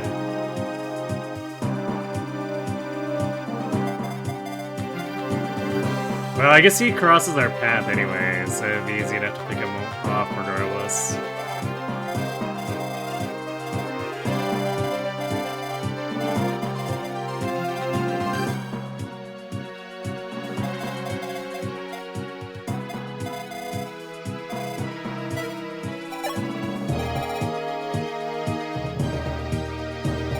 Okay, guess we're taking Julian.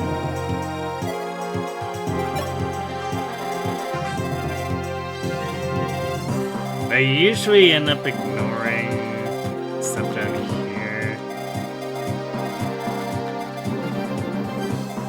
Is this chest? I think it might be a worm slayer, but like... It's easy enough to buy them.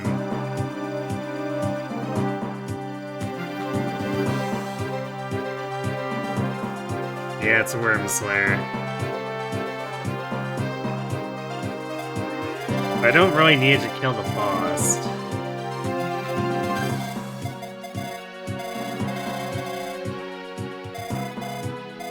It's kind of out of my way, but I might do it anyway. Because we do have the master key, so... Or a door. Probably use the door key first, I guess. And then Marth can just open it with the fire emblem otherwise.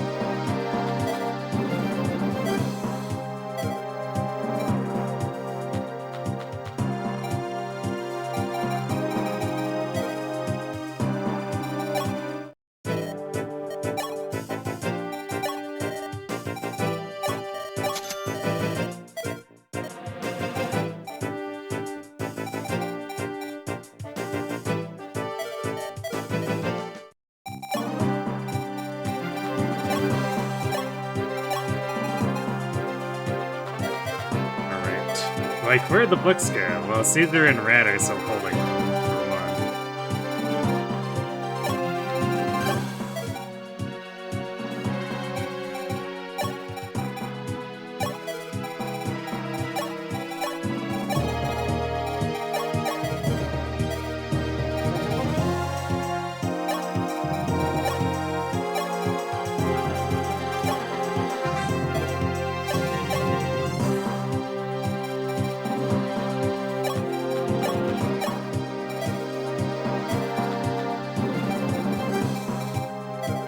You know, Bars is really not doing anything here. So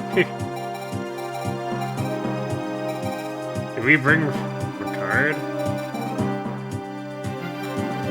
Where is Ricard? There he is. It might make opening the middle chest very slightly faster. Emphasis on the slightly.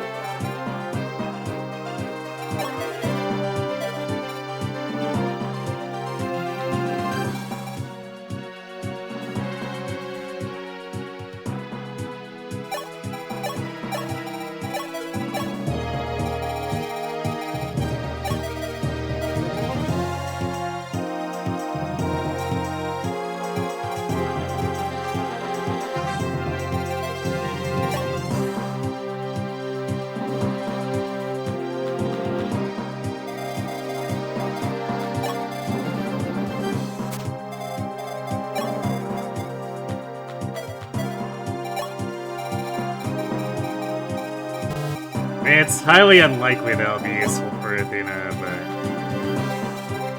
just because it's so much easier to attack the dragons with mages.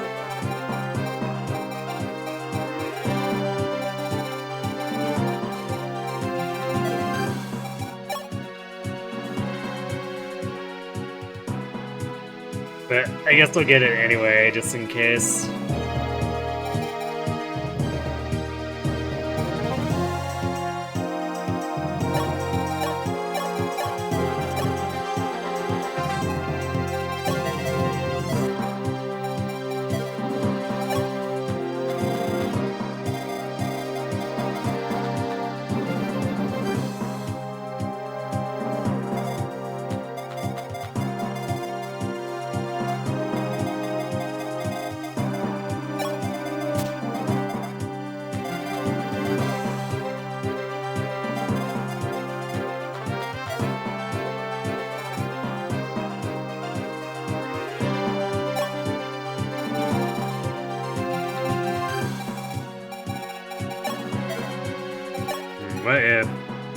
What if Bishop Jagan?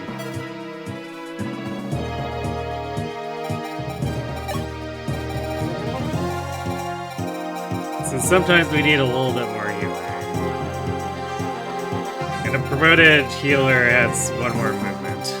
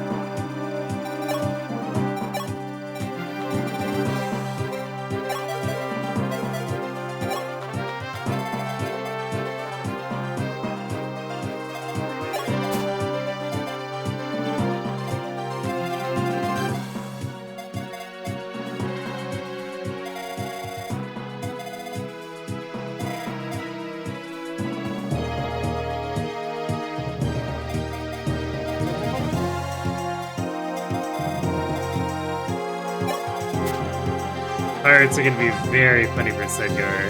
It is 21 defense here.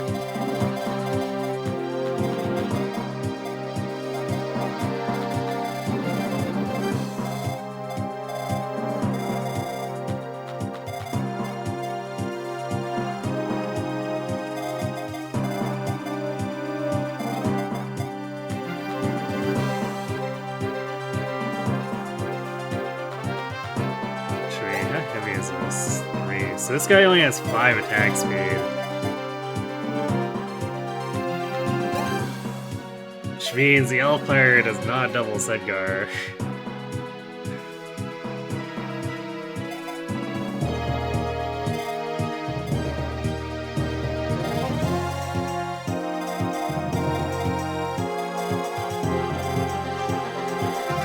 Truly comical.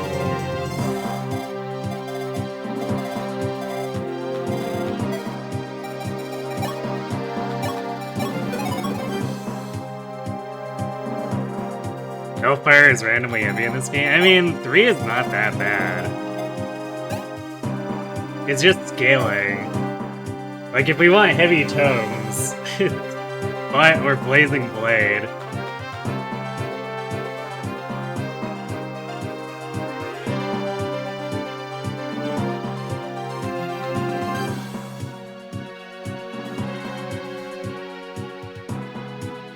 I think Hellfire is like 6 weight or more in that game.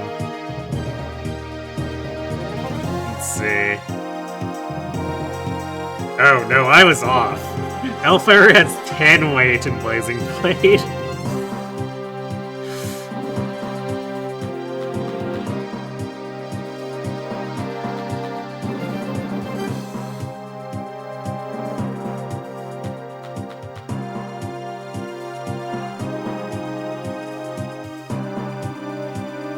I forgot how insane it gets in Blazing Blade. The basic Fire Tome is 4 weight in Blazing Blade, which, I mean, I guess con system, so... like, 3 is the minimum, but even then...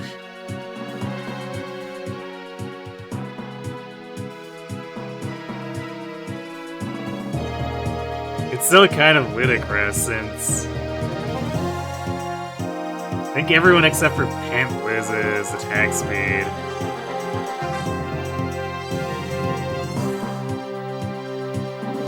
And Pent's base con.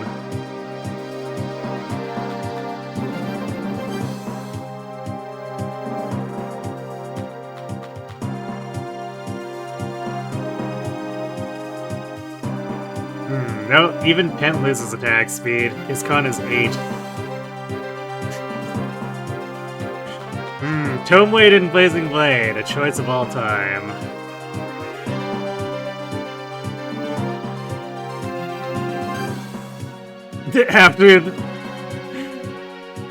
After this, they stopped writing spells on stone tablets. If these are stone tablets, what is Blazing Blades? It's like written in on solid slabs of lead.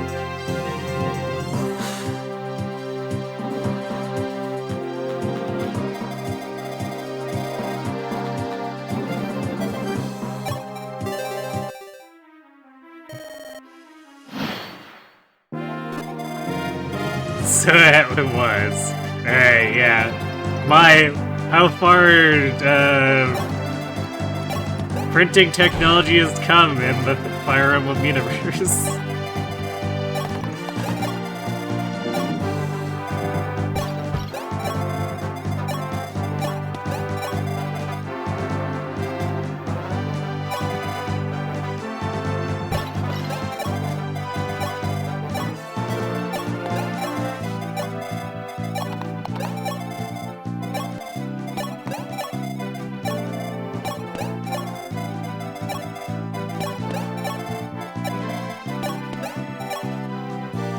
Tungsten tablets.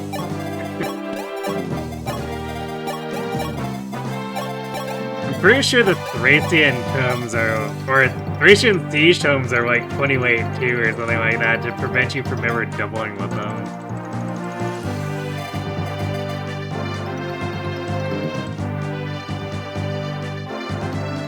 Means that Itsuki needs to read an NP7 tome to become one with the tungsten.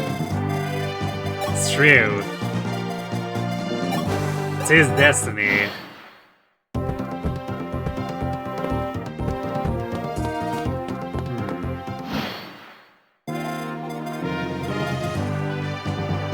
I guess I'm not too surprised they went north.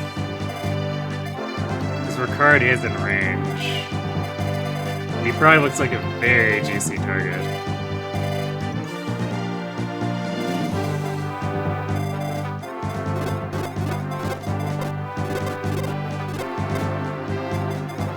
So those guys going north opens this up to Sita just face pulling and annihilating this mage.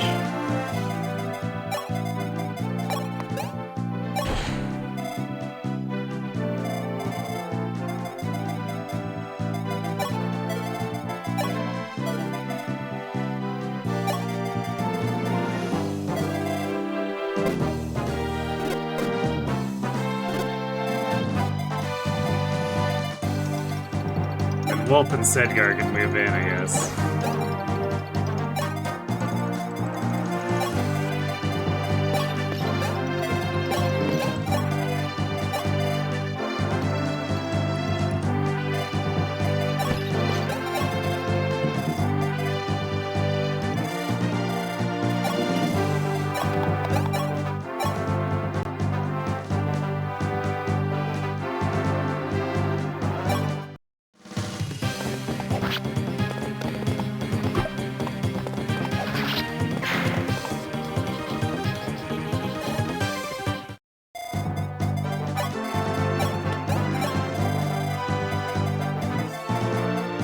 Do I keep Hardin with the rest of the Wolfguard, or do I send him right?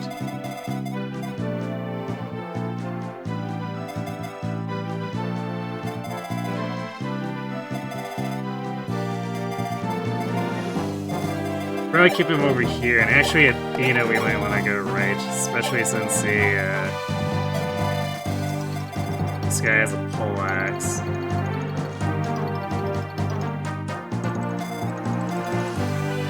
Although Marth does have, like, reasonable bone.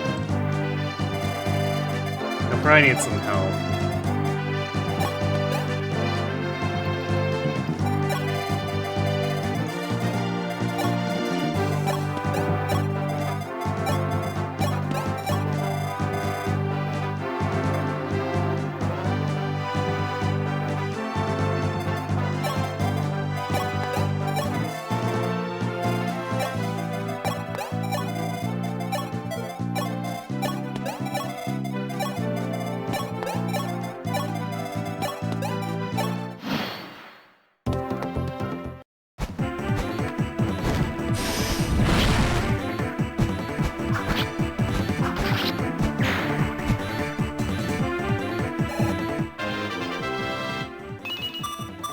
Yo, strength for Sita, let's go.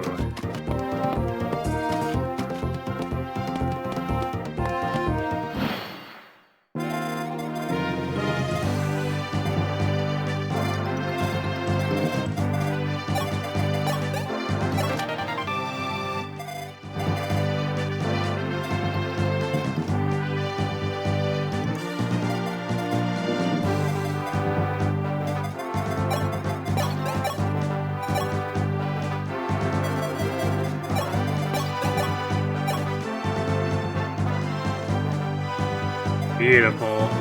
Barely doing damage, and Savior is fast enough that these guys can't double.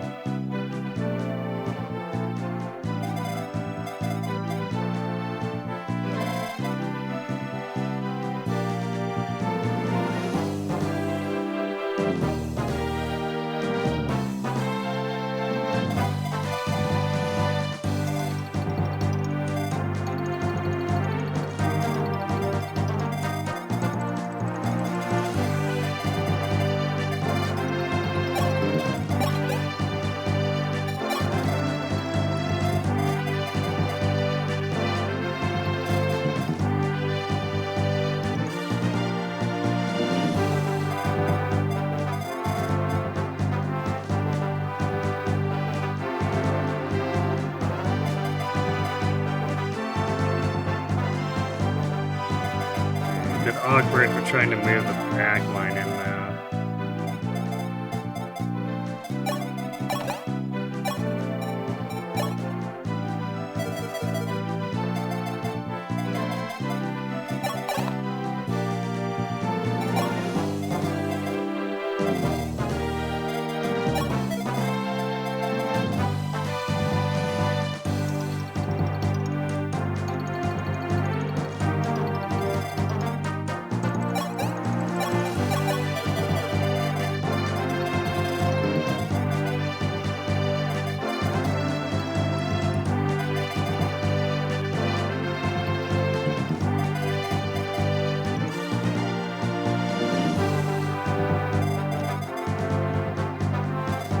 I want to pull him up here. So if we pull him here, then he can just move wherever he wants because he's a pirate. We're basically bottlenecking ourselves. So while he's no hot stallion like Clive, I don't know if he's all that bad. Thanks for being the gremlin.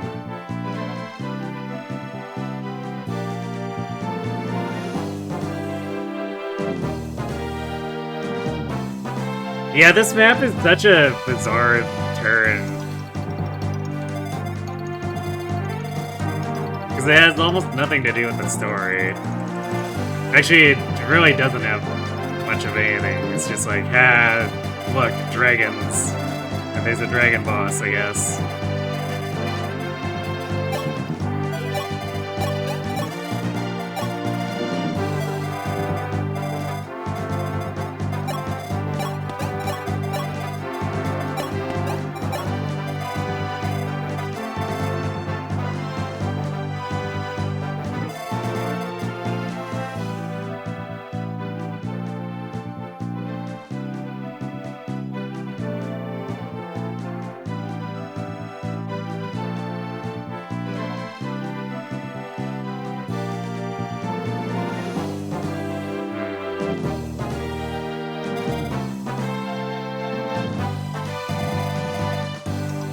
This might actually put Julian in a bit of danger to play.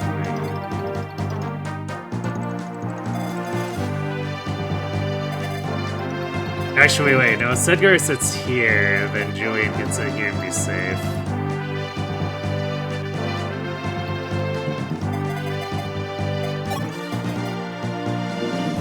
So we'll continue to have Wolfguard hanging over here.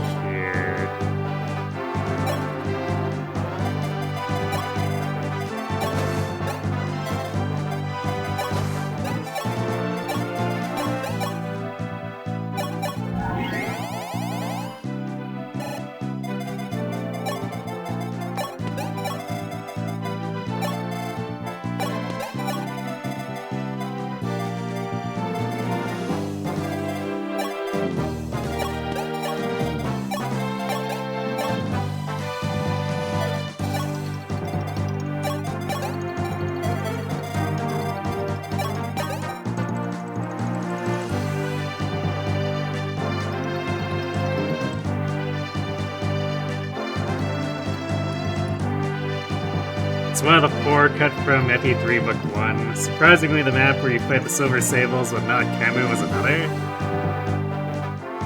Iron Legion is the 3rd, but you forgot the 4th. Huh. It's kind of funny.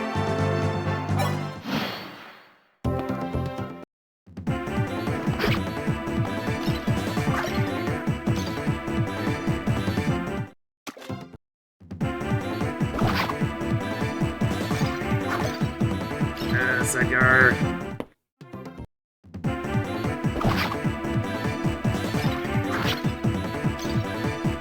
At least he had something.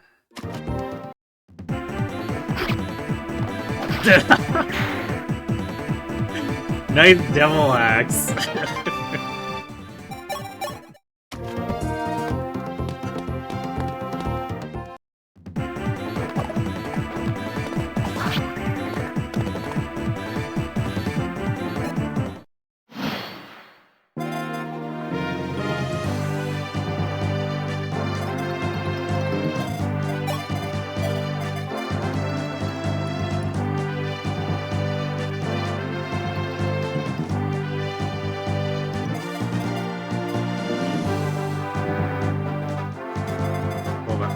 here? I guess we...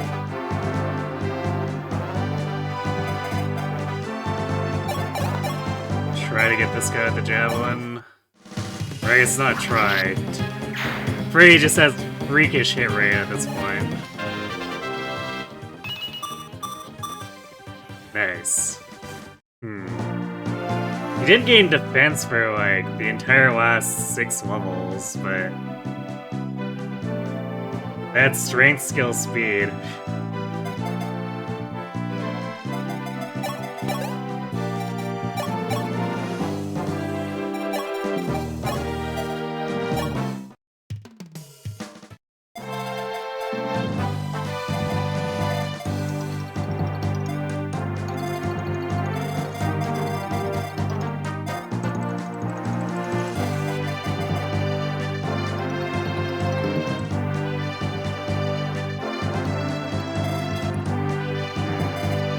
Could let this hunter attack Norn.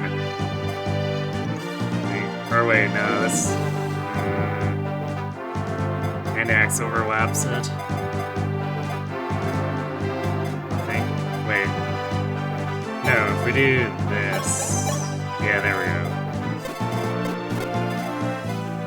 So this, we could have this hunter go off to attack Norn, which breaks us up a bit.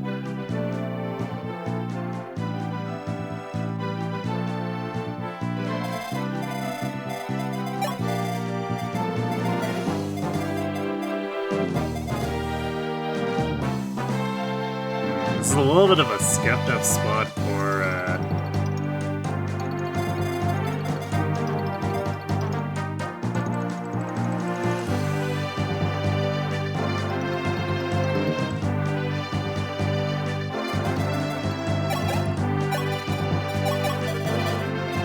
Garden here. So I guess he's gonna have to stand in the place where he can get attacked by a hand axe.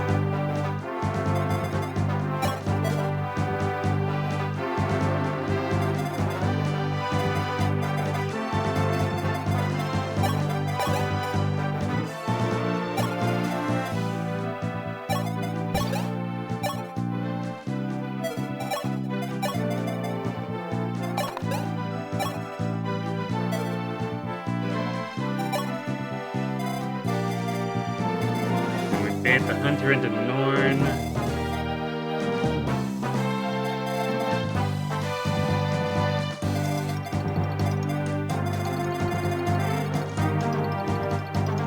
We'll follow that up by beating him up with Sita, I guess.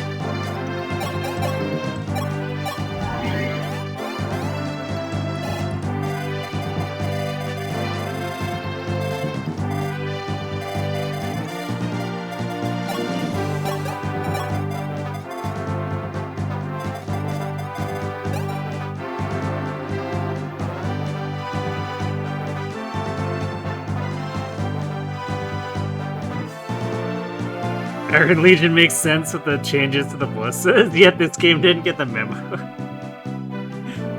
Yeah.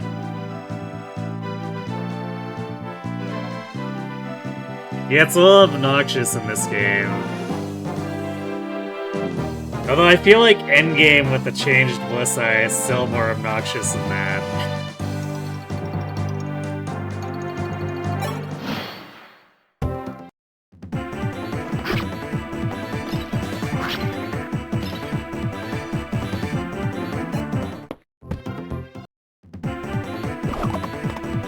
Aha! Can't touch this.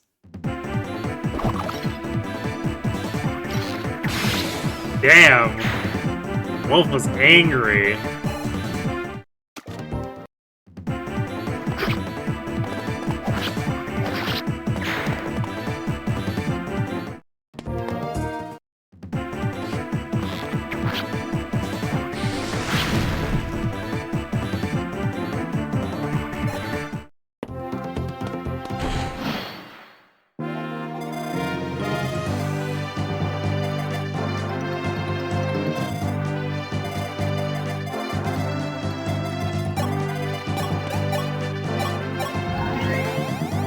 We better send Frey down.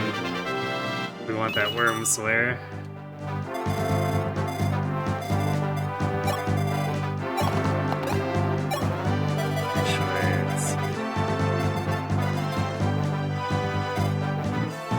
Yeah, we can just bait this guy out into the open.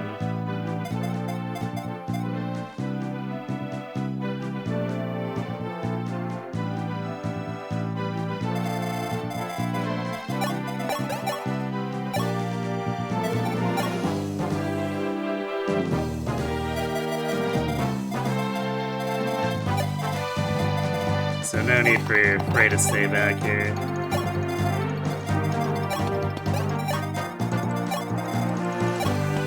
Turn are we on?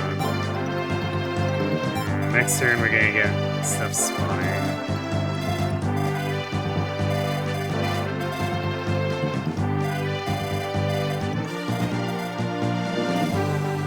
I'm actually not sure he tries to escape. It's kind of a long walk here.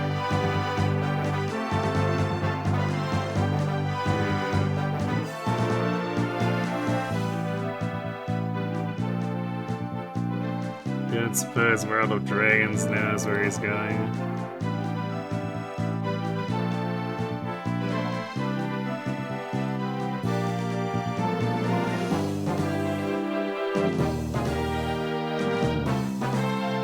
Way to the right side of the map next to the chest room.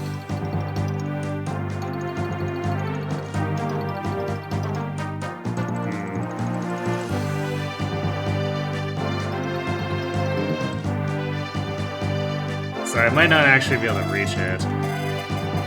Which, whatever. I don't know if I want to spend... I could spend a warp, but I don't think I really want to do that.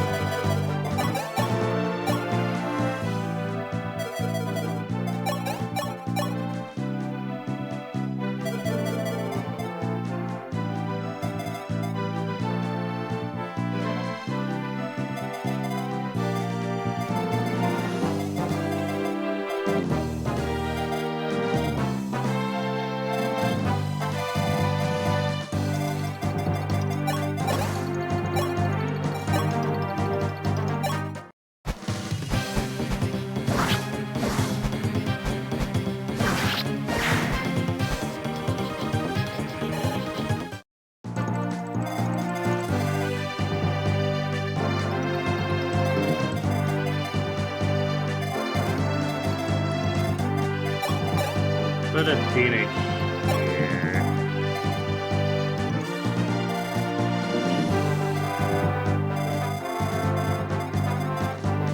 So we don't want this guy to get the C for 20 more wide.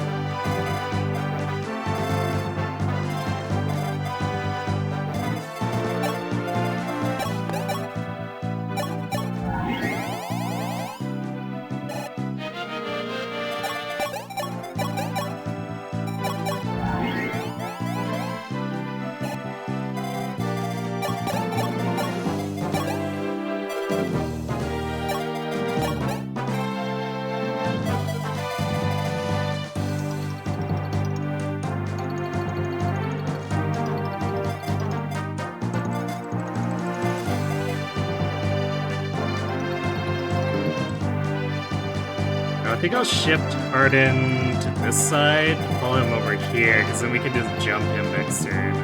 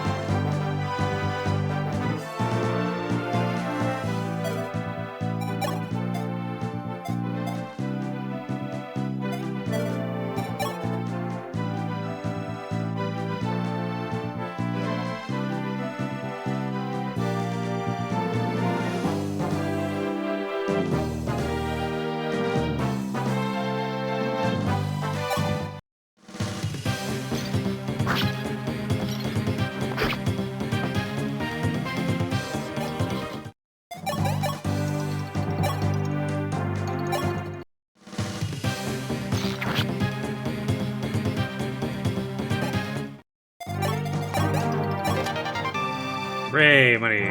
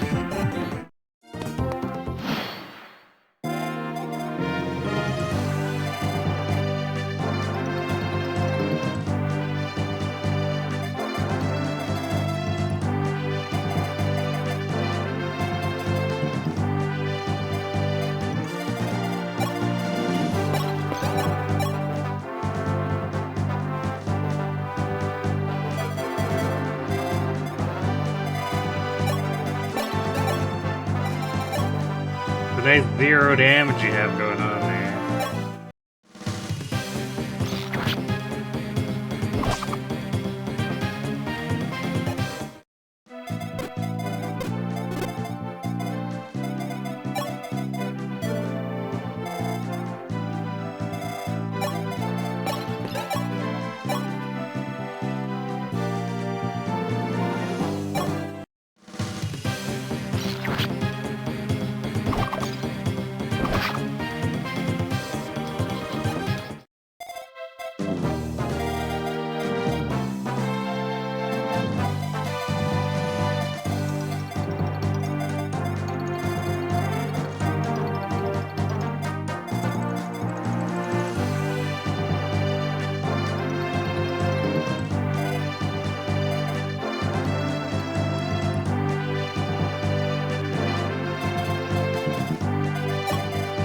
I'd like to get him with Harden, but then he gives us Hunter 1% listed crit if he's sitting here.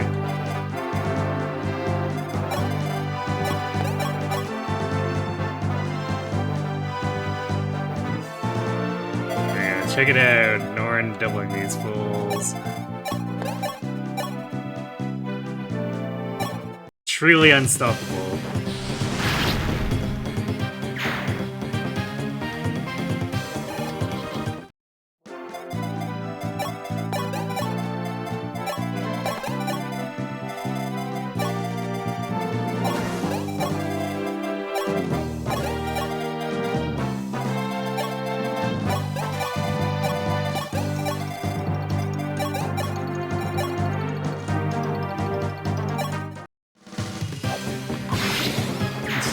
Ah, yes, crit there. I mean, it does technically get her more experience overall. Yo, strength, speed, defense. There we go. That's a lot better than her last level.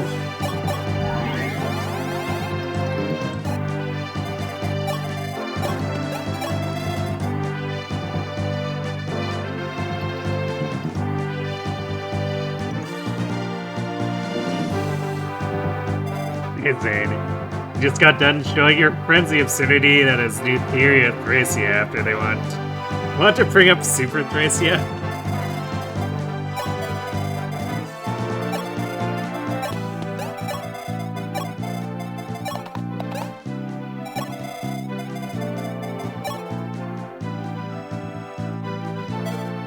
So it was a competition to see whose Thracia was more absurd.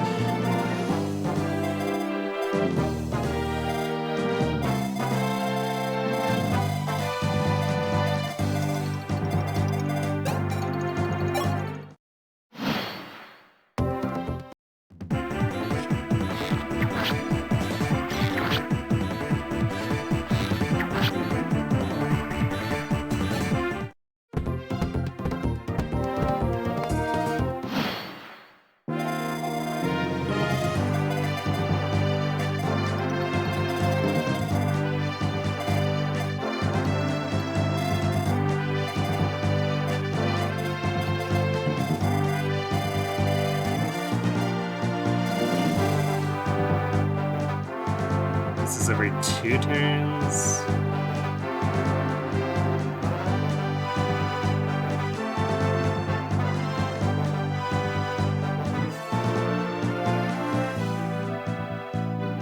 Yeah, 6, 8, 10. I think MP1 just spams them like every turn for like 10 turns or something ridiculous like that.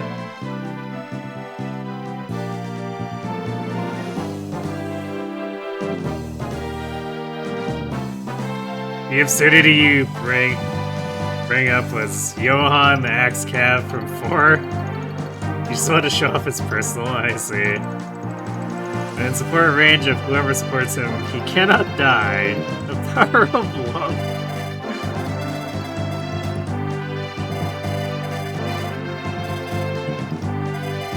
So a truly infinite miracle?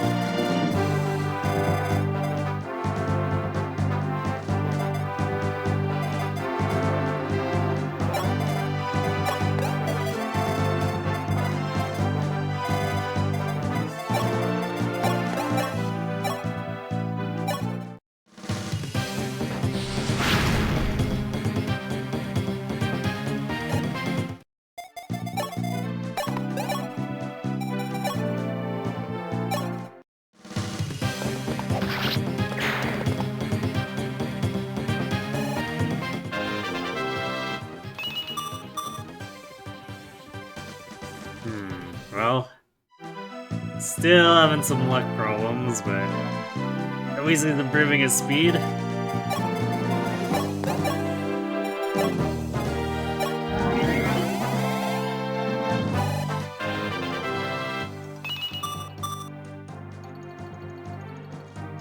Well, 16 res.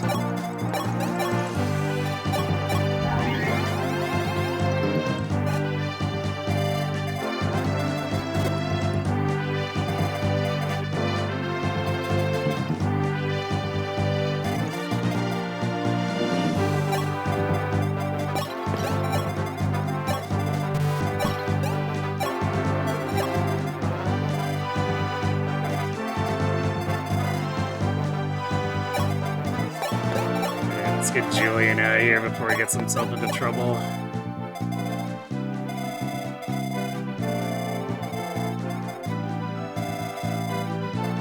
I guess we'll have this team stick around on this side, see if we can draw that Steel Axe into Athena so that she can get some experience from these waves.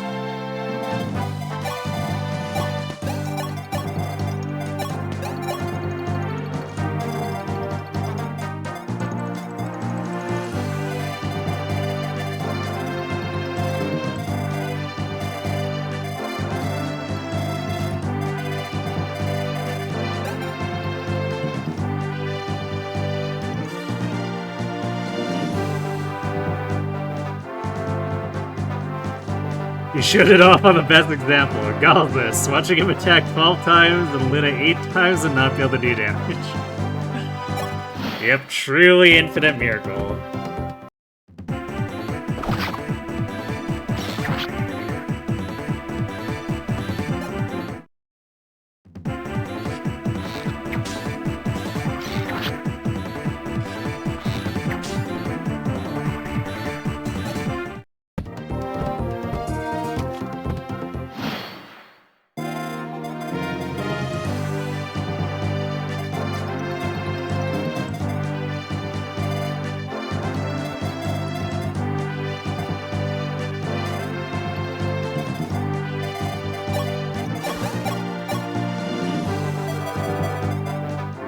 Not sure about that, you're right.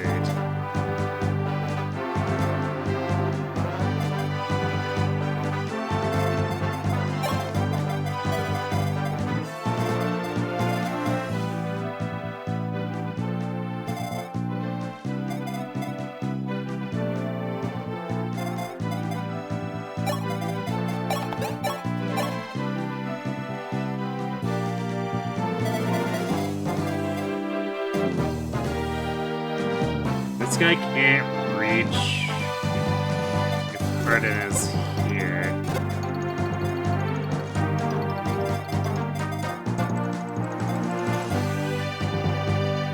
So it's just a matter of being healed enough and not taking damage from this guy. I don't know if he can do enough damage. Not 100%.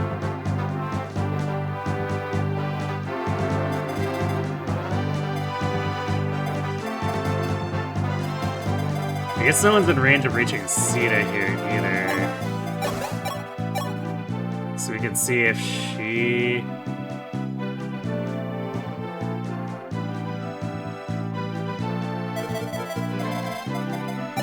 he can solve the situation if Harden misses. Though of course Sedgar needs to actually land a hit first before we even really consider it.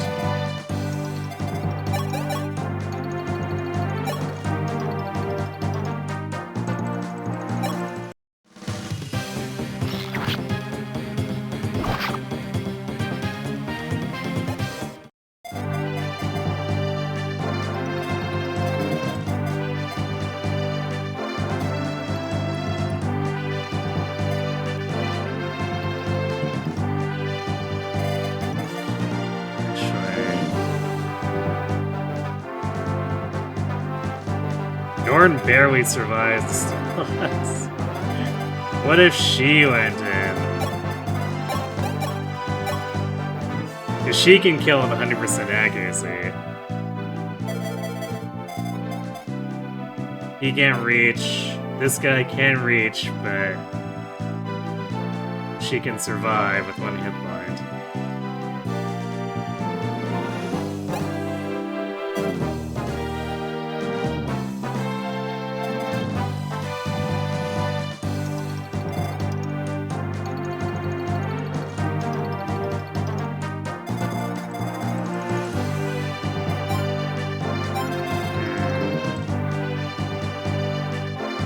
But going in with her might not be the best idea, because then she'll potentially be sandwiched when more of these spawn.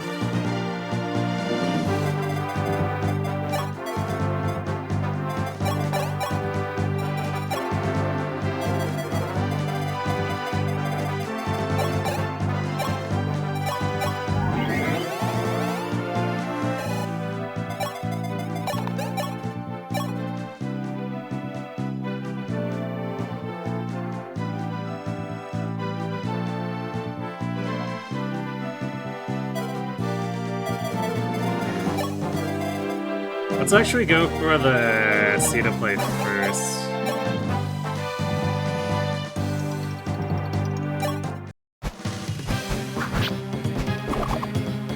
Nice dodge. Damn, okay. Well, I guess she's taking that kill then.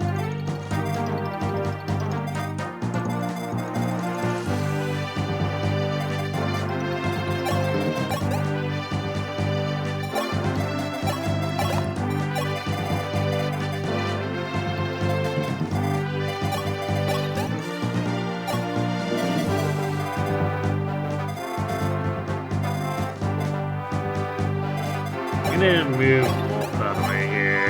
Just considering baiting into him, but like, Sedgar will do this better.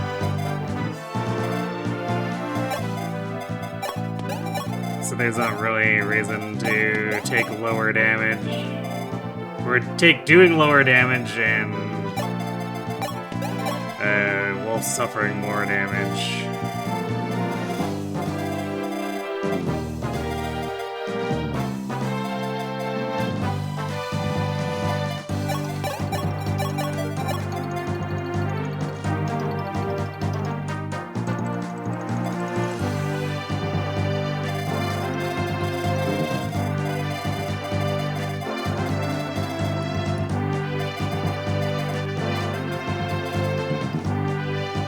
Not sure where the hammer is trying to go.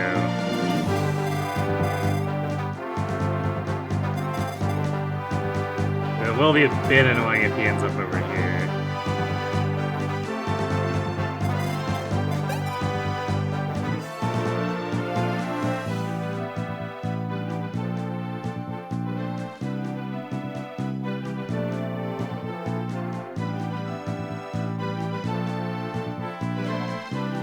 Reminds you of the gif of putting glitched eyeball in Gauss's range and then can't die because she has a fight for invincibility. Fun times.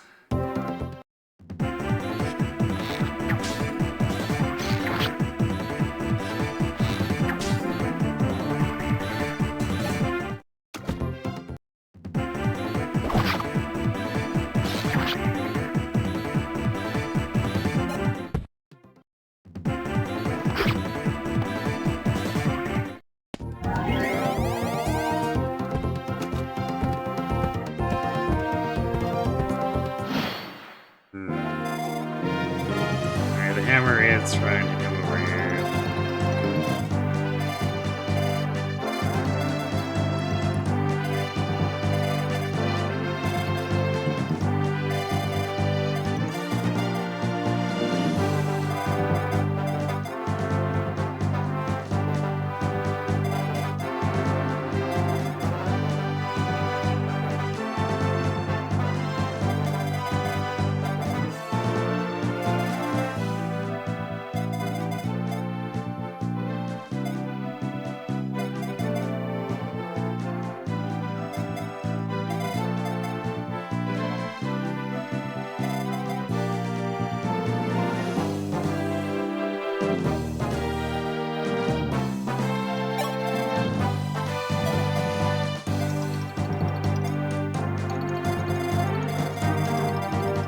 gonna shift Sedgar over here.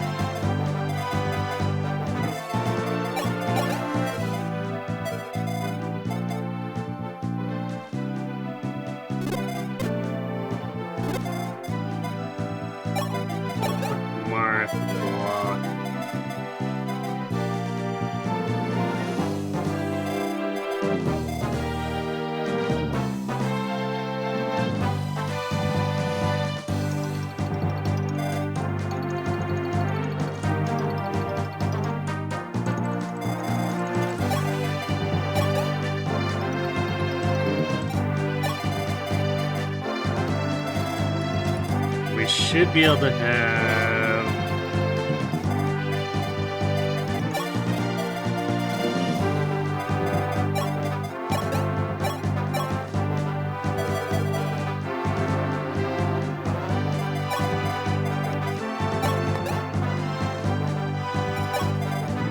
everyone here back up, put Norn in range. He'll probably go for her because her defense is way lower.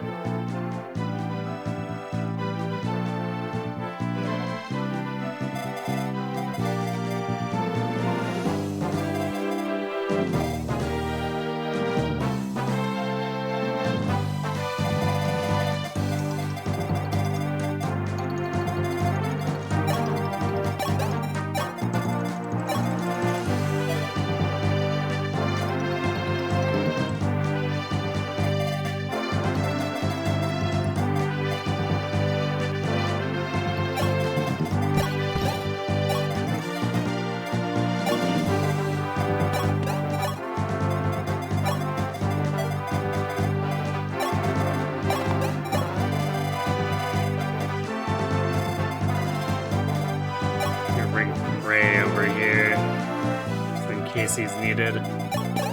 So I don't think he'll be needed over by Athena.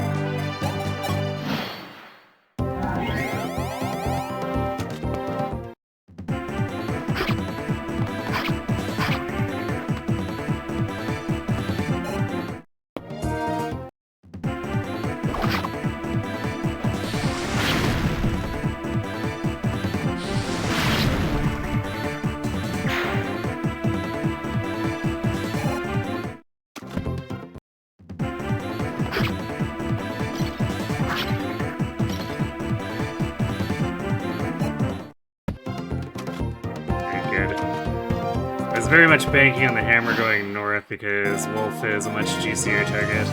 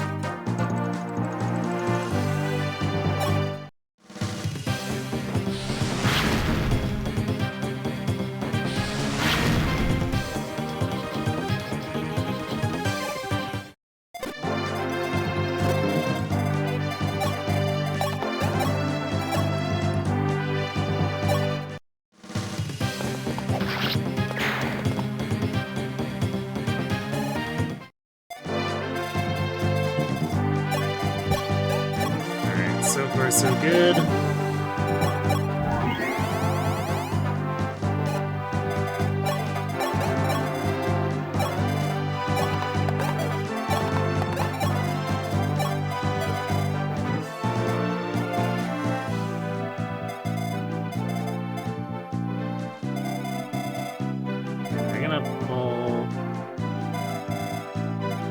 Let's hand axe into Sita for a counter.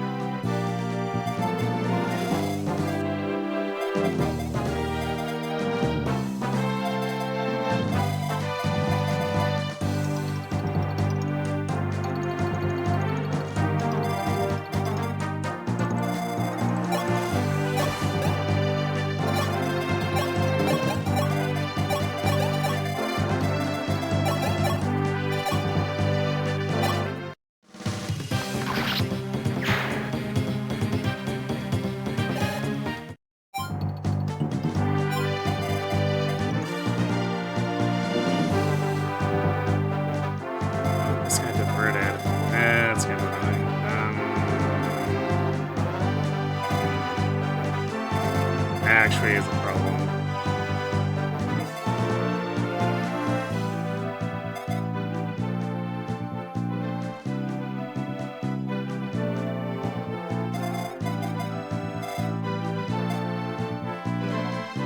So I have to body block with George and then disengage after.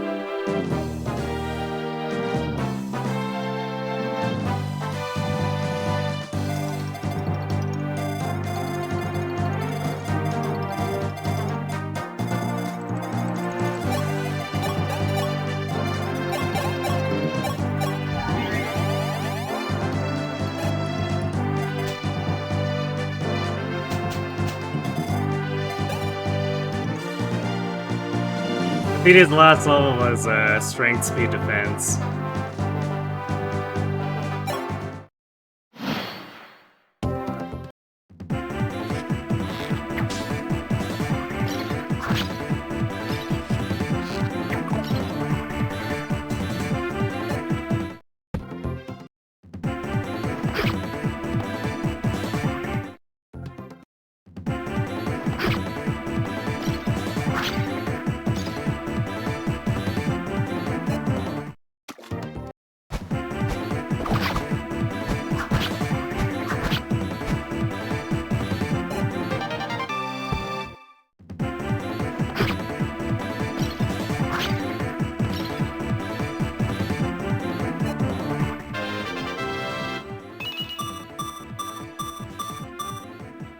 Damn, nice one, Sedgar.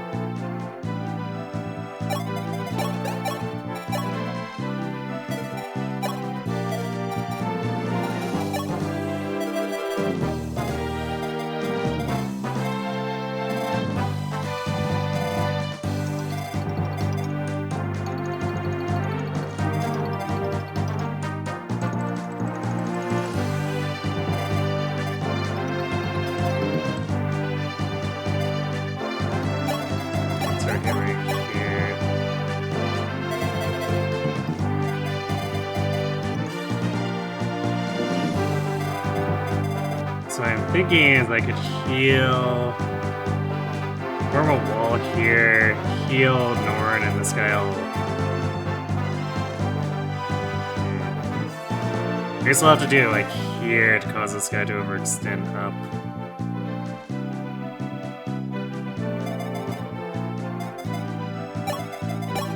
Do this. Alright, that's a crit.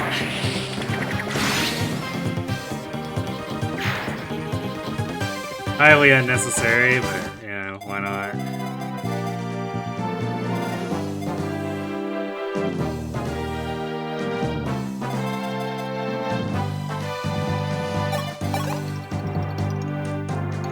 So Arden goes there. We heal.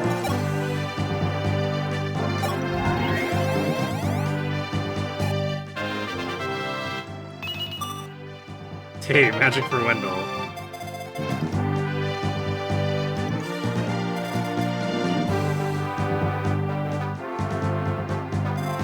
And we let him take Norn down 1 hit point.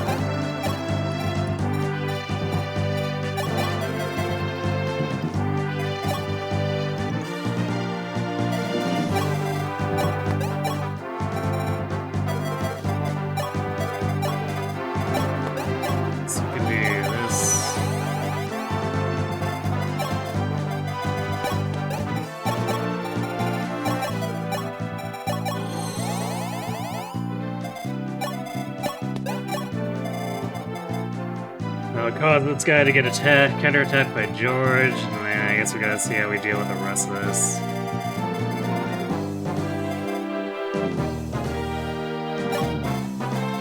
I guess maybe I do have to bring Frey back because it's looking a little ugly over there now.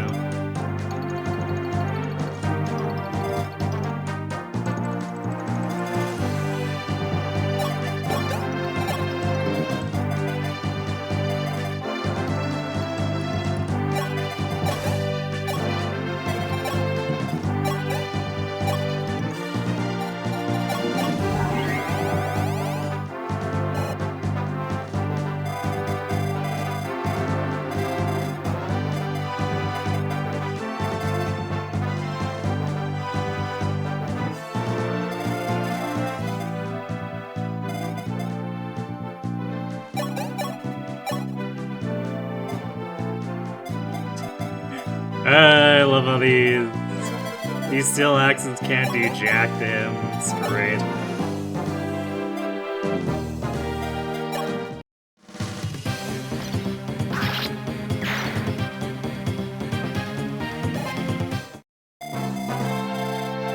We are truly Thidgaring.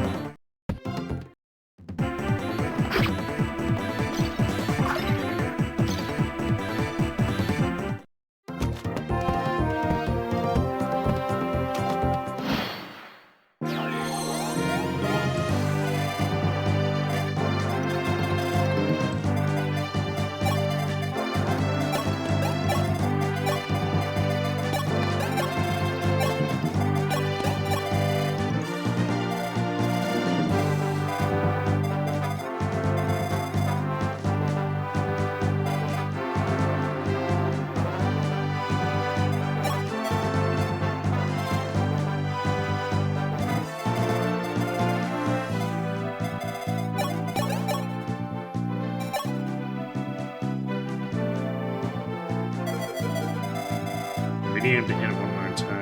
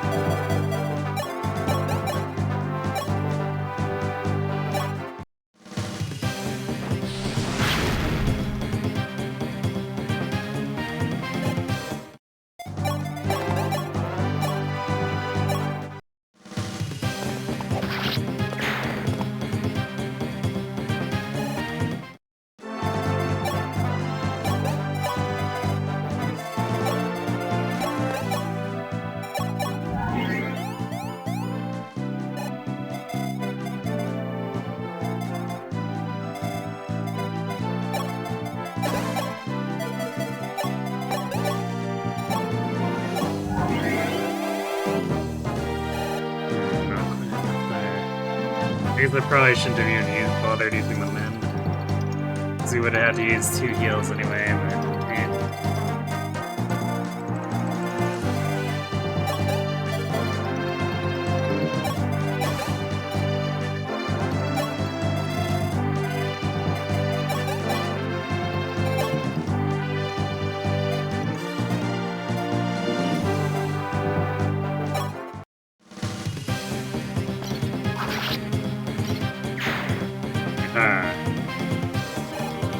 now teach the healer to heal this guy. It's left the hunter open to die. Take that.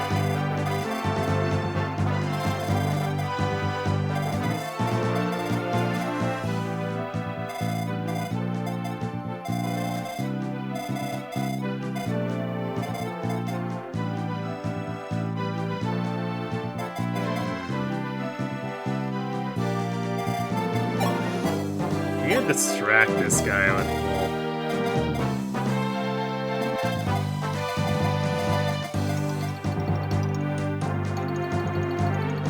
Actually,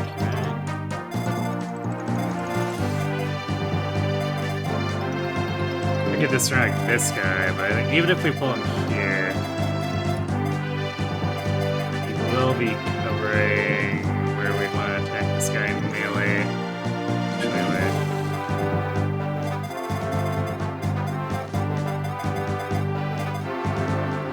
Yeah, he'd be covering where we want to attack this guy in melee from.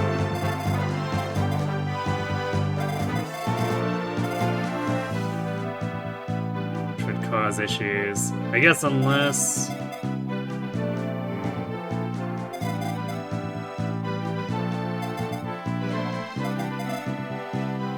No, there's not really a good way to...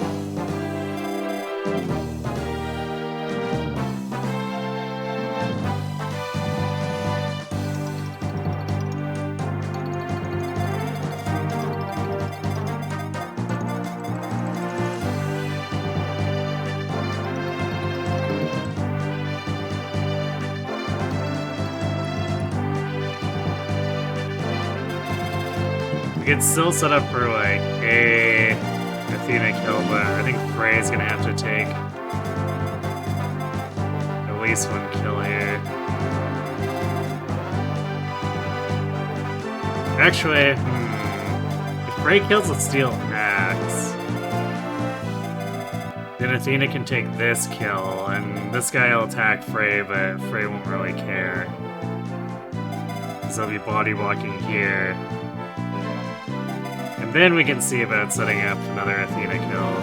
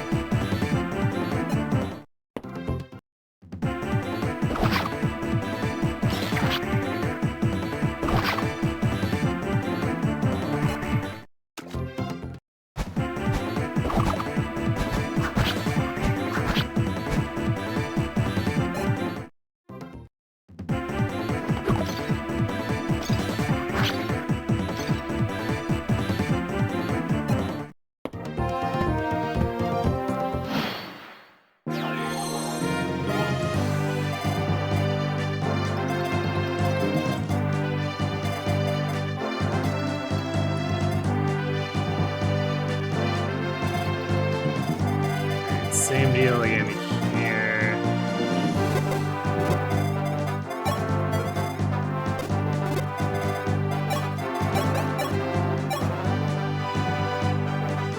Mare kills this guy.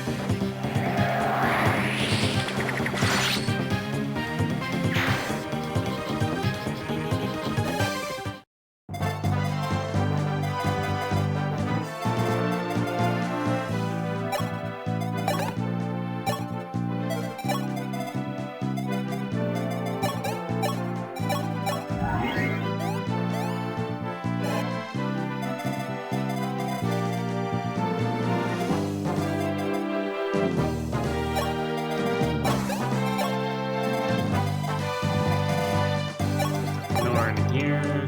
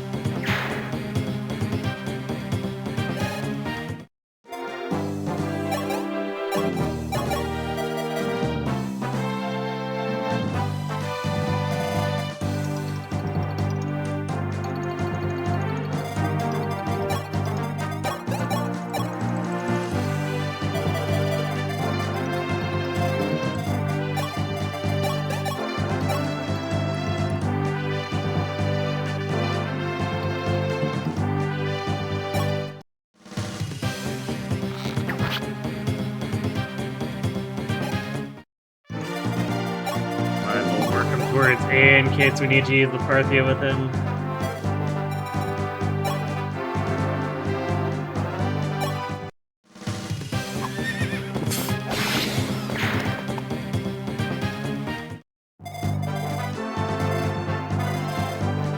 Gotta really flex on him with that, huh?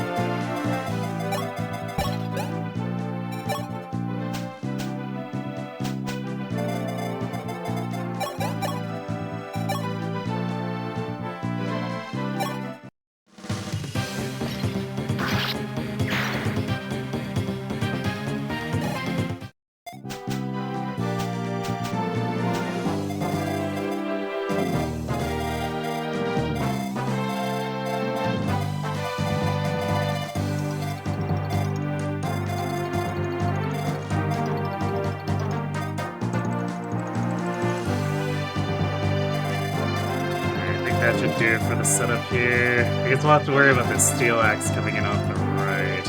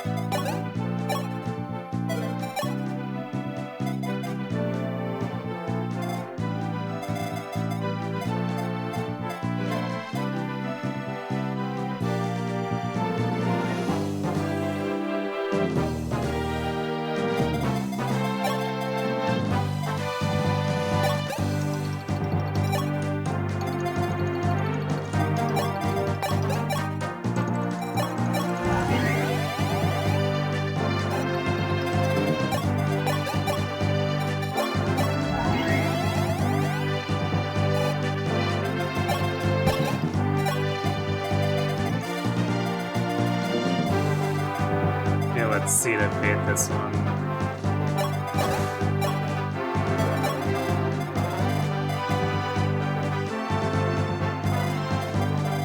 Let's see. 19 attack.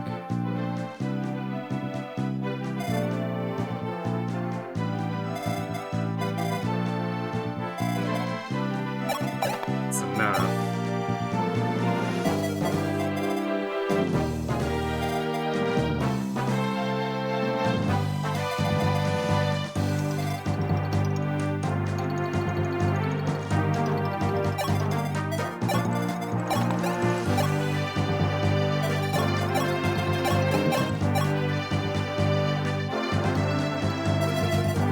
Then she can take this guy on. Yeah, there we go. That way, Athena only loses one kill out of that whole set of enemies.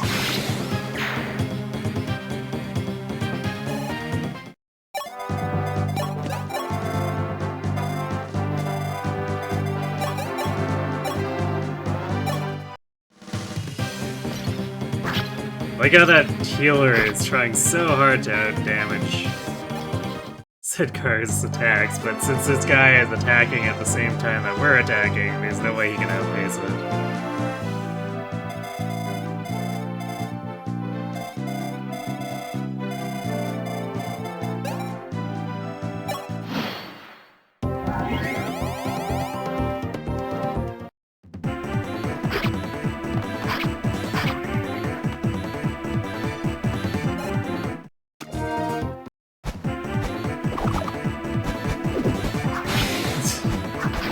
Alright, Zeta chose to not only bait but also murder him. Why not?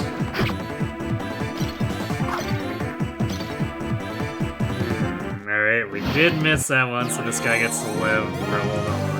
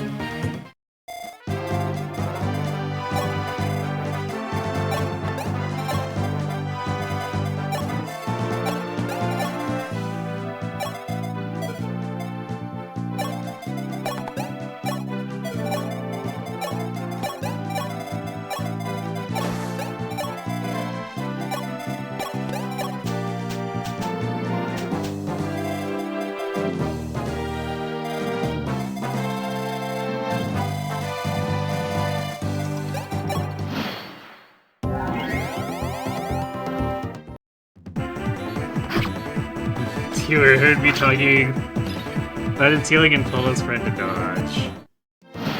Little did he know. It benefits the team more because now Arden can beat this guy. Nom nom nom.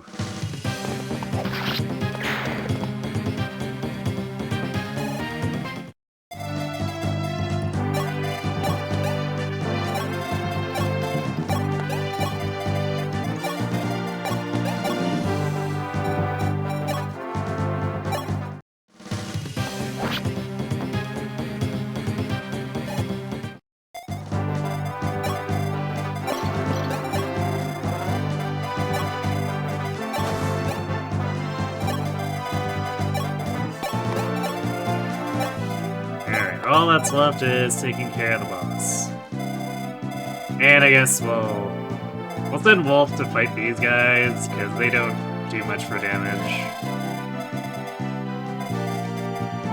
It'd be great if he could pick up a little more defense.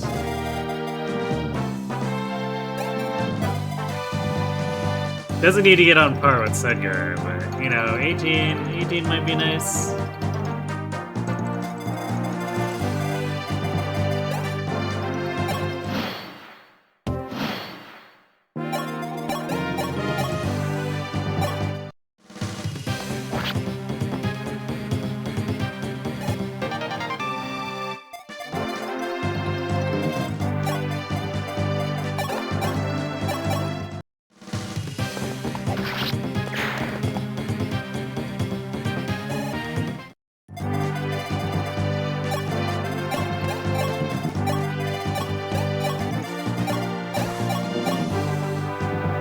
Cena can do 4 damage with the javelin. Ah, yeah. Tree Sedgar can do 4 damage with the bow, too. Can do more with the javelin, but the bow is more accurate.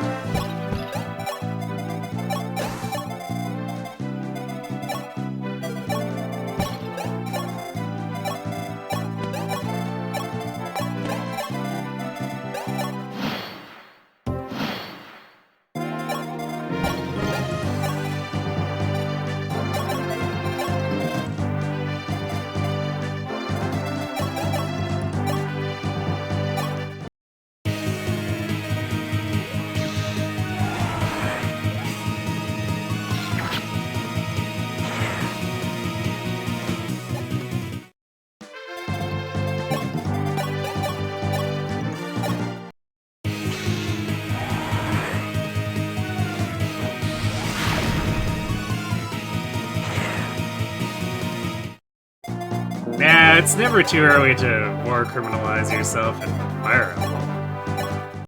Like I said, that's the entire reason anyone joins Marth's army.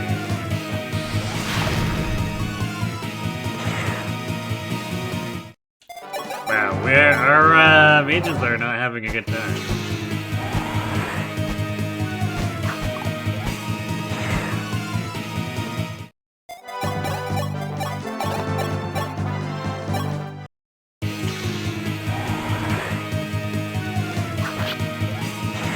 Matty, fear my one-range Dragon Breath of Doom. At least he's confident.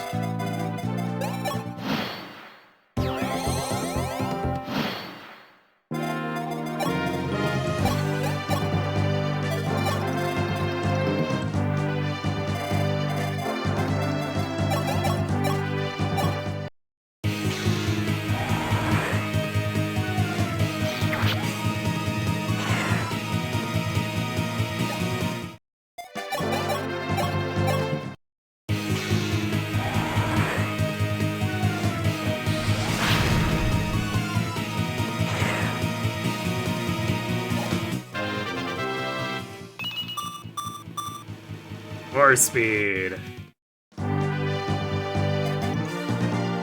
This guy is super fast though, so there's like no way we actually double him. He's got 18 attack speed.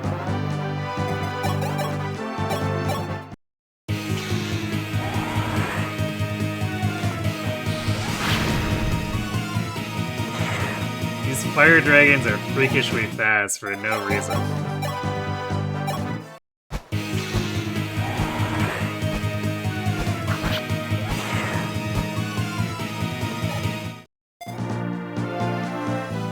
Dragons don't lose its durability even when he doesn't attack. You know, I never noticed that. That's actually pretty funny. Your days are numbered, I guess.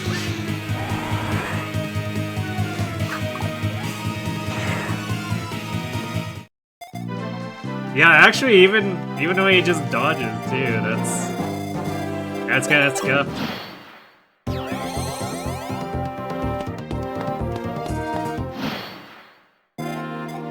True, he is probably not winning any wars of attrition.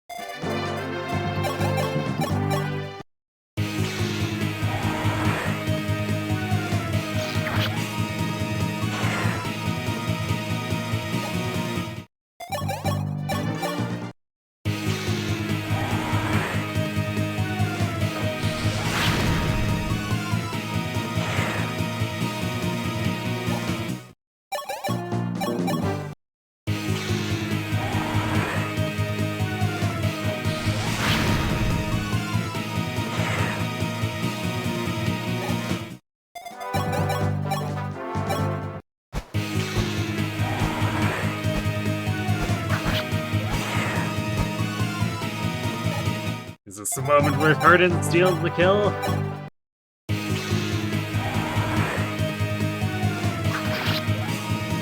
It is indeed.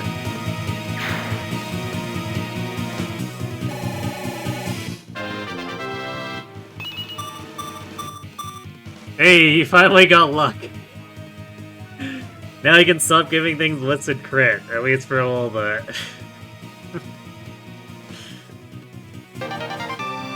Speed defense too is pretty good.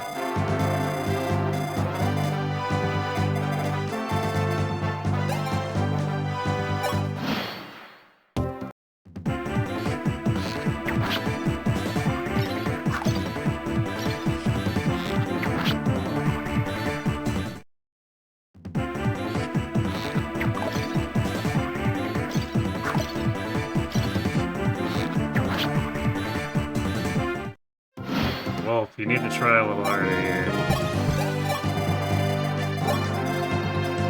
You're supposed to be gaining experience. We don't want to have people have to come in and save you.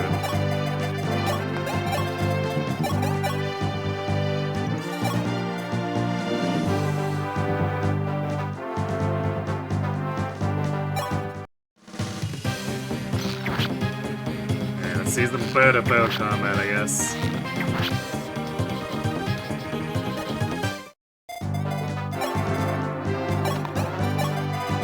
Don't make your boss bail you out, man. Arden's watching.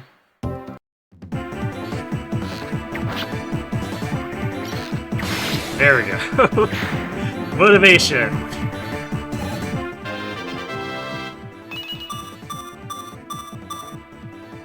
Nice. Now break your puny arrows upon Wolf.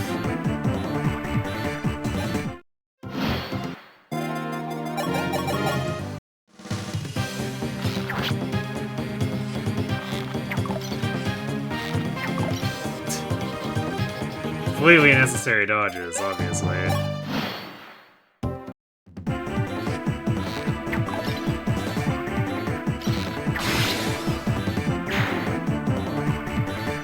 There you go. Wolf really trying to impress Harden now. Alright, we got our chests. We got George. We're into the next mission.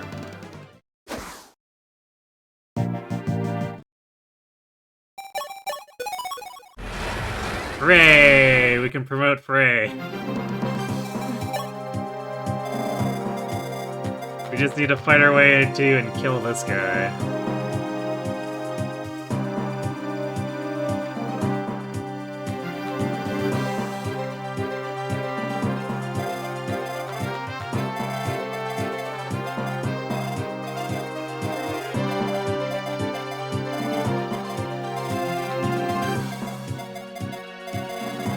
Start throwing around forges here.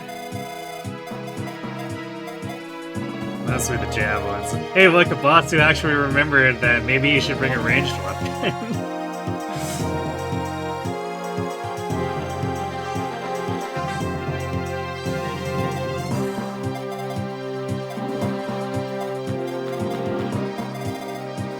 This chapter you got Doris killed once by accident, miscounted tells. Yeah, happens from time to time to everyone, right?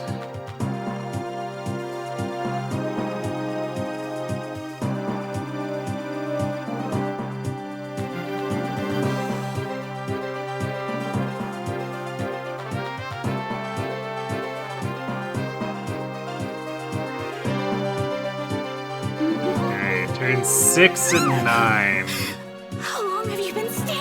Brings in 8 dudes, most of which are cavalry.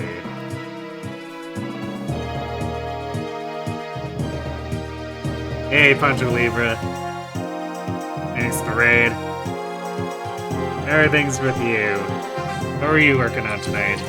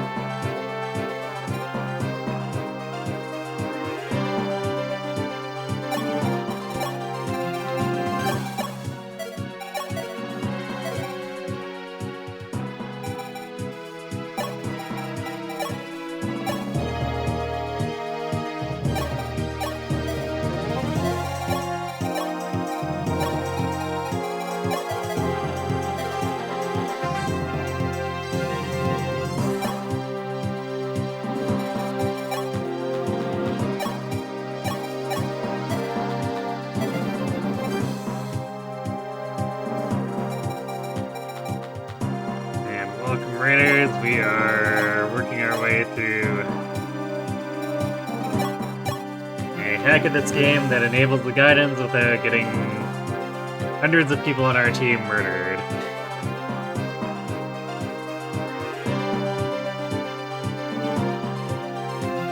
And also, it added a difficulty scale prologue, which so far have been the hardest maps in the run thus far. Why isn't my Lena a Swordmaster?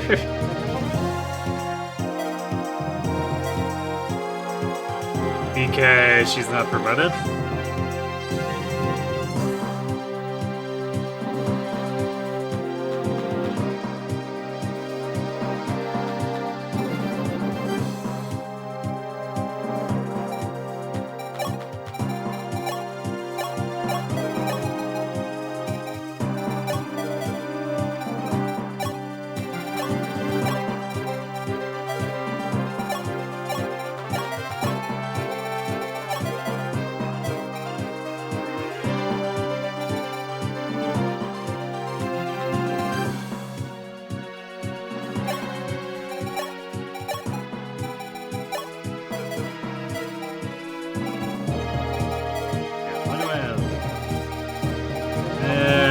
At this point, Bandit's probably not doing anything anymore. So maybe we will work hard. Faster looting couldn't hurt, and also he has 7 movements so he can stay out of range of stuff that'll be chasing us down. Actually...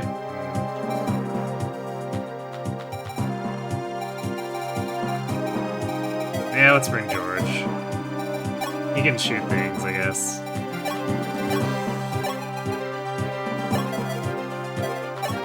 Okay, I'll bring the longbow in case we need it. Probably won't, but why not?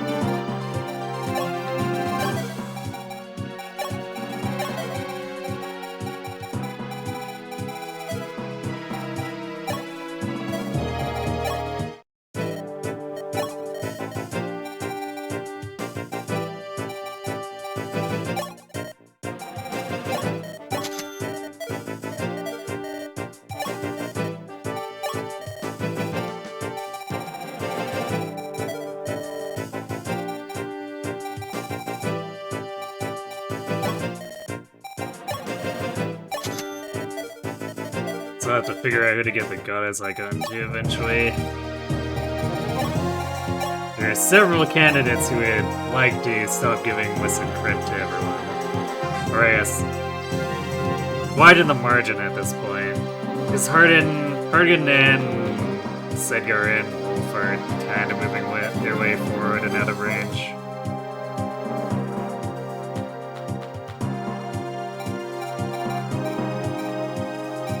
Depending on how their levels go, it might catch up to them. So I guess maybe we hold it to see if anyone starts screwing up on their luck levels.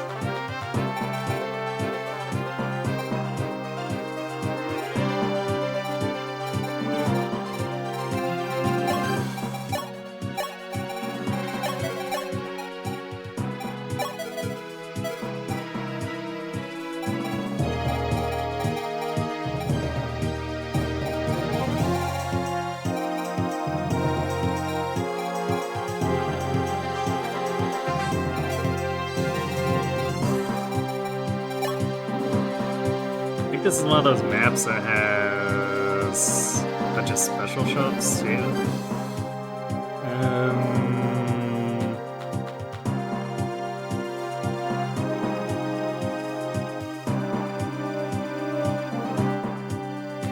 No, I guess not.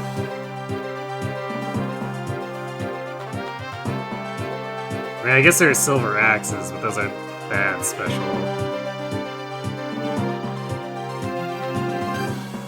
I guess we can buy Pure Waters. Pure Waters are somewhat no, wait. Forget if this is one of those games where every item shop sells Pure Waters. I might pick up a few anyway, just in case.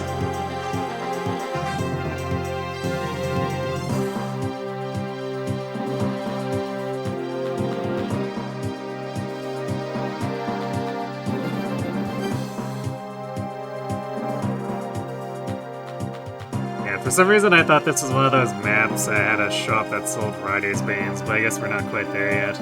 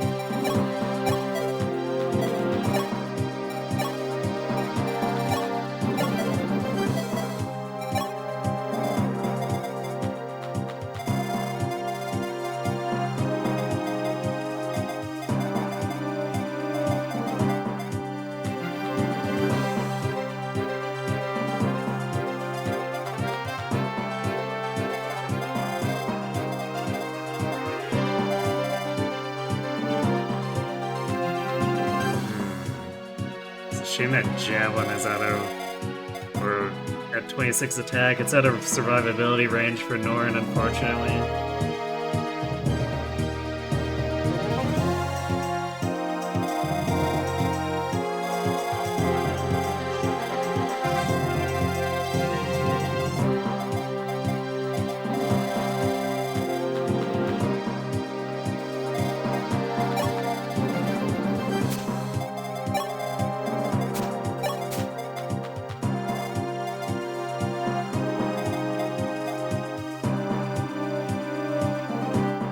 I guess Merrick can survive it. So you use him to bait it.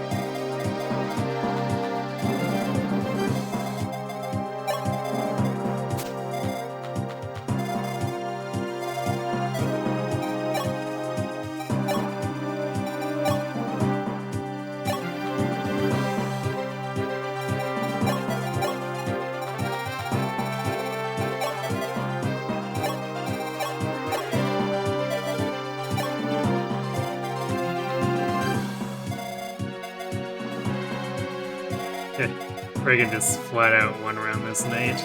No problem.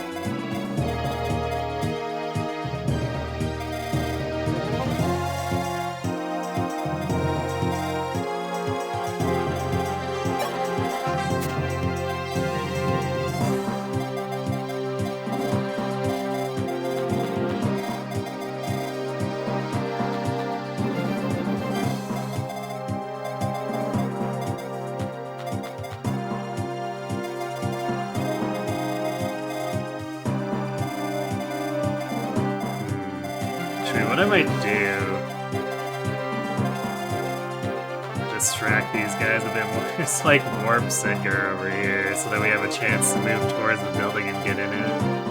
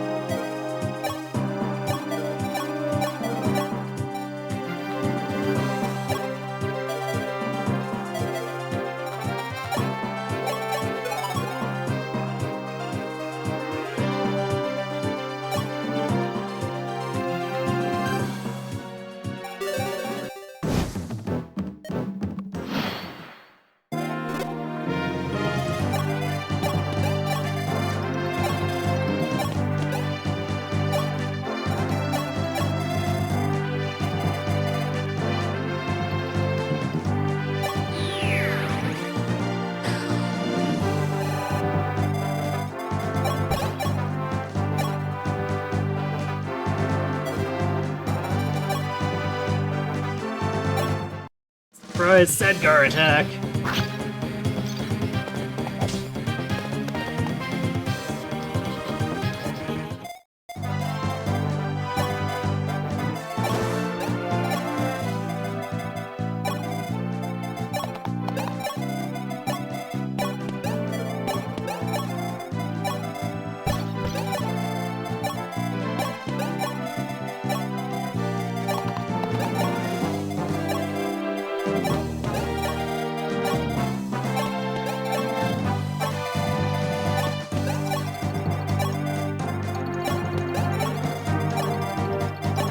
You know, it occurs to me, I don't remember when the next Gaidens is supposed to be.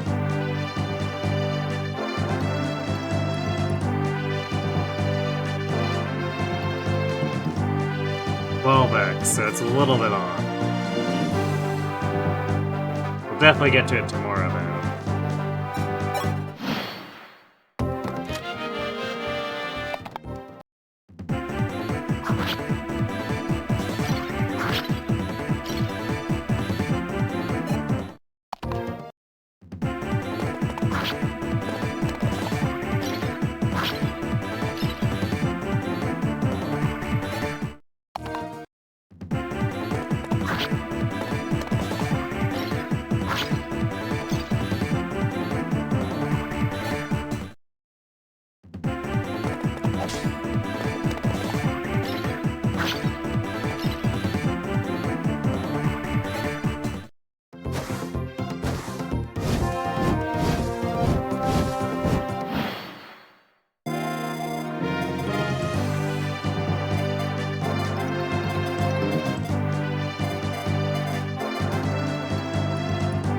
Biggest of the lands are basically, you know, Wyverns.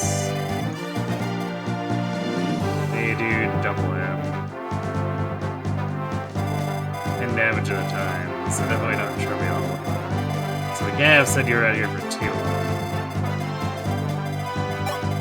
If we do this.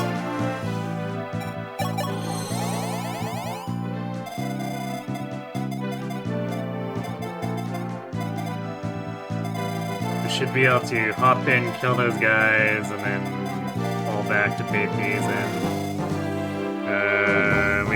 We want to be indoors before turn. Basically, like turn 8. Because the enemies spawn on turn 6, but they have to take several turns to actually get anywhere. So they'll come in like here. Horsemen will take like 3 turns to reach us.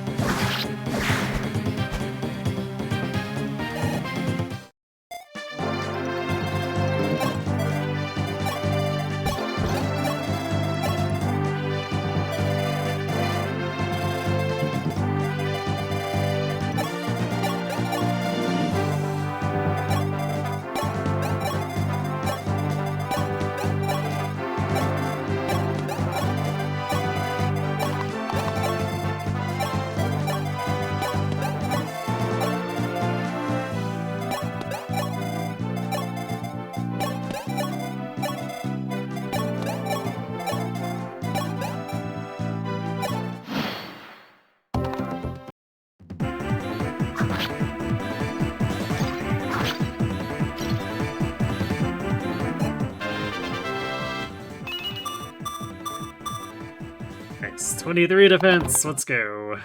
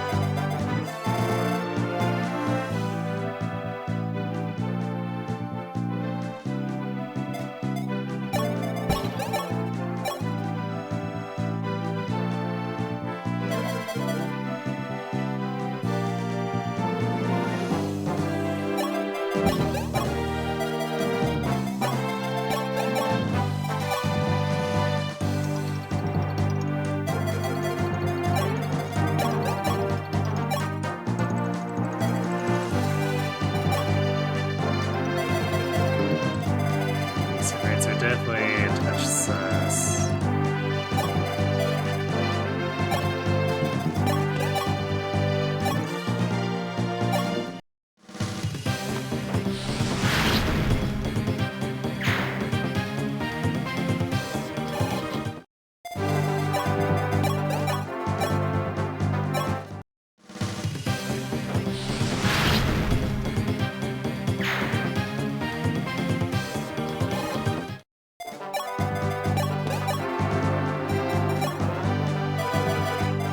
A little better.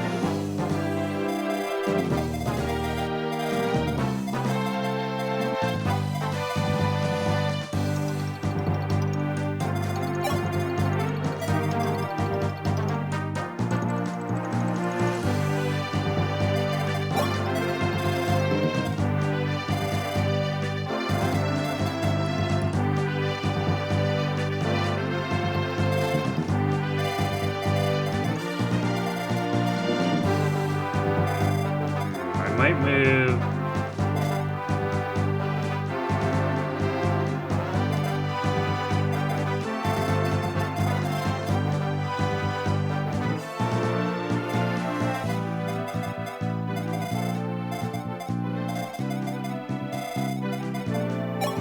I think I'll move Sigurd forward here. Let's see, how much does he do? It's 18. Damn, it's a little bit short.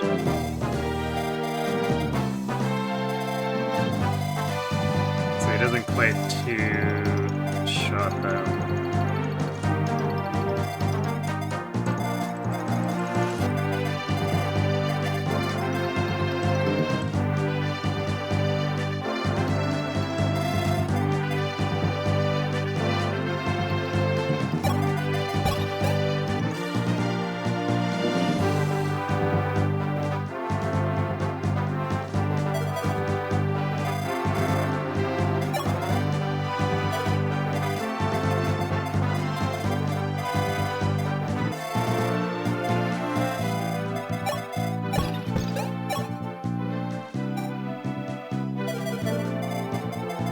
Probably should trade him another vulnerary, but we can double physic him if we need to.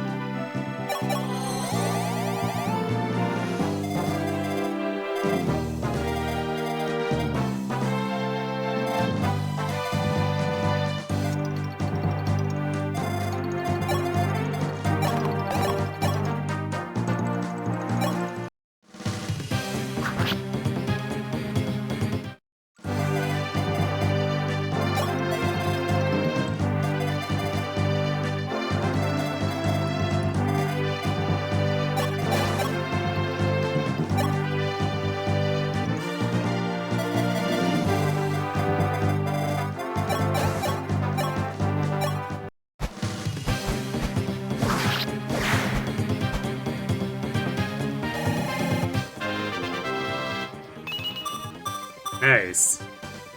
9 strength for Sita, let's go.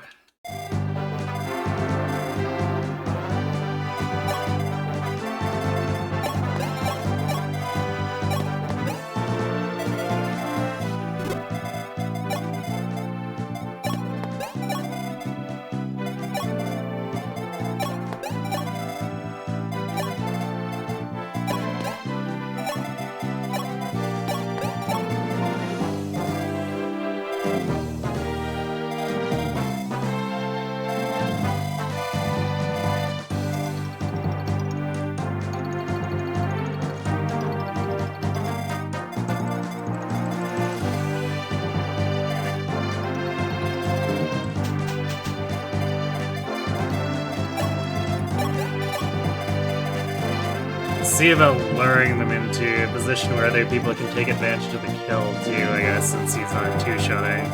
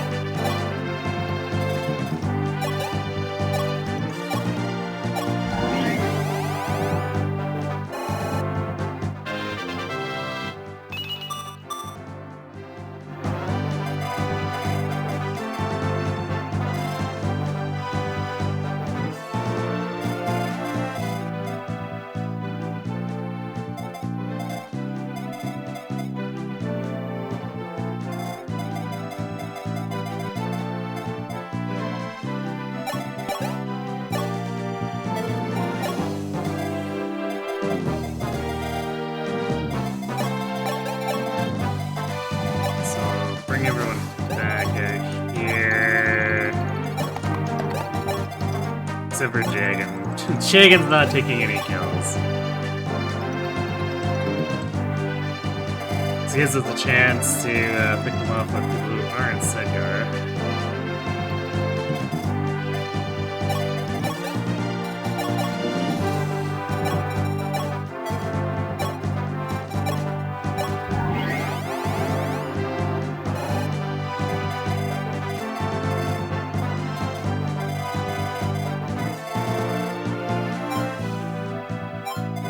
One turn to get in here.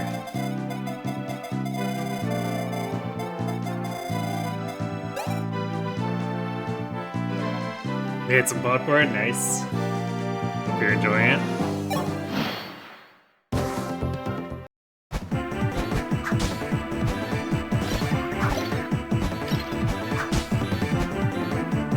That's kind of annoying.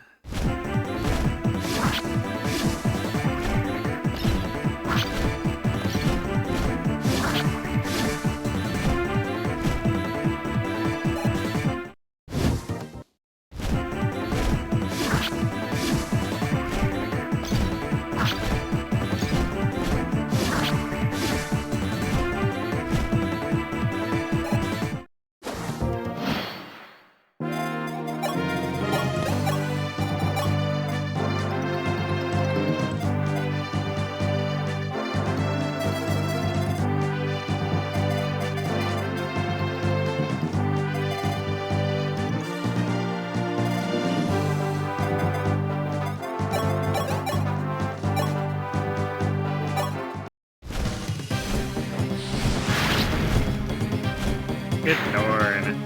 Picking off those wyverns.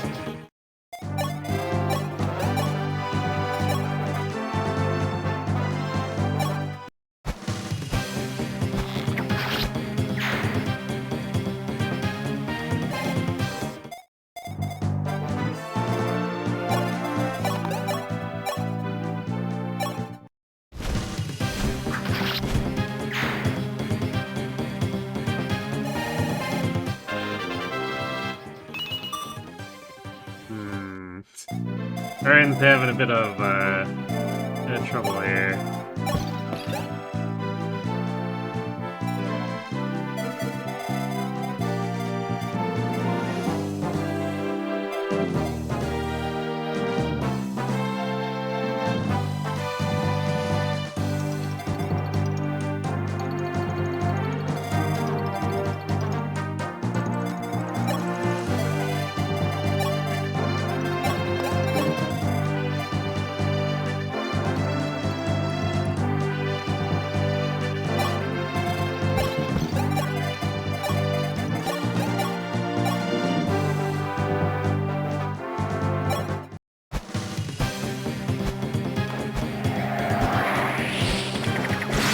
Hello, Inferno Bren. Oh yeah, forges are everywhere in Hard 5. This is only the beginning.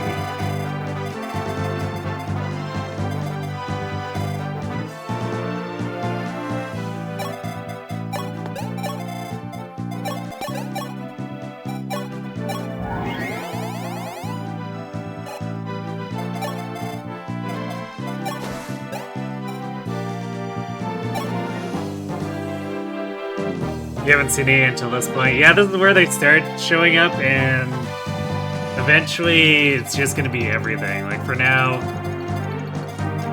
there's still some stuff they haven't been forging, but like the javelins and stuff, they're forging quite aggressively.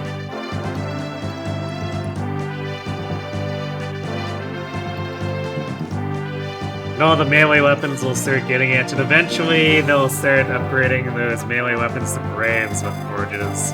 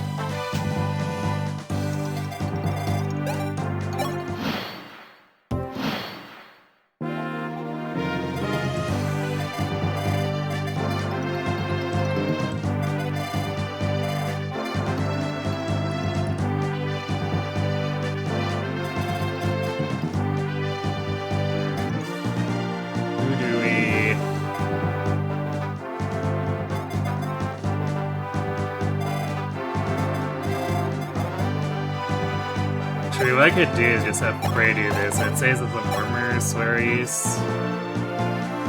So we attack here.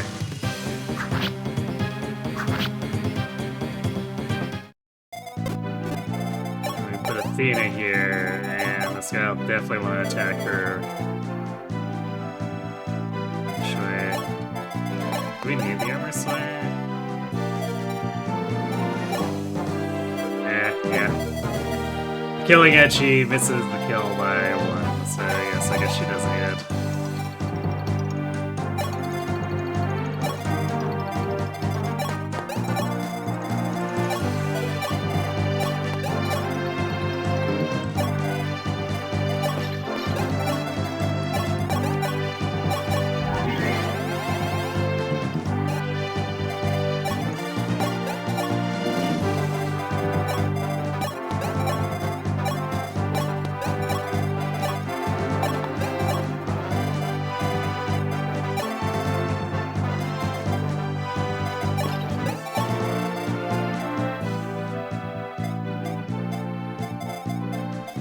Next turn, we'll just have Sedgar face pull all these and then have everyone jump them. Have Sedgar moved to blocking this choke point afterward. We'll want to be set up on the choke point by turn 8, because that's when the horseman will be coming in. Actually, Wolf might be able to do it, because the horsemen tend to have very bad attack. So it could be an opportunity for him.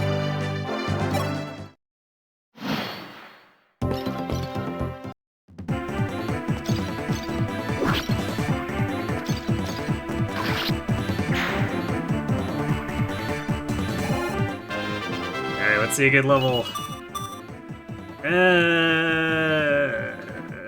Could be better.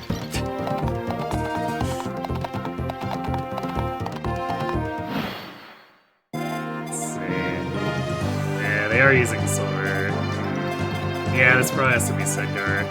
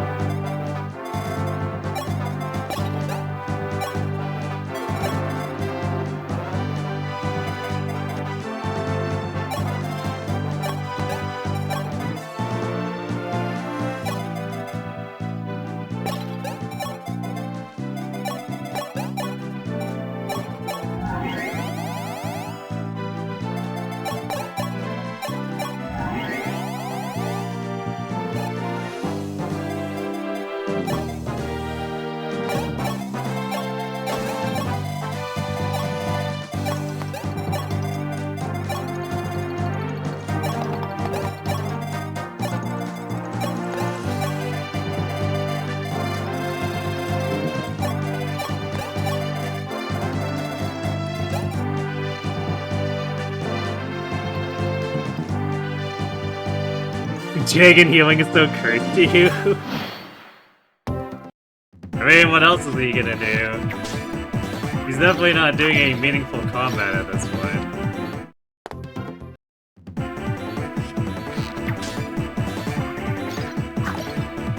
Oof, Sedgar.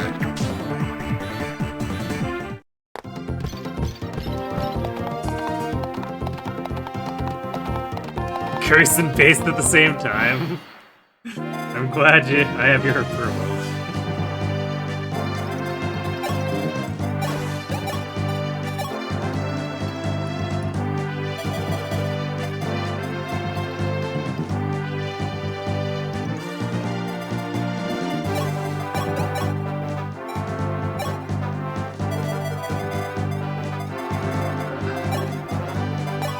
Norn just can't quite get out of the curve to start doubling these.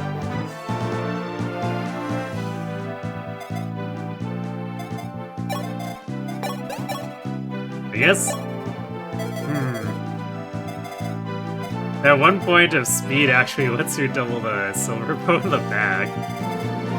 So I guess that's something that worked out for Athena.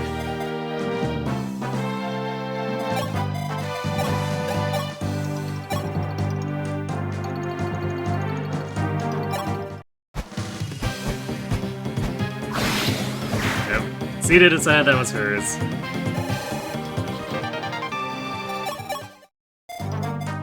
Not that I'm complaining.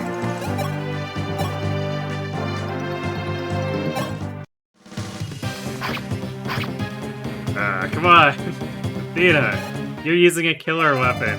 Sita didn't even need a killer weapon to crit. You're embarrassing yourself.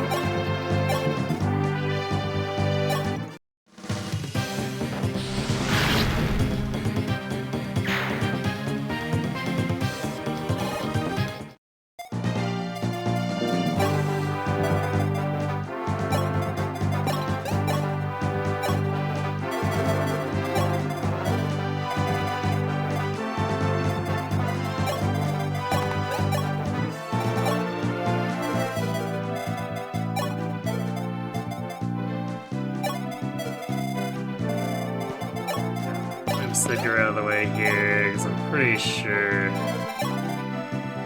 not going to be too much of a problem to kill this.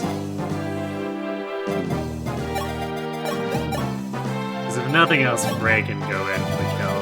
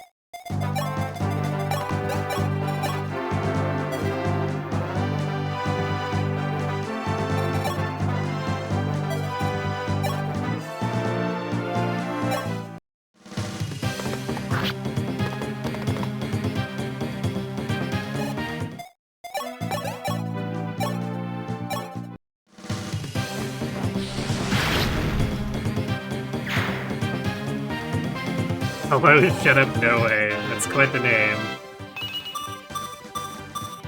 Yo! There we go, there's the good Miracle. Still more Noodle Arm than Norn, though. Even though he has a bit more magic, his tomes weigh him down a lot more.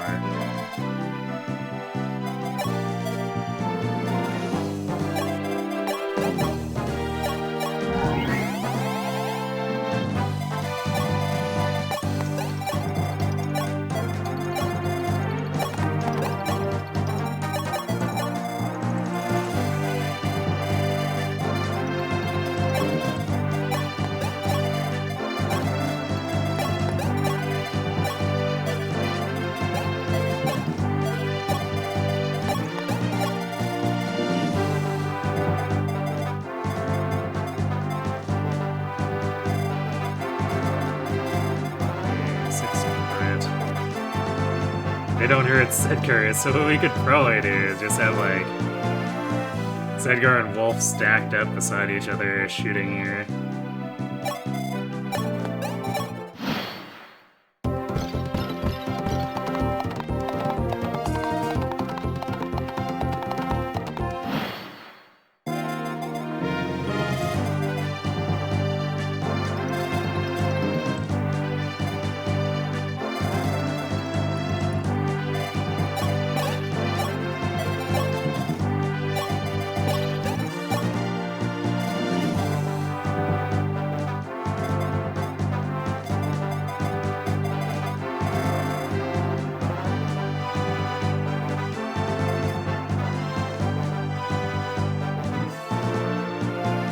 I guess it occasionally lets the mages take the kill, or we could leave it to Harden, although his Harden's hit rate is gonna be real bad because javelins.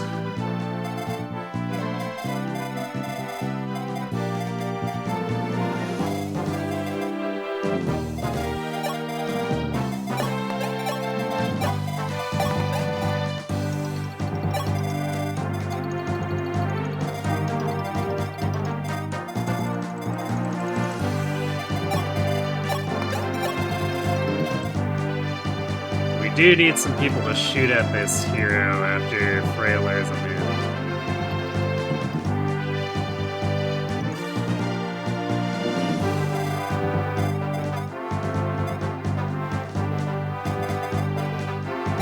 I guess Sita will be there.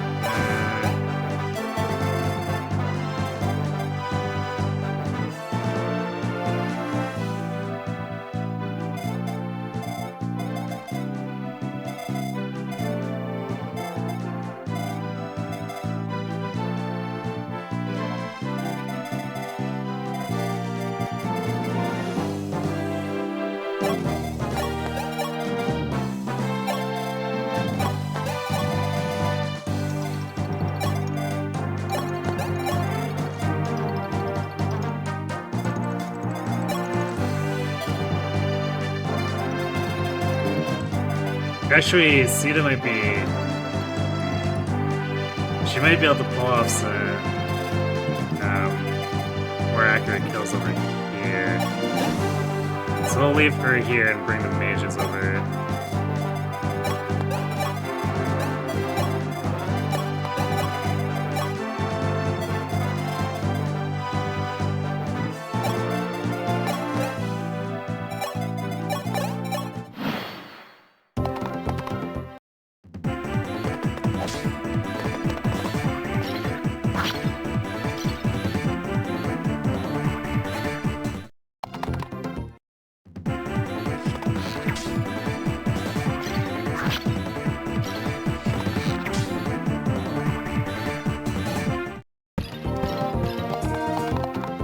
Yeah, I'm not in a huge hurry to do stat basers right now because we're still meeting benchmarks.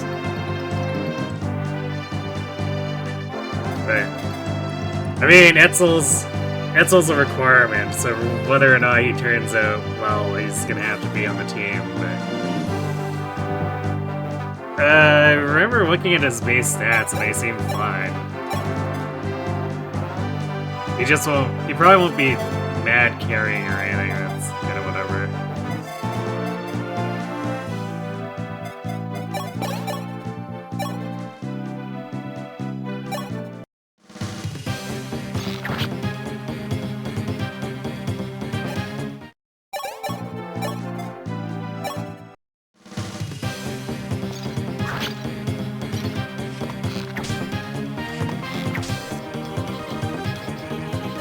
yeah, we are basically gonna be preferring Norn since she's a mandatory part of the run.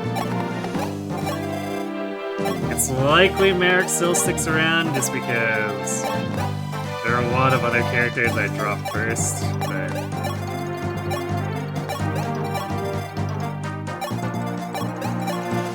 he is definitely an IS priority. Especially since, yeah, Wendell can take Excalibur, or we can pass it off to Etzel as well down the line.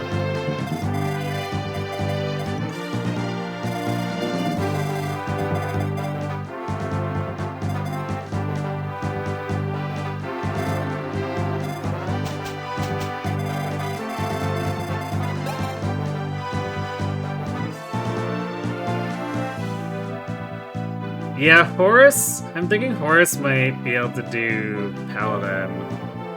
I'll have to look at what his stats look like reclass, but he might be doing Paladin, might be doing Draco.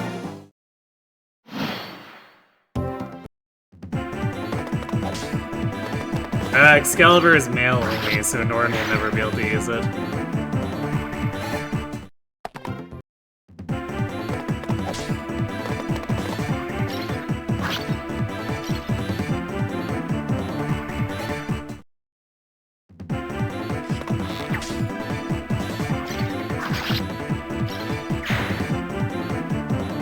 Yeah, she can use Aura, although the base hit rate on Aura is kinda not good, which combined towards her tendency to not have a lot of skill might cause problems.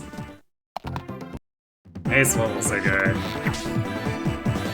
He is approaching critical mass of just being fully invincible against physical attacks for the most part.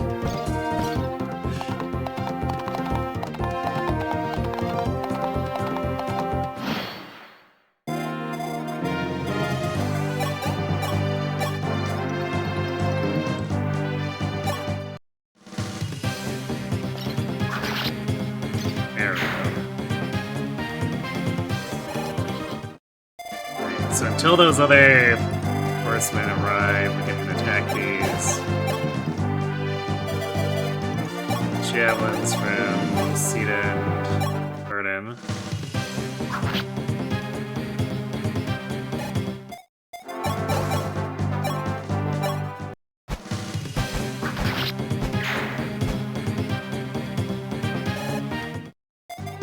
I guess let's save some javelin use and equip the iron.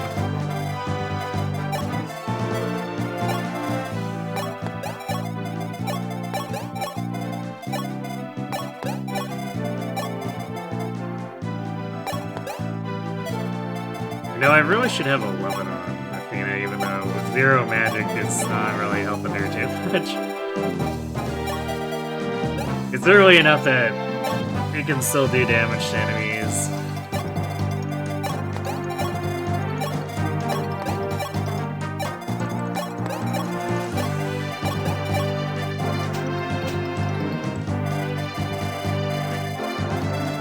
It's not like New Mystery, where the enemies start getting res and then any 11 investment is mostly just wasted.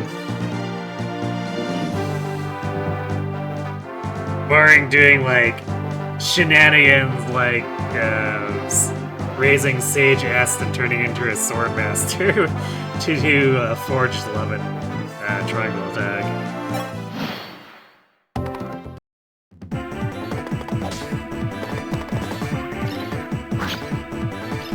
Whereas one weird tone makes you wonder why Garnet wanted it so badly. I guess he's just one of those guys who loves power. He doesn't really care about skill. He'll deal with misses, whatever, I guess.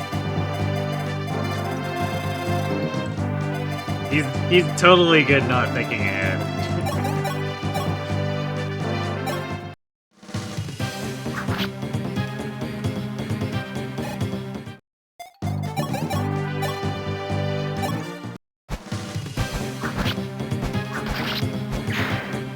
Yeah, it's basically shenanigans for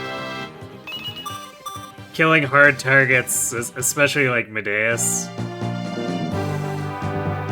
on Lunatic Reverse.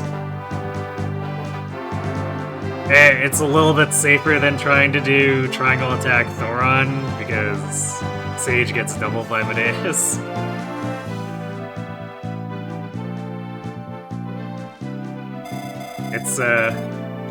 It's something I contemplated setting up for only feet, and I tried to, but S just didn't get enough magic. I'm not sure I could have really made it work anyway, with how she turned out in general. But it was definitely, it was a plan at that point. Or like a possible plan if it worked out.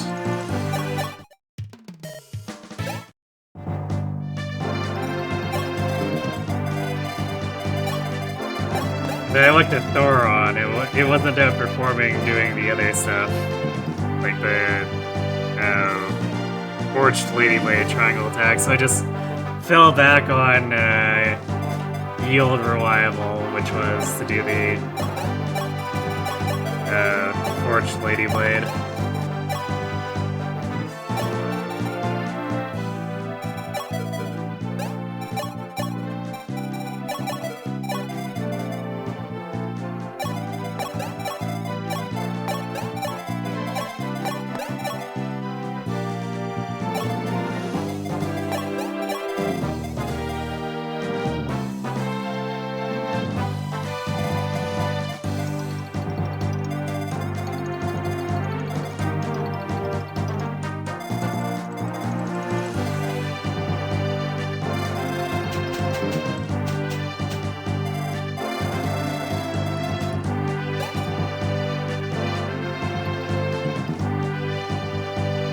Yeah, we freed Maria. Now Minerva can start fighting Michaelis and make her life worse. Yay!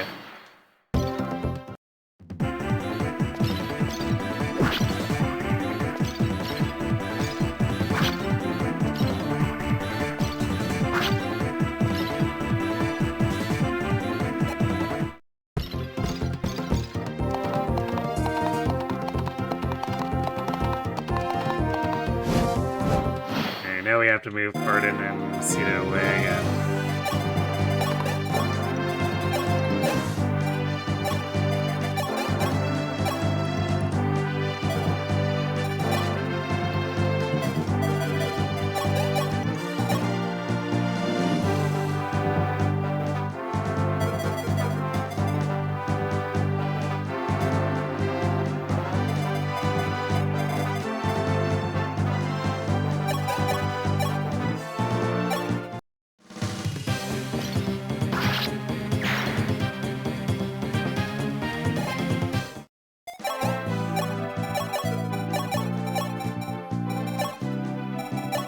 Trade javelins across them too, because Sedgar's starting to run out with his.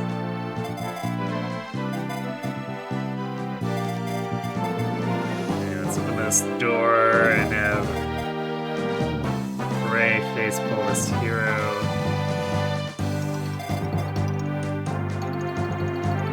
Should be fairly easy for Lind or Merrick to pick up the kill after that.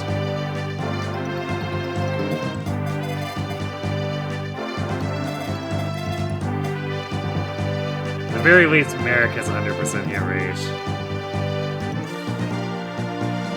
And Norns is pretty high too, so.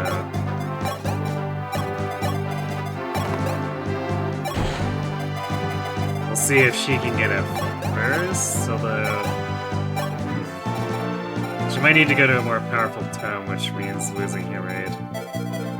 Let's see, 12, 9, yeah.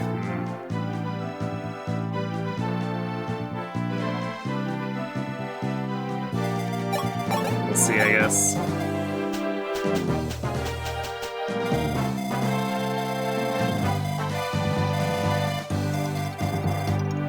Minerva should start heading this way, because Martha's all the way over here.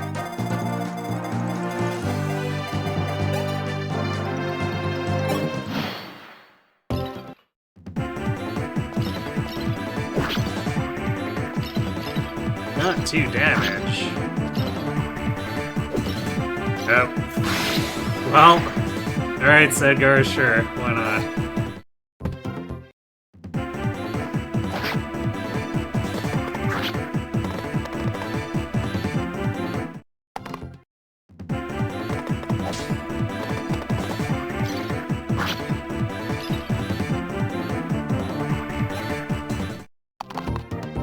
Wait, did I call Norn Lynn?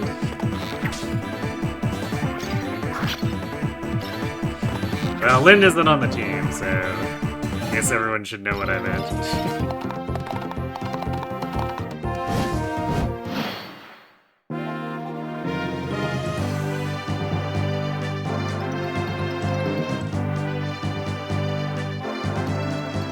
You remember a joke comic series on the Fae Reddit about Paul and Maria learning profanities? She tries telling her younger self. I say, I know how to get your siblings to stop fighting.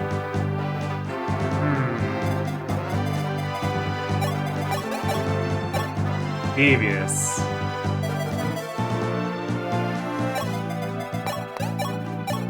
Now, who's missing her? Okay, Norn has a support with someone here, apparently.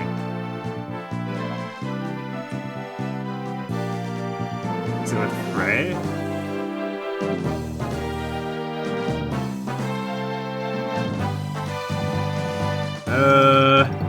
No, I guess it is a Marth support. Marth, draw Gordon.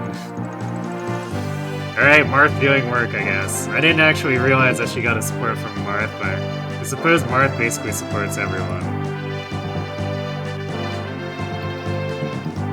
There's very few.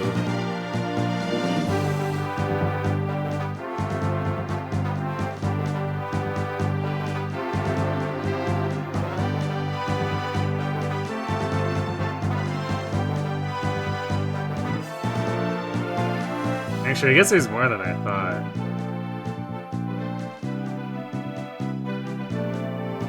Oh, huh. Halla gets bonuses from Frey. Didn't know that.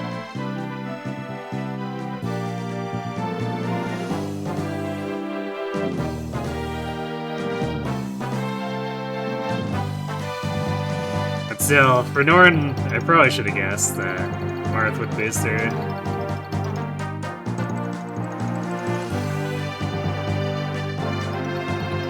Halla and Frey, what? Yeah, that's not exactly something I would assume would be an obvious pick, but apparently it's just a thing.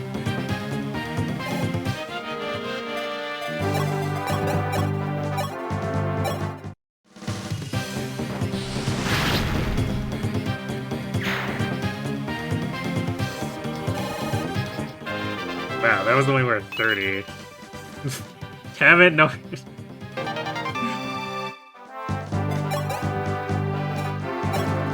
Truly incredible.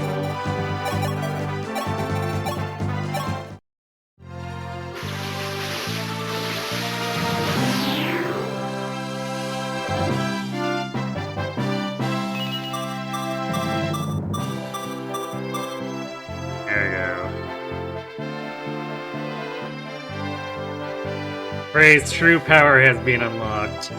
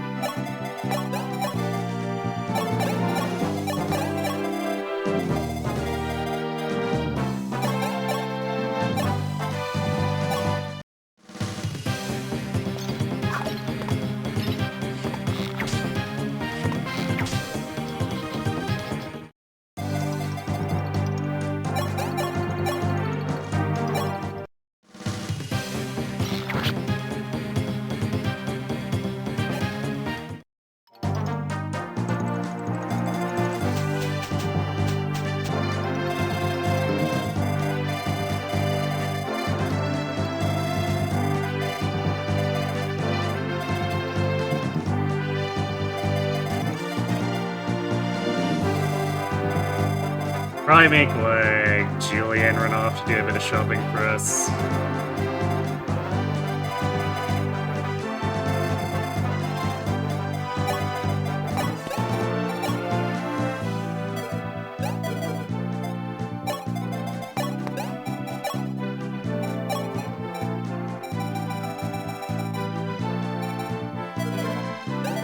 buy like a couple of javelins and a couple of pure waters.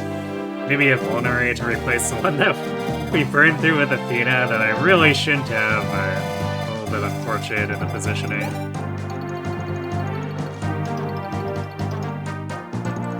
Next map has an extra massive steel added in. Interesting.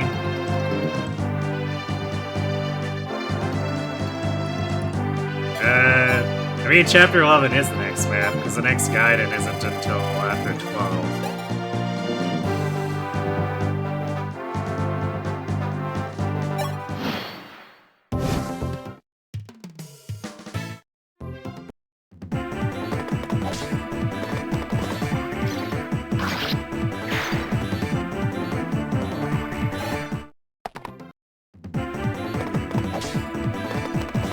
Probably not gonna do too much with Minerva. She'll probably be filler for a while, but I'll eventually likely end up passing her axe off to you here.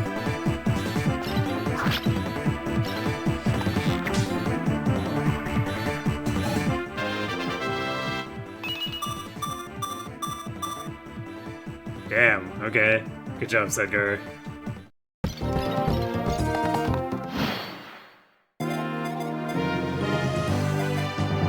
Minerva will probably get Jagan slot at this point.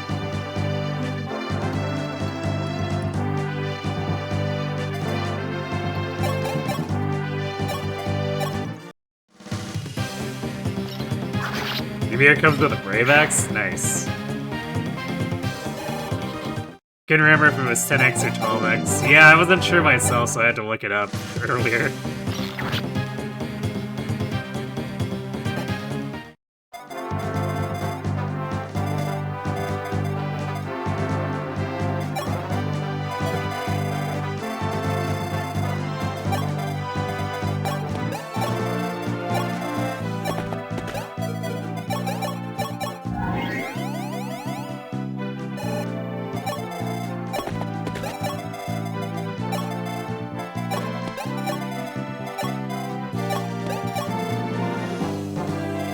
I should also swap his inventory back to having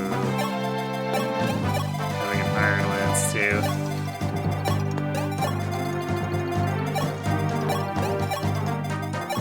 No need to burn through all the expensive stuff, especially since promoted Frey is going to be a force of nature.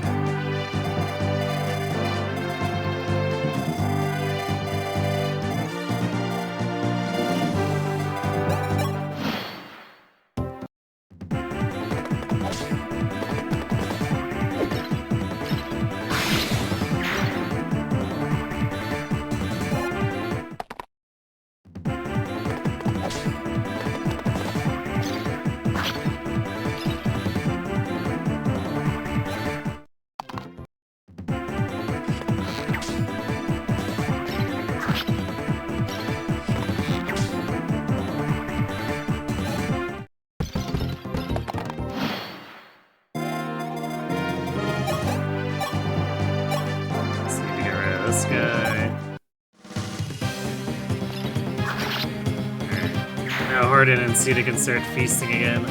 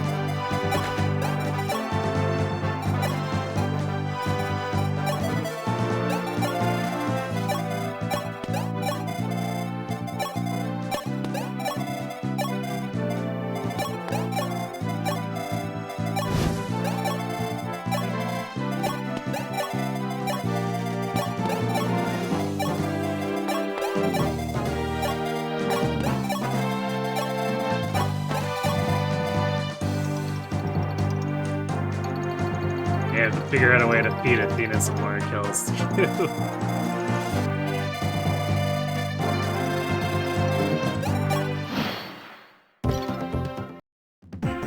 She's seen a decent amount of combat, but it's pretty slow going when she can't really enemy phase very well.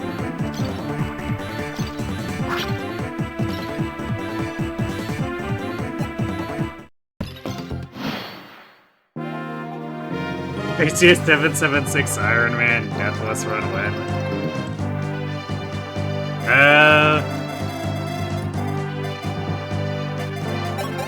I don't know, maybe at some point.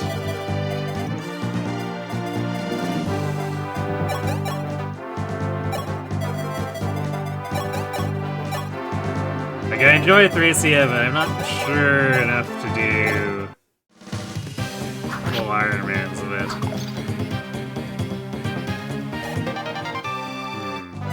Well, guess it's Citizen.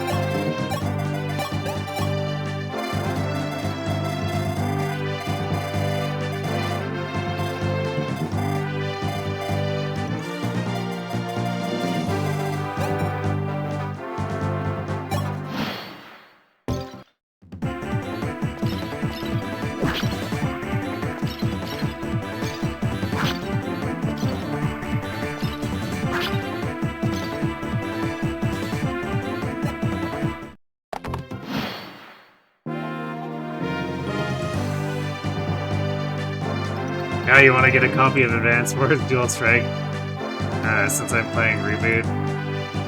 But first you might try beating Advance Wars 1. Yeah, you might want to see about doing that before moving on to the next ones.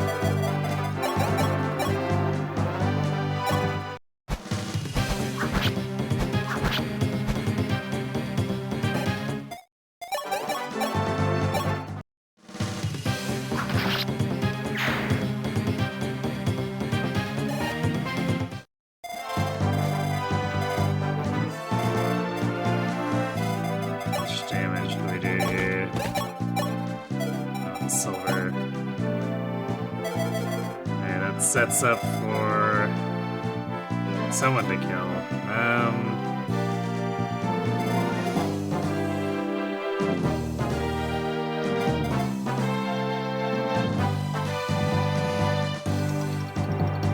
I guess Norn is pretty much my funnel project right now. We can give a healer to Athena. We're at a point where, since we're starting to get Master Seals, I'm going to try to push Nord close to 20.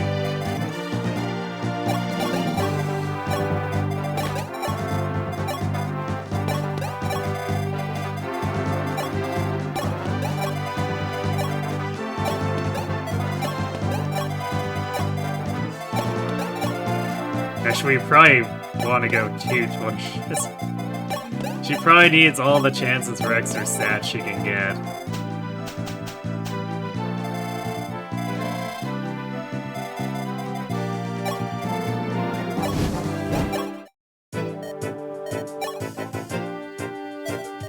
That's not the correct shop.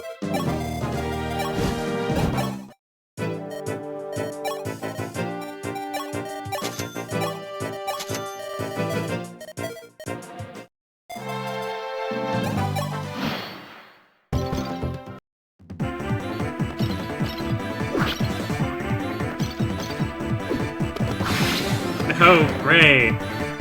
Well, I guess Norn won't be taking that.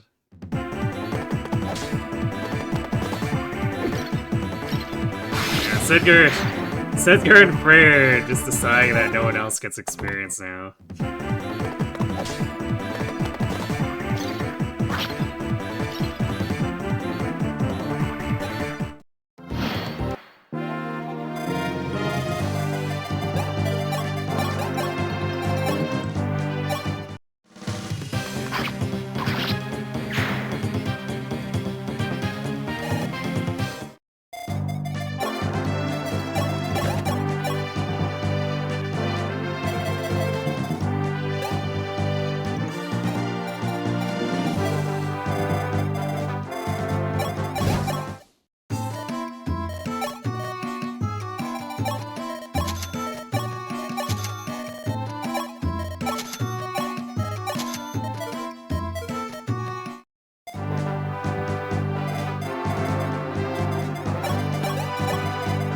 Unfortunately, the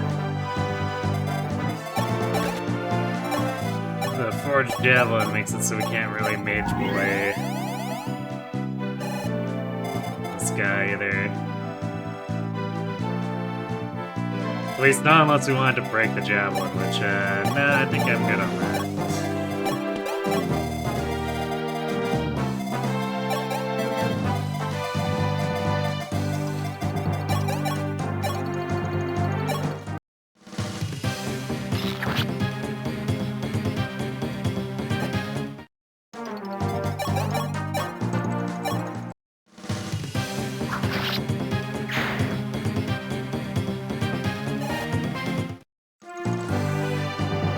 Well, he's not the first boss with a 1 to 2 range, because Gomer and Hyman had hand axes.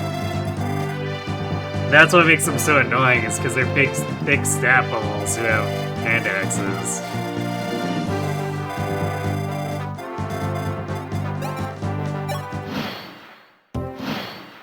But there is that weird period where after that it's just like, yep, everyone else forgot to bring them.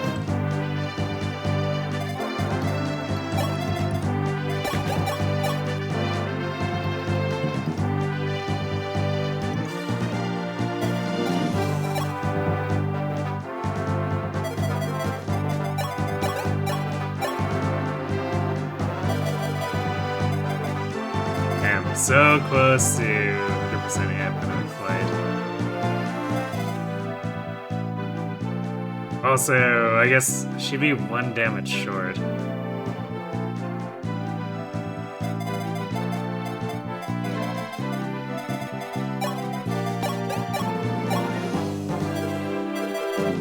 Merrick has the same issue, so we probably just let Bray take this. He is freshly promoted, so he'll benefit a lot too.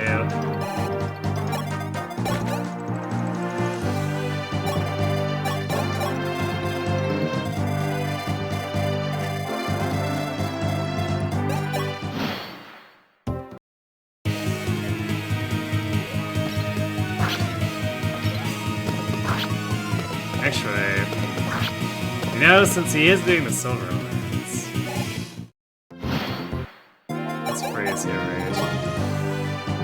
yeah, so Frey easily takes it. So you know we can see if Norn can take it. Because if she whiffs, then Frey just takes it himself.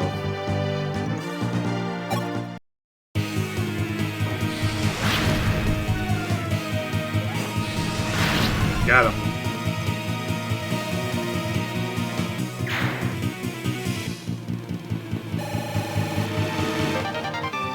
53, man, what a ripoff.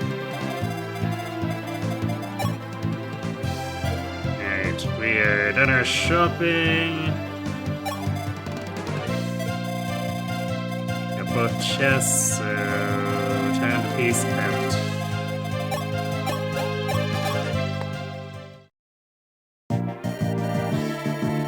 Thunder would have been much worse hit rate. Although I guess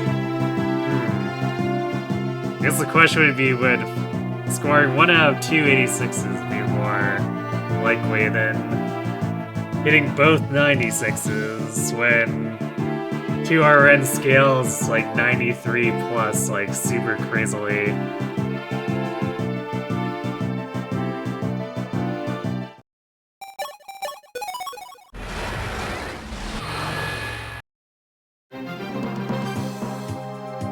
Alright, this... Yay! Ballista! Well, I guess at least this version of the map doesn't have reinforcements. At least I don't think so. Hey, there's that Legion whip.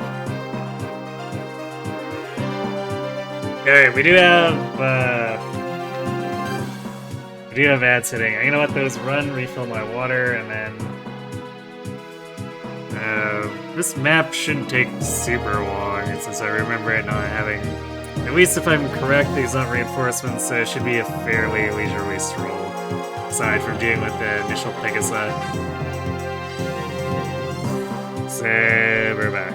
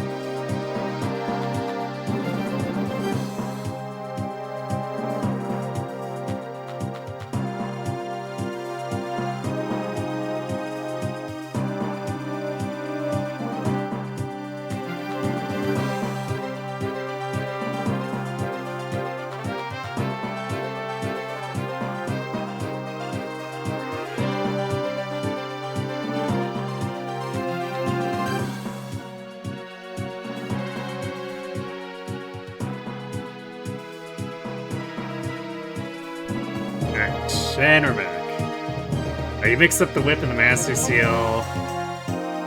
So the extra Master Seal is in 13. I mean, the whip is still an additional promotion item.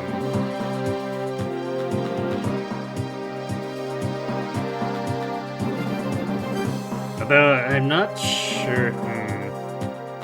Not sure if I'd want to use it on Sita. It would allow her for having a higher speed cap to make use of her growth, but...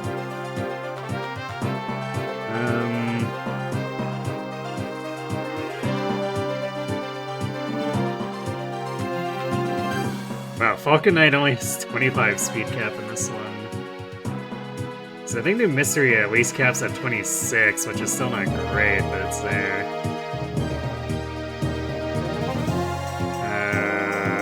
So I think the promotion gain for Draco strength-wise is more desirable.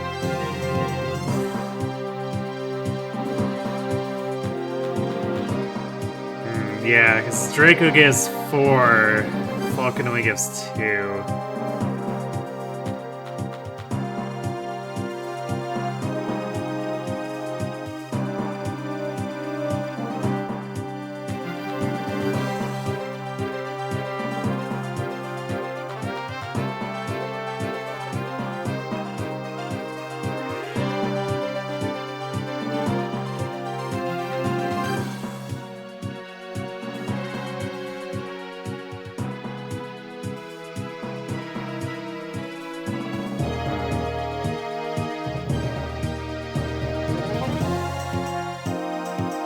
It could just be used like a normal promotion item for anyone else, so like...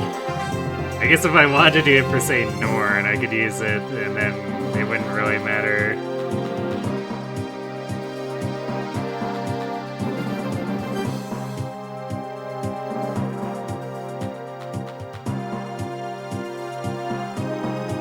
Although 11 Falcon Knight might end up being something kind of funny down the line. Probably be way too much work, but it might be funny.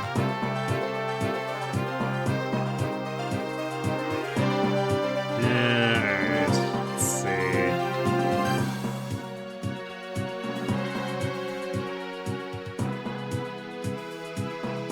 Shops here aren't really anything special.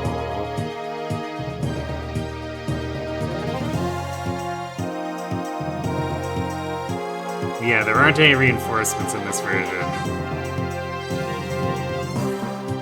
It's actually quite funny how insane the new mystery version of this is. Compared to just like, not really being much of anything on Shadow Dragon.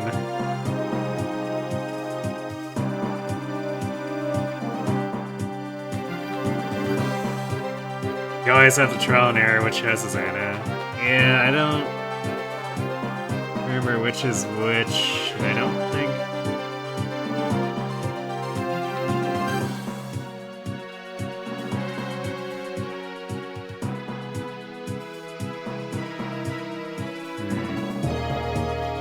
I know it is marked. Alright, well, World of Dragons is saving us a little bit of legwork.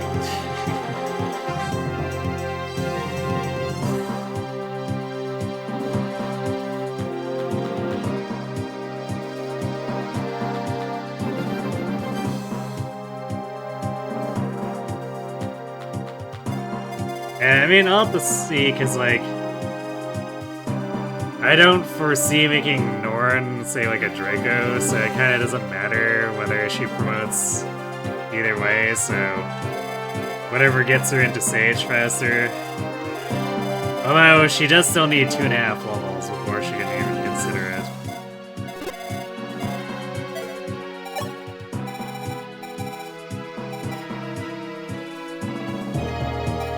We don't need Julian, so I guess Minerva's coming along. Actually, another one, Lena's capped out.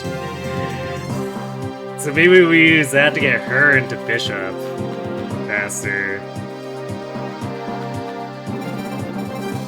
Because otherwise she's not making any headway either.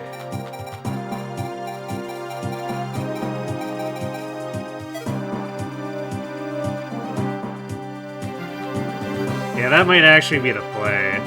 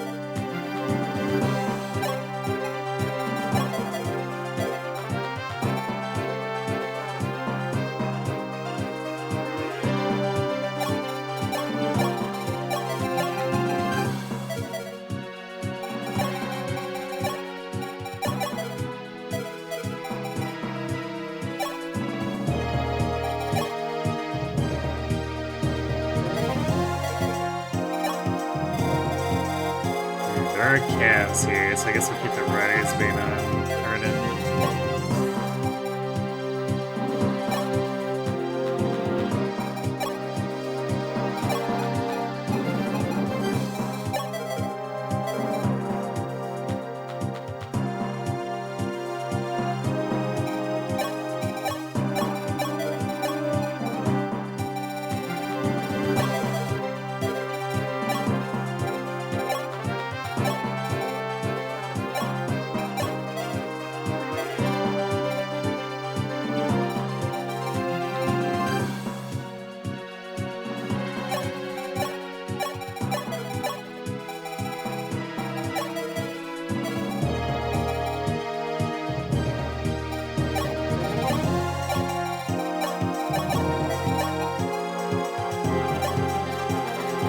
I guess we could use hand axes with Minerva.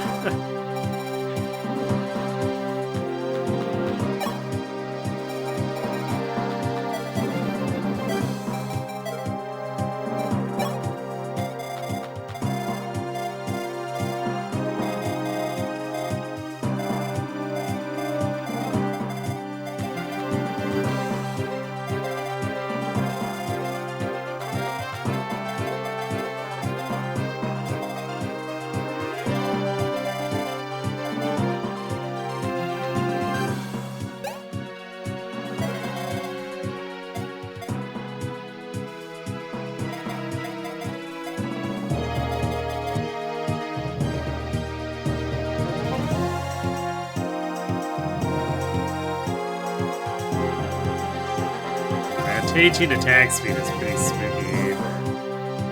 This is a good thing that Sedgar is super durable.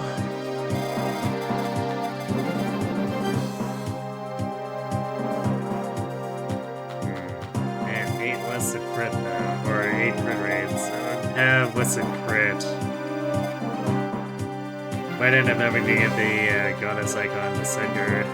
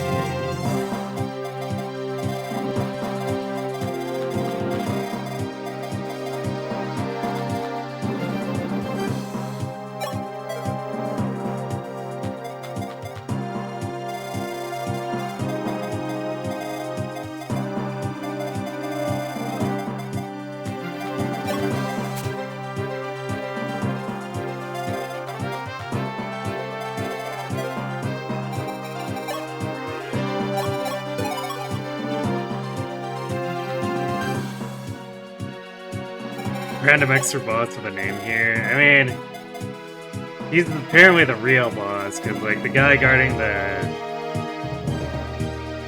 Seas Tunnel is just like some random generic.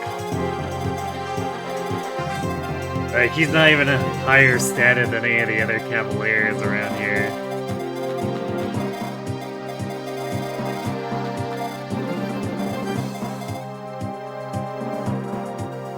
Mini boss kit. Not even a mini boss though.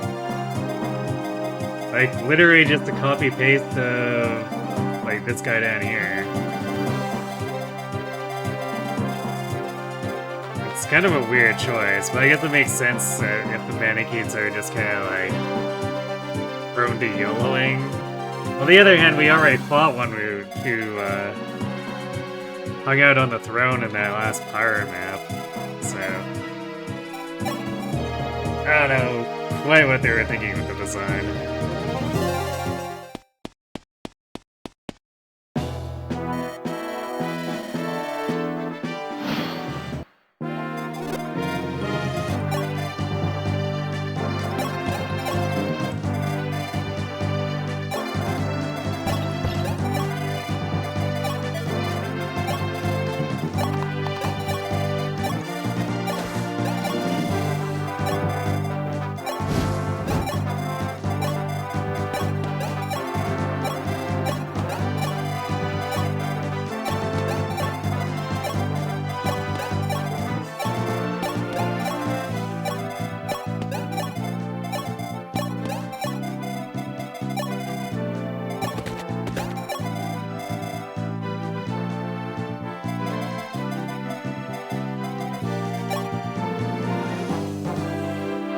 Probably have to beat the Pegasi and Sedgar at some point here.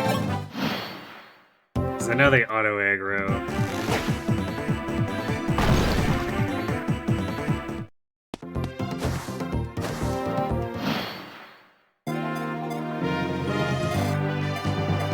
Don't know why they do. It makes sense that this one is trying to pressure the rest of the team, but this other one going like that is kind of weird.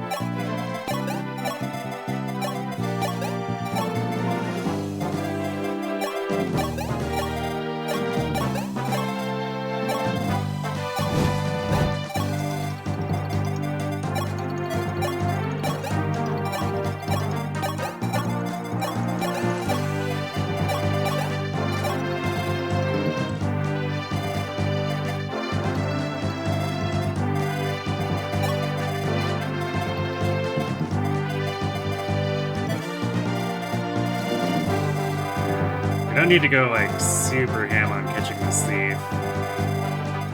I want to make sure that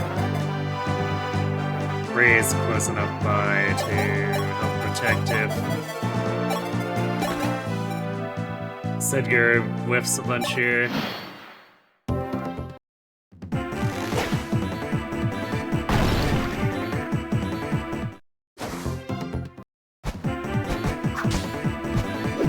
Oh. Sedgar going in with the crit. Oh, there's our whip.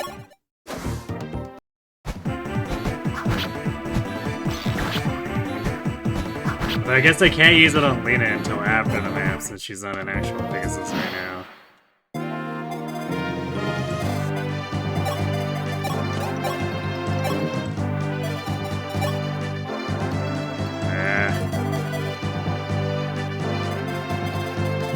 Damage not quite there.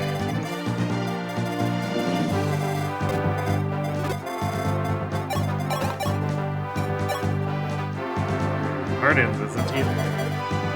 I guess unless he uses silver.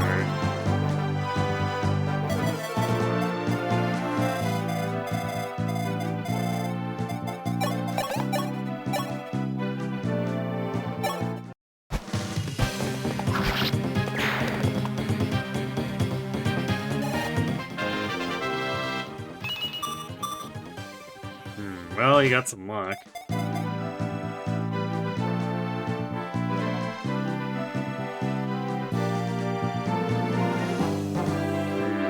You know what? We might not even need the Gauss I got for Sedgar, because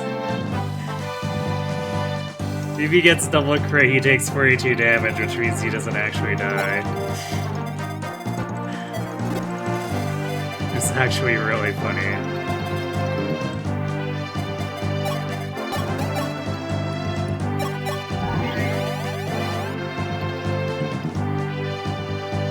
First game syndrome, if you had to guess. Yeah, probably. I guess they were probably just trying not to have everything feel too samey, so they were varying that up. Because I guess technically speaking, nothing says that the gate or a throne has to be defended by a boss. It gives the enemy better odds of, not losing the throne, but no one says it has to.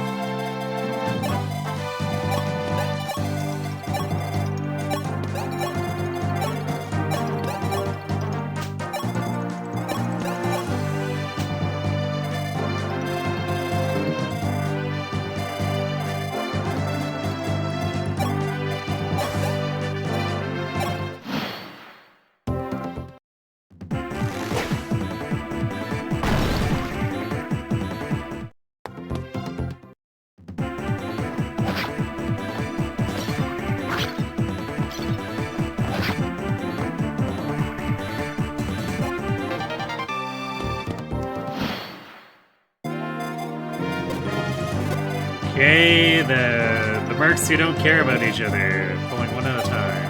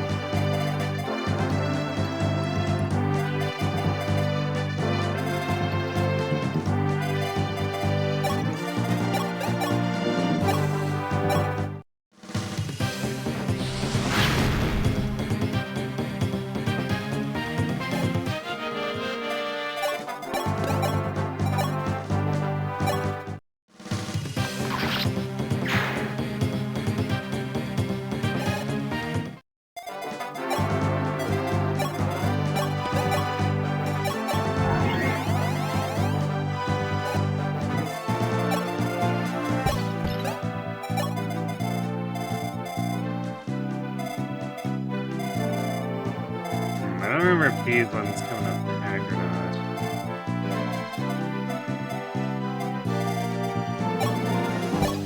It's time to find out.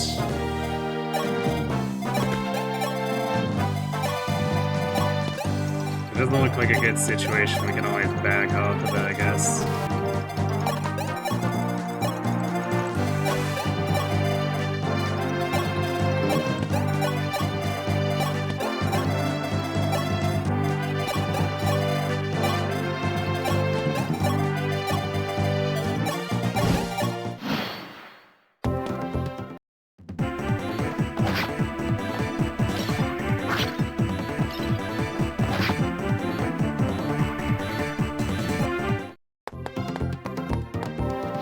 Those ones actually came together.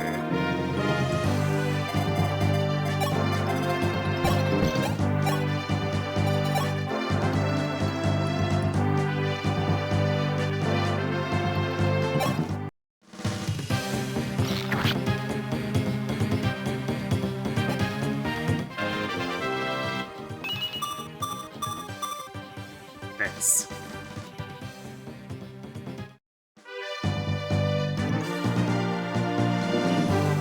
Might need to look at being in the class act. Lets him grow his speed a bit more after this.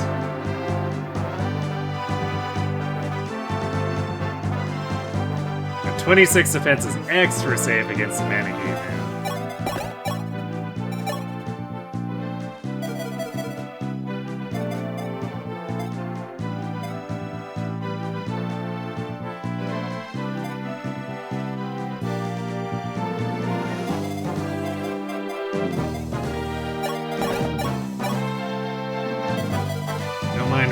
Just like super murdering these dudes.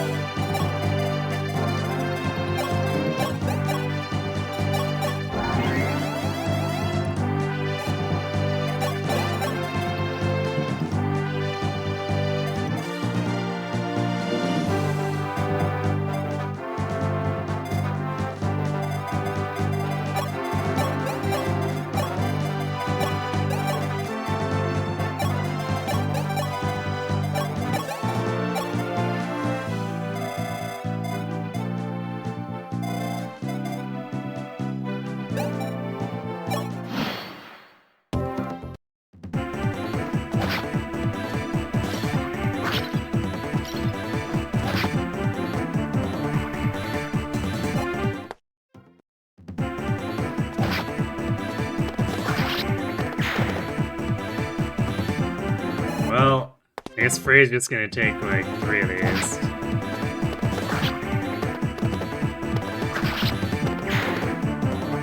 I guess I should have predicted that they would all throw themselves upon him.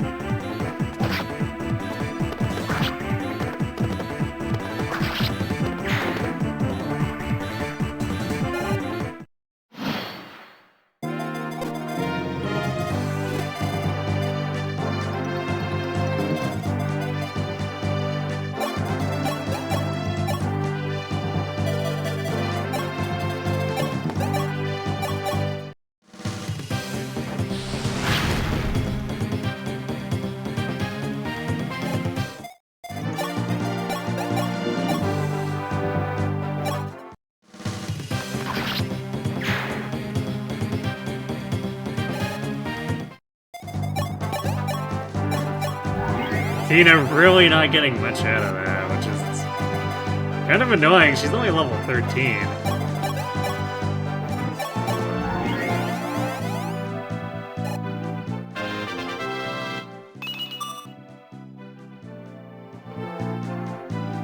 Chicken stats as a bishop hurt you. I mean, it's not like he needs to do much other than heal at this point.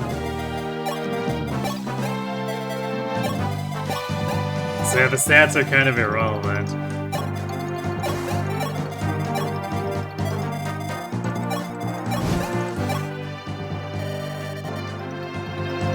Okay, we can now recruit Jake.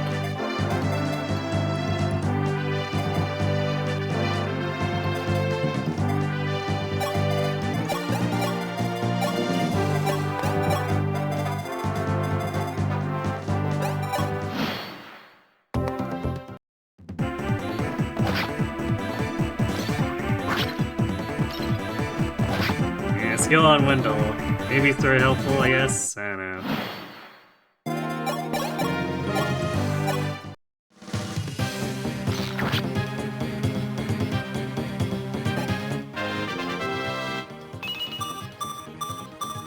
It's not like he does too much attacking these days. Man, alright, Wolf popping off.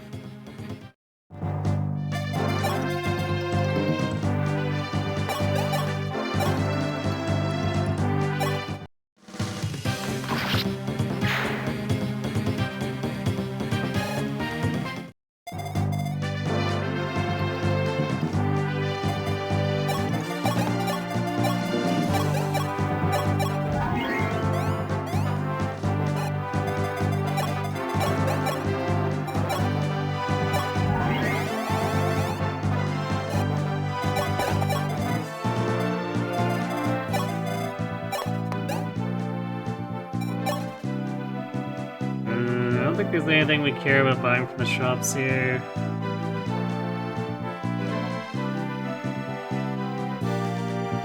Yeah, there's silver swords, which... I mean, technically we have a decent amount of sword users, but most of them would prefer to use lances, and that's like the calves.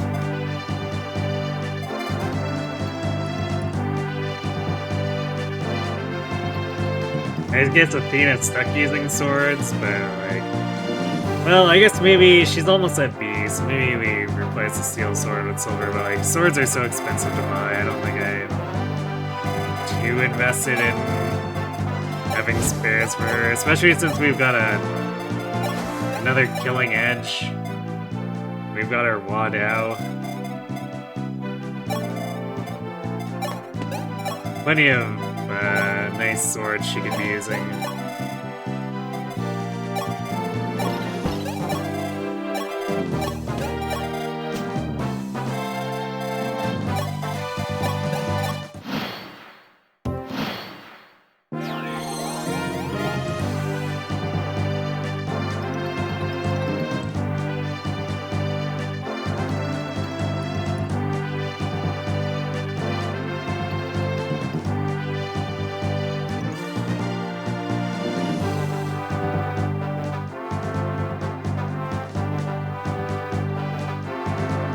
Yeah, Wolf and Sedgar get very silly.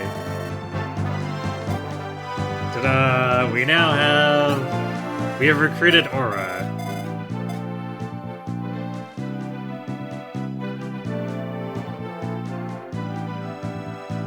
Now I forgot how bad Linda's base stats end up looking.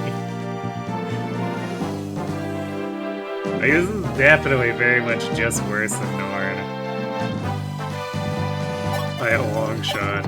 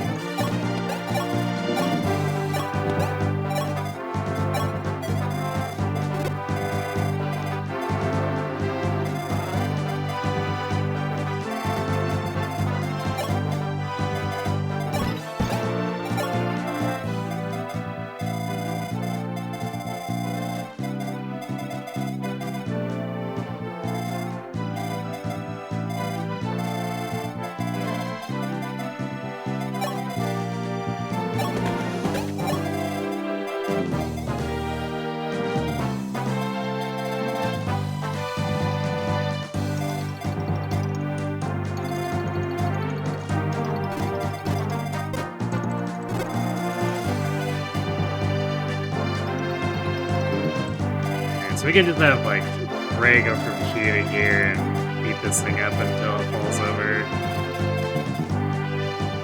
What's the worst thing gonna do? Cry about it? Because he's being body blocked by his own ballista, so... At best he goes over here and stares menacingly at Sedgar, or not Sedgar, at Ray.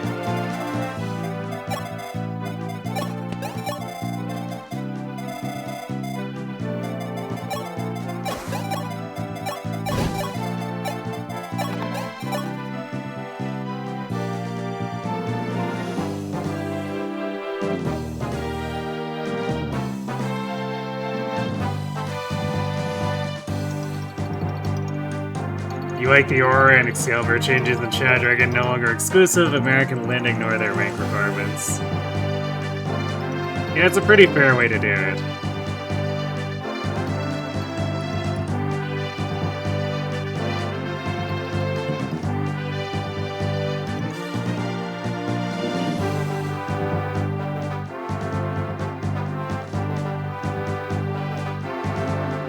It's funny how Paladin has the 30 defense cap in Shadow Dragon, but practically no one's gonna get there.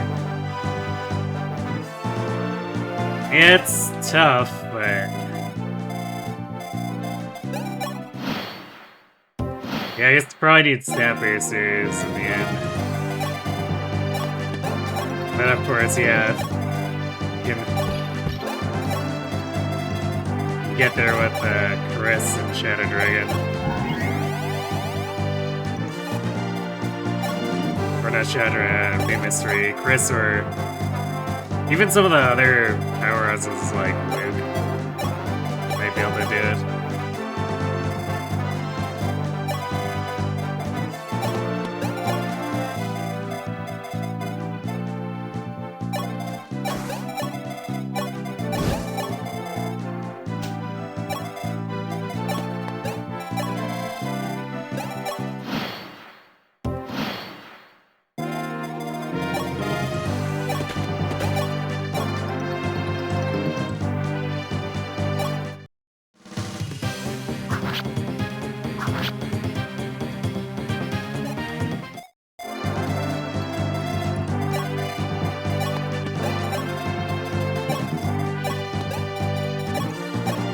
Here you go, Norin, enjoy.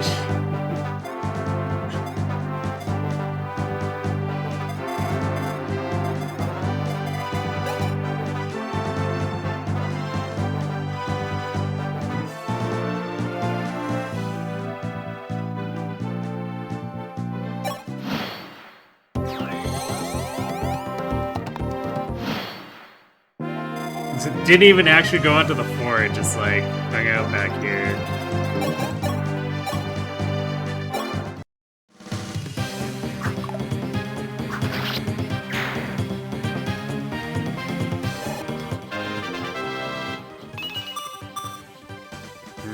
I mean, strength. But I did the only feed run. I did need stat bases, but pretty sure I got Ryan there. Well, I guess what would have been there, since we couldn't actually do Paladin, but his defense was very high.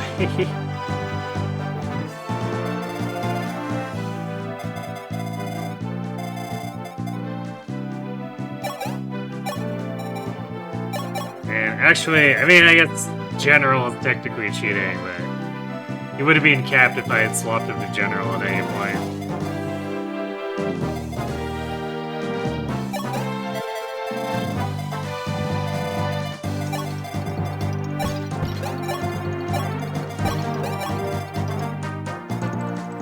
Alright, go ahead and a corner win.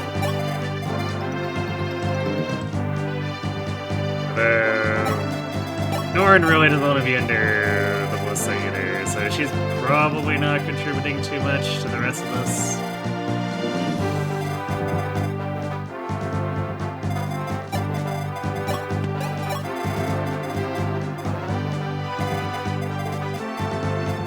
It's likely to mostly be the Frey and Sedgar show.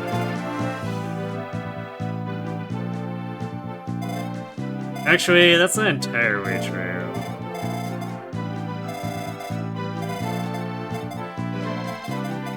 I think... I want to say Kazan comes with this sniper. So once we pull them, he'll pull out from under the Ballista umbrella and we can probably shoot him a few times with the mages. And then that'll be it for what they can do.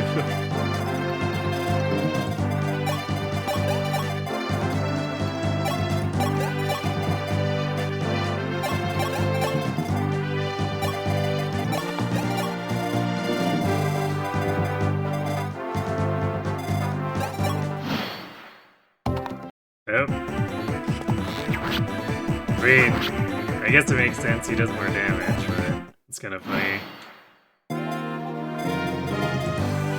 Since... Yeah, he would double wolf but only do 4 damage total. That's probably why you're just like, yeah, I'm gonna attack Frey. And then he did.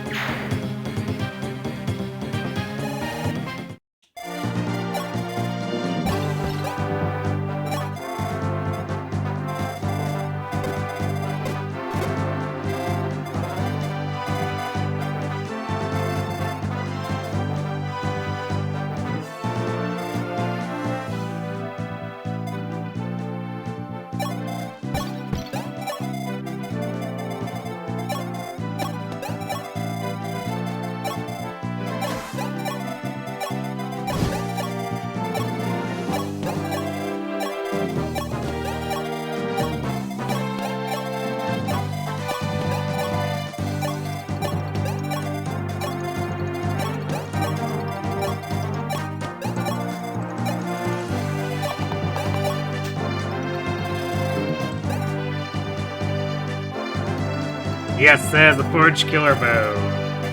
On this difficulty, enemies start getting forged weaponry, so like the Killer Bow is forged, all these javelins are forged. It's probably not going to be too many chapters before they start forging the silver weapons. Eventually we face forged Braves.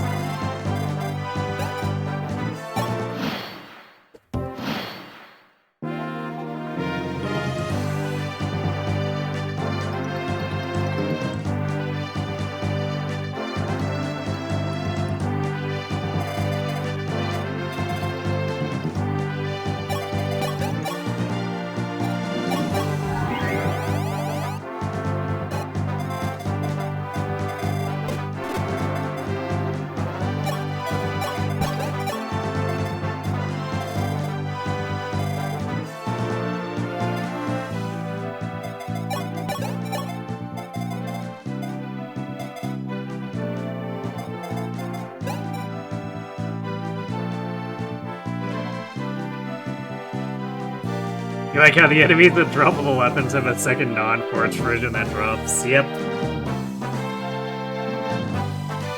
DSFE does that, and then Awakening carries that forward too, since those enemies also start getting forges on the lunatics.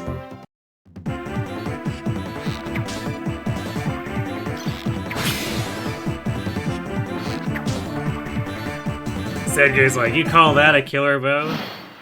This is a killer bow.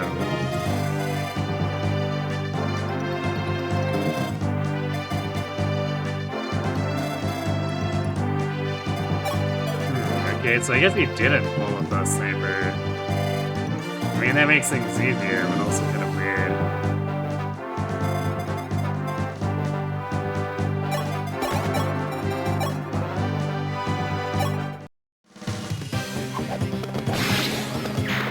Man, Frey and Sedgar are just enacting all of the violence on that man.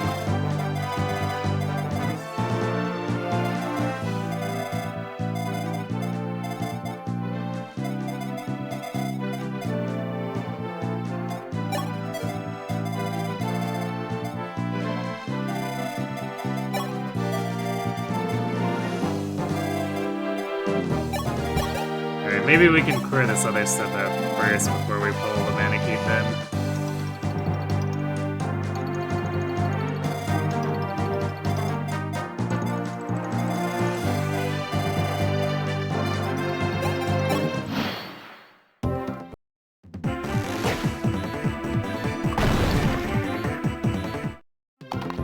Yep.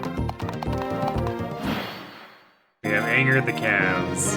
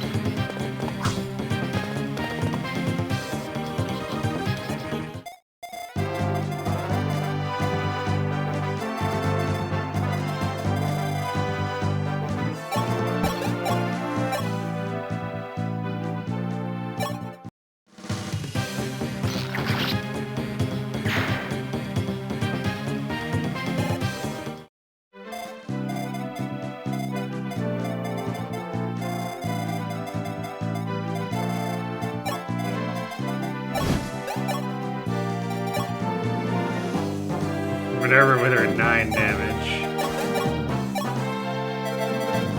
We see the doubles with hers.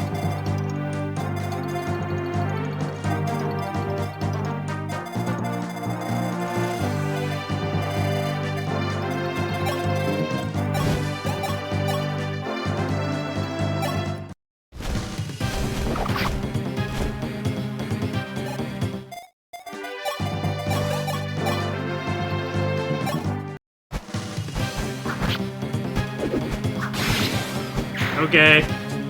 Sure, why not?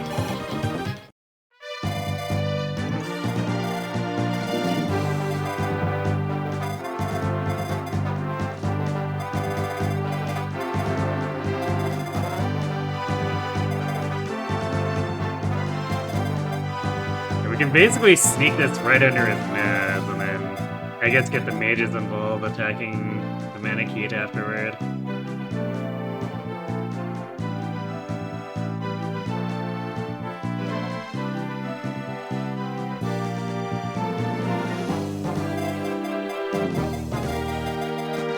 So I would like to give Norin the kill if I could.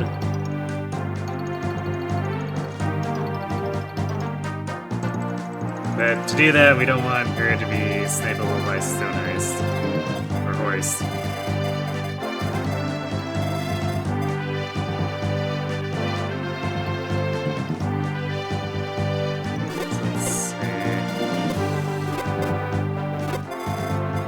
Get this forge.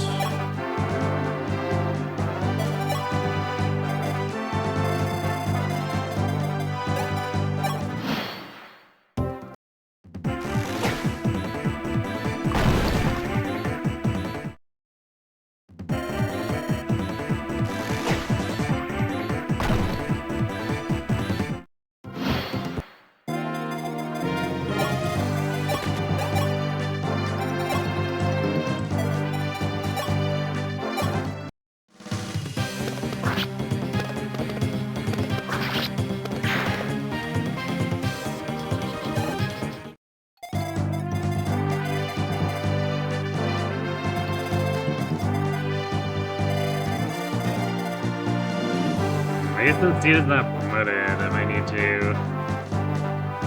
probably need to use a warp here. Well, actually... no, yeah. Since she's not promoted, she doesn't have enough reach.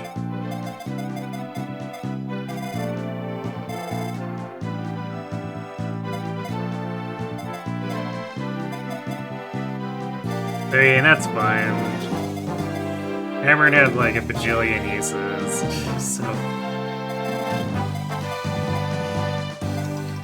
and grab Jake.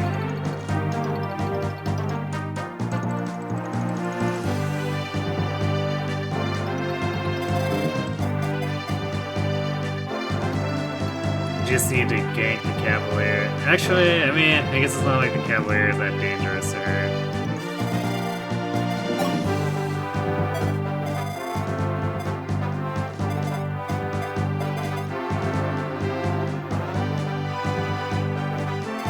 She does survive 25 and would double him.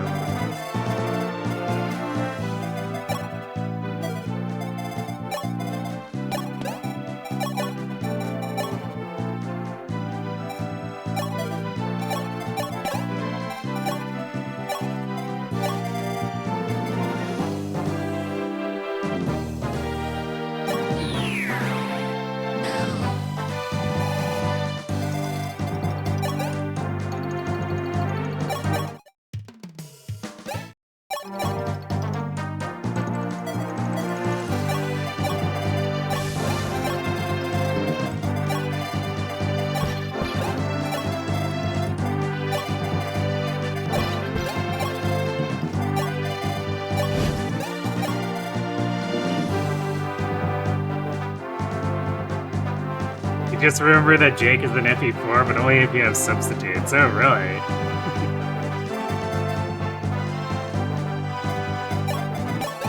Yeah. I mean, Warp is in other games, too, but it's definitely a lot more restricted in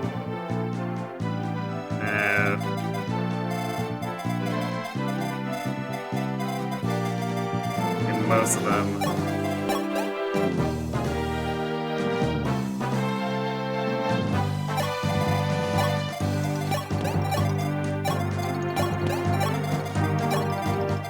Especially getting into, like,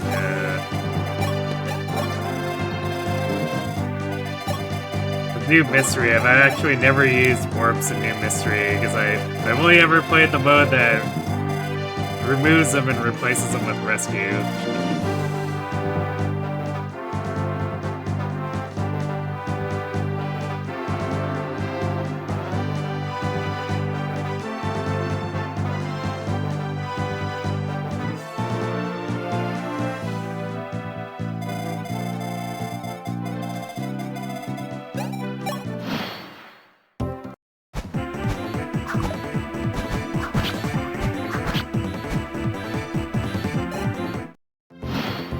That's our hit rate. Look at that.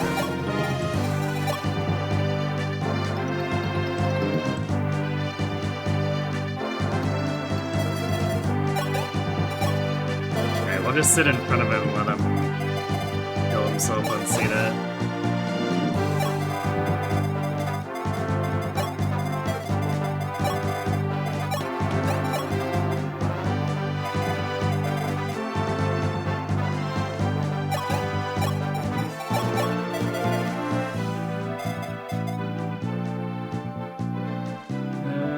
How much was... I forget how much the Firestone adds again.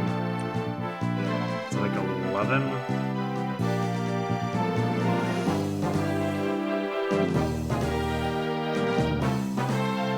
9 defense. 9 defense, 4 res. So he has 13 defense.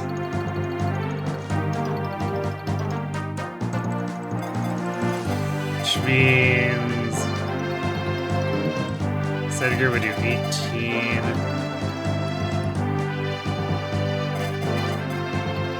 Freitas 22. Yeah, I don't know if the mages are getting this. I guess maybe if we use weaker weapons. This Frey could do 15 instead. Yeah, we'll use an Iron Lance, and that should put him in range of getting taken down by Norn.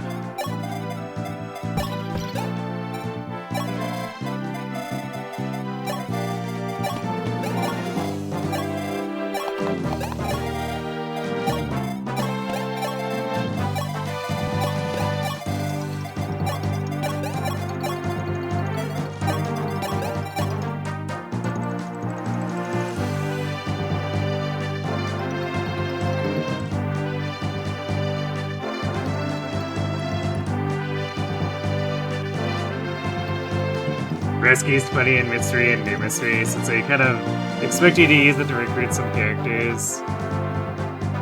Yeah, I mean, it's not too much different from... They sort of expect us to use Warp here for Jake.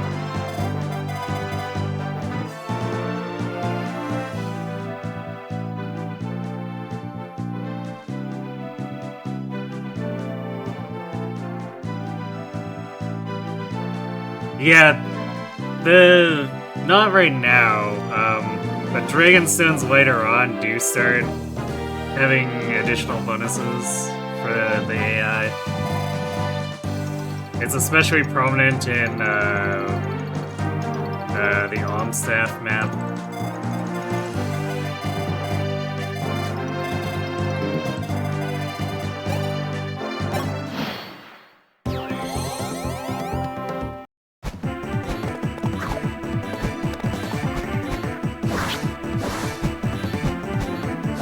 Yeah, chapter 24.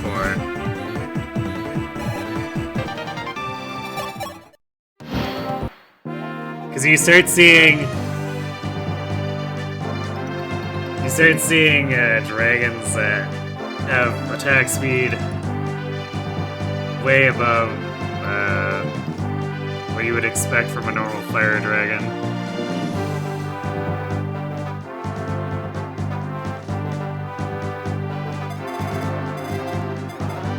The way to tell if they're using a cheated stone is if they're is looking at their void because it tells you their attack speed. So if it's more than 4 above their speed, then they're cheating.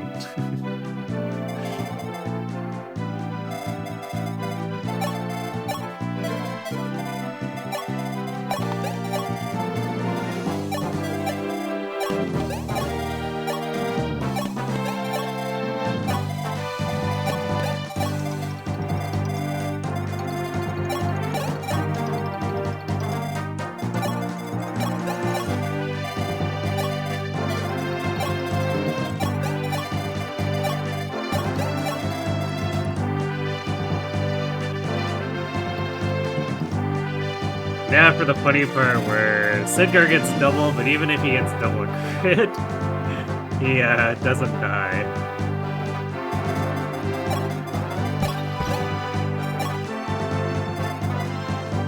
So Manaki will technically have 2% less than crit on him,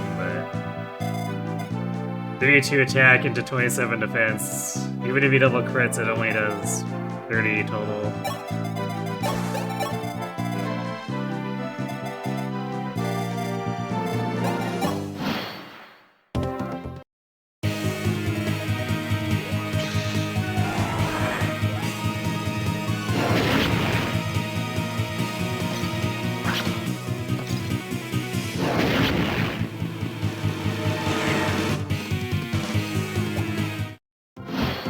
That's so cute, thinking Edgar would burn.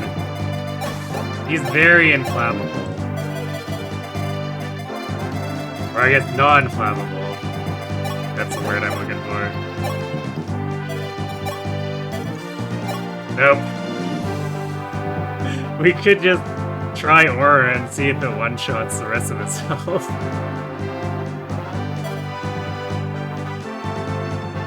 Now we're doing it because it's funny.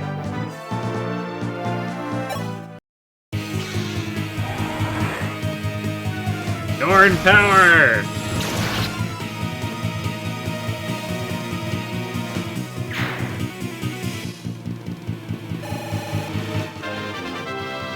Could Lyn do that? I think not.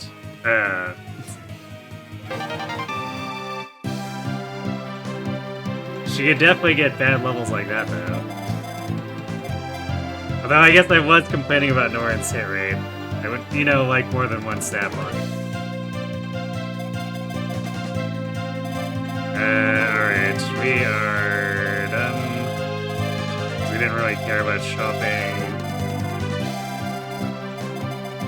So yeah, nice, quick leisurely map. Which is, again, very funny when you place it next to New Mysteries version, and it's massive Wyvern spam that covers most of the map.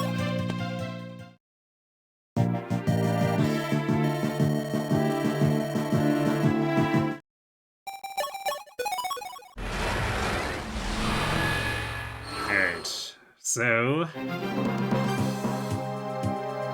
I guess we're not quite starting and ending, or starting and setting up, or starting with a Gaiden and setting up a Gaiden for the next chapter. We still have to do this one. But it's close. 12X is the next Gaiden. The enemy! Yes, exactly that. It's not just the forts, it's those corners. It's brutal because, between that and Violent, there's almost no safe places in the map.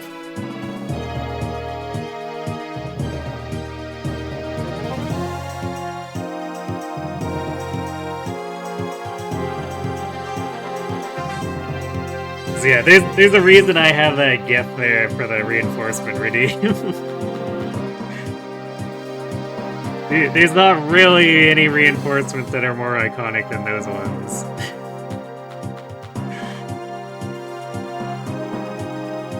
Although, I would almost say Azure Moon Endgame's ambush siege spawns are almost as bad.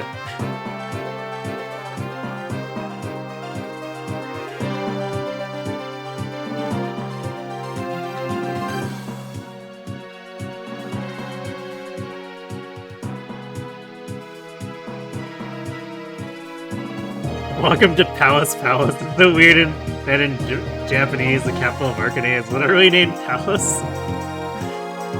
Yeah, I mean, let's be fair. Other languages do it too. There's like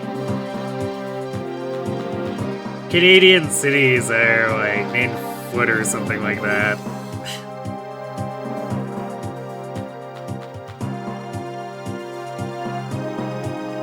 So, like, we can't really throw stones here because we're in a bit of a glass house.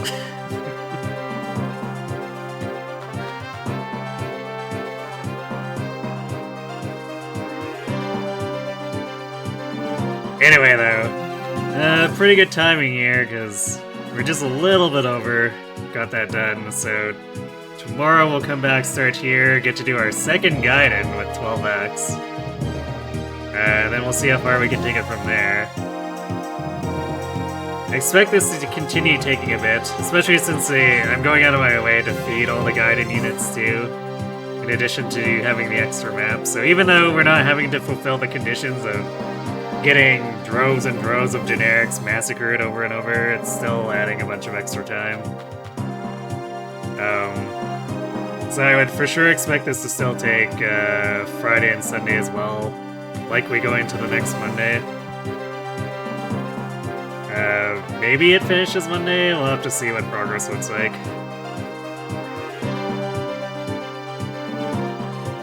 40 forge exists? Nice.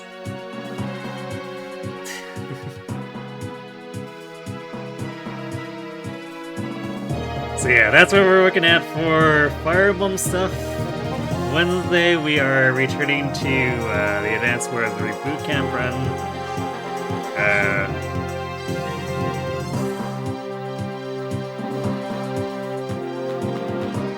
Since, I mean, it wasn't anything super pressing on the schedule, but I guess the next anniversary phase for Uma starts on Thursday, so that's where we'll be doing, I guess, presumably Team Trials runs. Maybe it might, those missions there might make me do stupid things in a run or two, so we'll see what the requirements are. And yeah, for Advance Wars, MCH will be in as a special guest. Well, I'm glad you had fun. If you can pop in at all again tomorrow, you get to see more too. So, looks like Ron is doing Xenoblade 3 stuff. So, let's pop in, check in with him, see if he's found any very nice cliffs to walk his party members onto. He does have a tendency to do that.